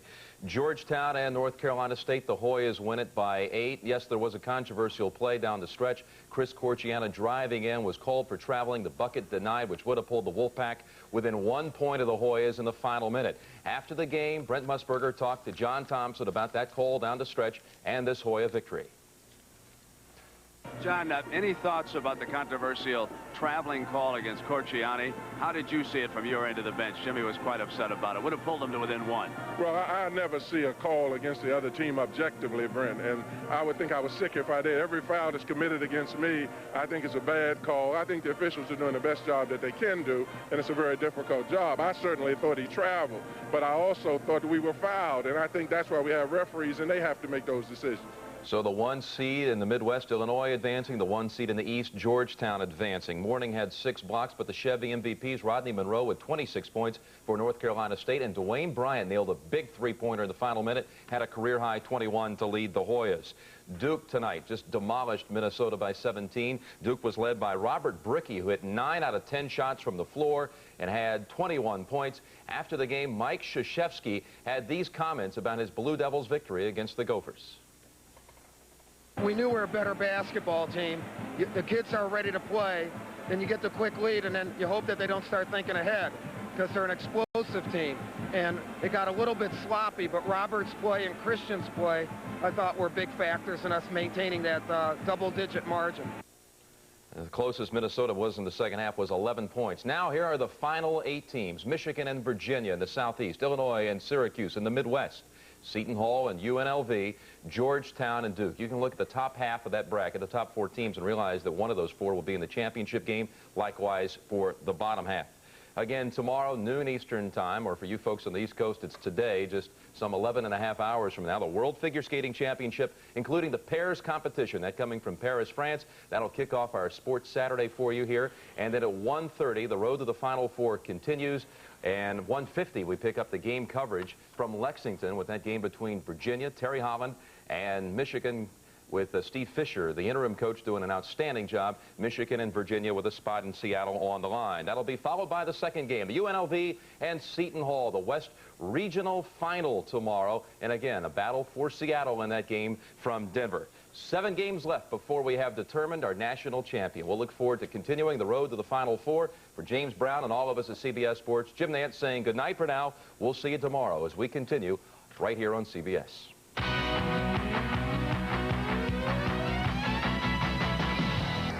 Shot clock at 30. Morgan way out front working against Higgins. London tries to get it inside the Dabs and throws it away. Virginia's way out of sync. That was the case of Matt London trying to do too much. He didn't have really an opening there, and yet he tried to force it. That's been Virginia's problem. They get this far behind. Now everybody wants to try to pick up the slack. They have to do it as a team. Steve Fisher tells his team to play for one. You see the clock and the time remaining in the first half. Caleb to Rice. Off balance shot, and he banks it in. Oh my, biggest lead of the game for Michigan. That's the end of the first half with the score, Michigan 44, Virginia 25. CBS Sports coverage of the NCAA Basketball Championship will continue after this message and a word from your local station. CBS Sports coverage of the NCAA Basketball Championship Regional Final Game is sponsored by Mitsubishi, bringing you the new Eclipse Sports Coupe. See it at your Mitsubishi Motors dealer. Pizza Hut, official corporate sponsor of... Well, in the battle for Seattle, Michigan manhandling Virginia at halftime by 19 in the Southeast Regional Final. We welcome you back now to our headquarters in New York. Jim Nantz along with James Brown. And James, Glenn, point per minute Rice. He has 21 points in 20 minutes. Well, 1 point more than minutes played. But Glenn Rice just unbelievable in this first half. Instant Rice indeed. I said at the top that Michigan could have everything on the basketball court you could want from a team. Obviously blistering high from the outside. And even when the pace evened up, it still favors Michigan because of their strong inside game. James, today's game is not the only college basketball activity taking place in Lexington, where the hometown Kentucky Wildcats are without a head coach in the wake of Eddie Sutton's resignation last Sunday. Speculation now centers on Billy Tubbs, the Oklahoma coach who stayed in town after his Sooners were eliminated Thursday night. Earlier today, Tim Brandt asked Tubbs if he was interested in filling the vacancy at Kentucky. I listen to anybody that's interested in talking to Billy Tubbs. That's been my policy for years, and it always will be. I'm not out on the look for a job, but I always listen if somebody's interested in talking to me. Now, has anyone from the University of Kentucky contacted you? No, they have not. So, you know, that kind of quietens that rumor. No one's contacted me from the University of Kentucky. May be presumptuous on my part, but I assume a coach of your status and your stature would only look at a very few jobs, and I would assume this would be one of them. Well, you know, there are only a few people that I'd be interested in talking to if they want to talk to me. But as I said, I'm not seeking a job, but I'm always listening to certain people. And I wouldn't talk to just anybody. I'd give a lot of people a quick no. But there's some people you want to listen to. James, frankly, I do not believe that Tubbs would land the Kentucky job, but the message is clear. Billy Tubbs is looking around, and I think he's ready to leave Oklahoma. In fact, my reports tell me that Tubbs talked to Arizona State before the Sun Devils job was offered to Gene Cady and before Bill Frieder became the Sun Devils' new coach. So Billy Tubbs, after this interview, I believe, is looking around. All right, Jimmy, I'd be very surprised if Billy Tubbs got the job at Kentucky, quite frankly, though. Well, there is another game coming up on tap after today's Virginia-Michigan game. That'll be the Western Region semifinal between UNLV, Seton Hall. Hard to believe folks still consider Seton Hall a Cinderella team, perhaps an underdog. For a preview look at that contest, let's check in with Dick Stockton and Bill Raftery. We have a splendid Saturday in Denver, Colorado, and the Mile High City is playing host to the Western Regional Final in a short while between the Seton Hall Pirates and the UNLV Runnin' Rebels. And hello again, everyone. Dick Stockton with Bill Raftery. A different set of philosophies with the two teams today, Bill. Well, everybody who's watched UNLV run the basketball over the years knows that that's Jerry Tarkanian's way of doing things. Today, they're going to have to push it more so. Put the pressure on the big people of Seton Hall to run the floor. On the other end, B.J. Carlissimo is going to have to dump the ball down low. They're a physical team. They're very good offensively down low. As they're pressured, they're going to have to kick it out, and the good shooters from Seton Hall are going to have to drill that long jump shot. We'll be looking for that, and also the question mark that hangs over the UNLV team. Their fine point guard, Greg Anthony, was injured on this play Thursday night in a semifinal win over Arizona, and he hit the deck and suffered a sprained knee and a sprained ankle. The ankle is worse than the knee. He had to be taken from the arena in a wheelchair, did not take part in the shootout yesterday, and earlier this morning sat on the sidelines again. So we won't know whether he will be able to play until the warm-up shortly before the game. And, of course, how important is Greg Anthony to the Rebels? Well, when you play man-to-man defense, you know your point guard has to stop the penetration. Seton Hall looks for Green to turn the corner, and occasionally John Morton as well. So he's essential to their defense out top. Well, Bill, the excitement and the drama is starting to build up right now, and the teams a little while ago made their way in. They're the Seton Hall Pirates. McNichols Arena, the scene for the big game coming up. The winner will move on to Seattle. The second piece of the puzzle for the Final Four underway in just a short while. And right now, let's send you back to New York and Jim Nance.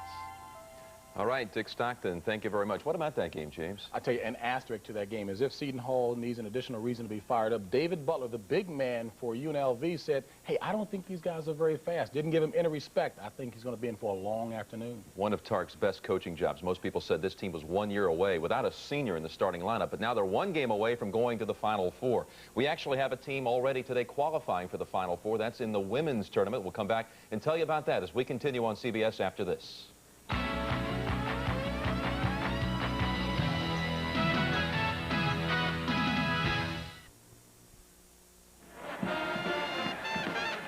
We are at halftime in the Southeast Regional Final at Lexington. Michigan is leading Virginia by 19. You know, with the constant focus on winning and losing and advancing ahead in the tournament, we often lose track of the fact that college coaches have a responsibility as educators.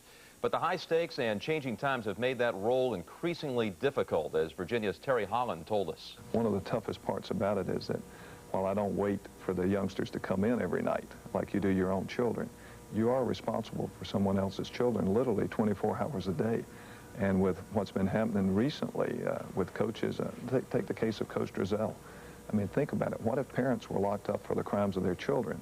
And here you've got people who are responsible for 12 to 15, 18 to 22-year-olds, and you can't literally hold them responsible. We all feel that responsibility. No one feels it any more than the coaches. But to fire the coaches because of what players do would be like locking up parents because of what the children do. And I don't think that's a very practical approach to the problem. Of course, Terry Holland referring to Lefty Drizel having to leave Maryland after the Lynn Bias incident. But Terry Holland is a guy who could really be used as a role model in college athletics, a coach, an outstanding man of integrity. Interim coach has ever gone to the Final Four. All fans are advised to remain off the floor. It may bode well for the future. Denny Crum, first year in 1975, going to the finals, and he's amassed a wonderful record. Steve Fisher, with the facilities that he has, the resources that he has at Michigan, if he gets the head job, has the potential of doing just the same.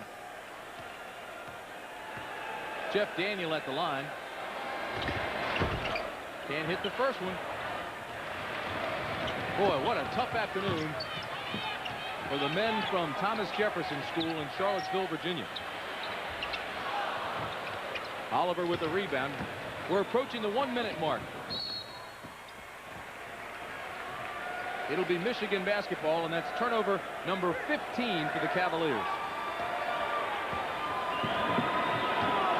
That score is correct. It's been all Michigan. Hail to the victors.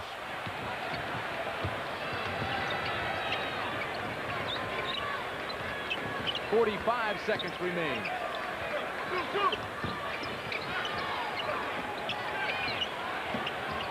Oliver for Virginia. Inside to Daniel. He'll fire from 10 feet. His shot is short. Ahead to Caleb. J.P. Oosterbaan gets his first basket.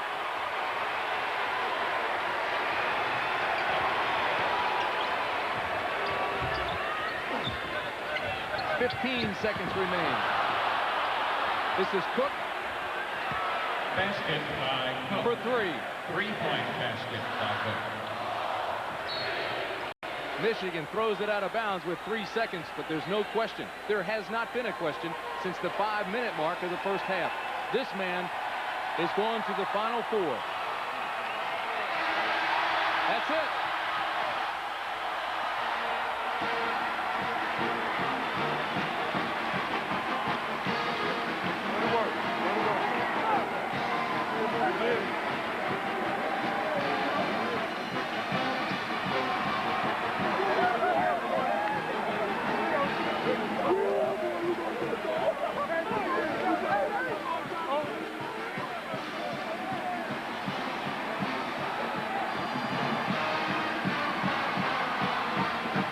The Michigan Wolverines move on, the first team into Seattle in the Final Four. 102-65 as Steve Fisher, the interim head coach, moves on.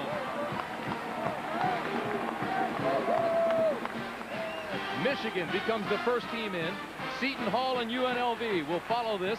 They're up next out in Mile High City of Denver, Colorado.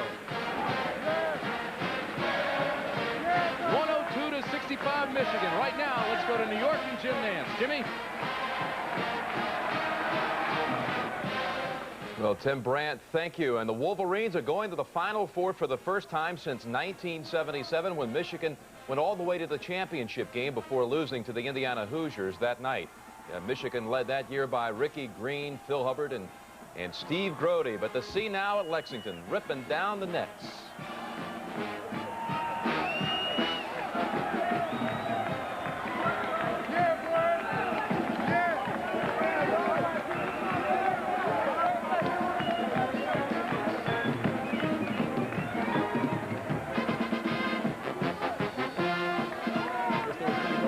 From the very start, Jim, Michigan just came out awfully powerful. I really thought that as well as Michigan played, perhaps a crucial mistake on the part of Virginia was putting Richard Morgan on Glenn Rice. Richard Morgan never got his confidence, and as much as Virginia depends on Morgan, boy, that really cost them.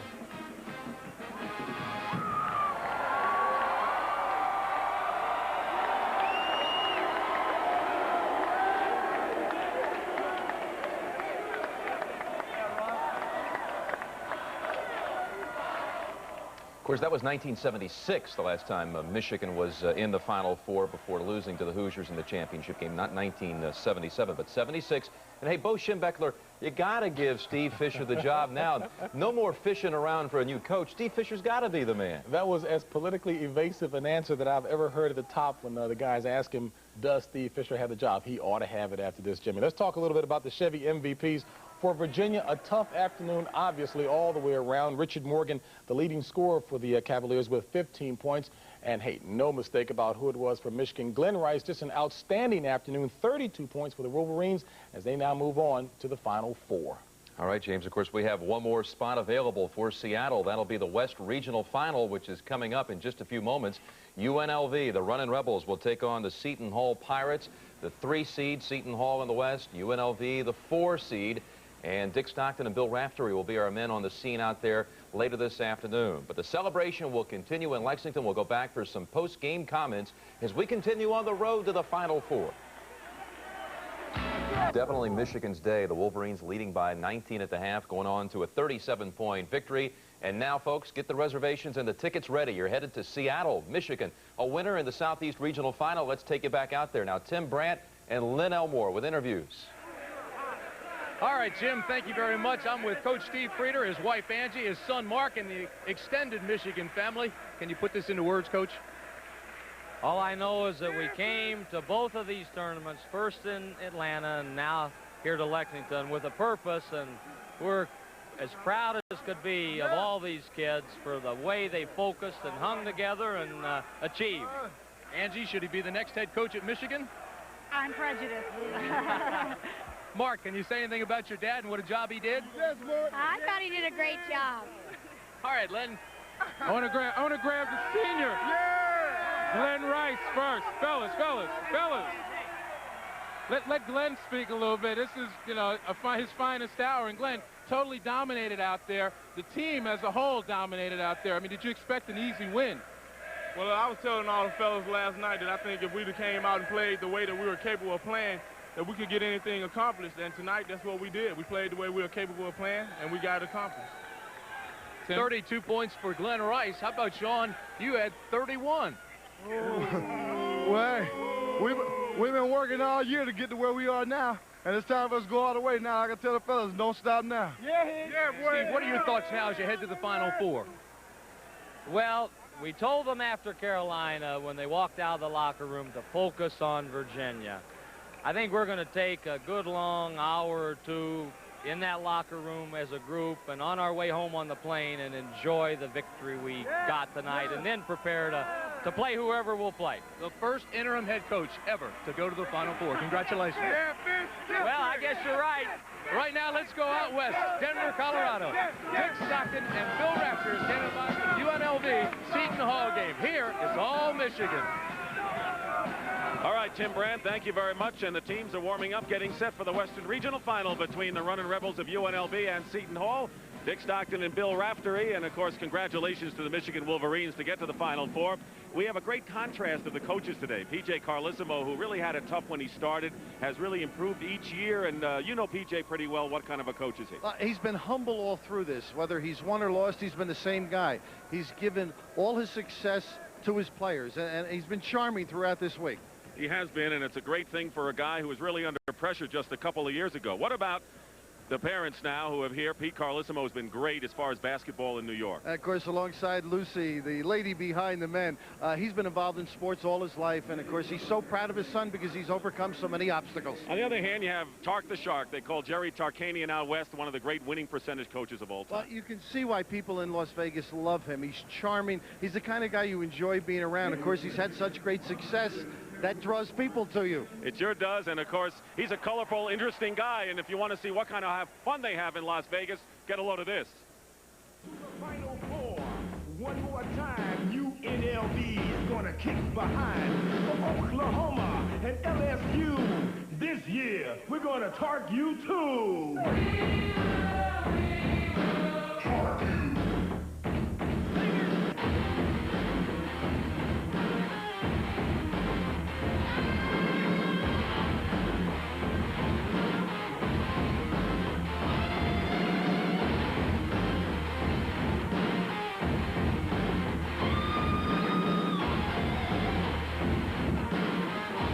It's kind of bizarre, I'll have to admit that. But also, Lois is here, his lovely wife, and of course, she's the lady behind the guy. Well, Jerry keeps saying you need some luck. You might need some divine assistance as well, and she's prepared. That's the coaching matchup today, and a good look at them and behind the scenes and what kind of personality they have. Coming up, UNLV and Seton Hall here in Denver. Right now, let's send you back to New York and Jim Nance. All right, Dick Stockton, Jerry Tarkanian hoping for a little string music out of his Runnin' Rebels today. Michigan is in the Final Four and will play the winner of the Illinois-Syracuse Midwest Final tomorrow afternoon. That Midwest Final between the Illini and the Orangemen. We're going to come back and talk with Billy Packer, who has arrived here at our studios in New York. We'll talk about the tournament as we continue on the road.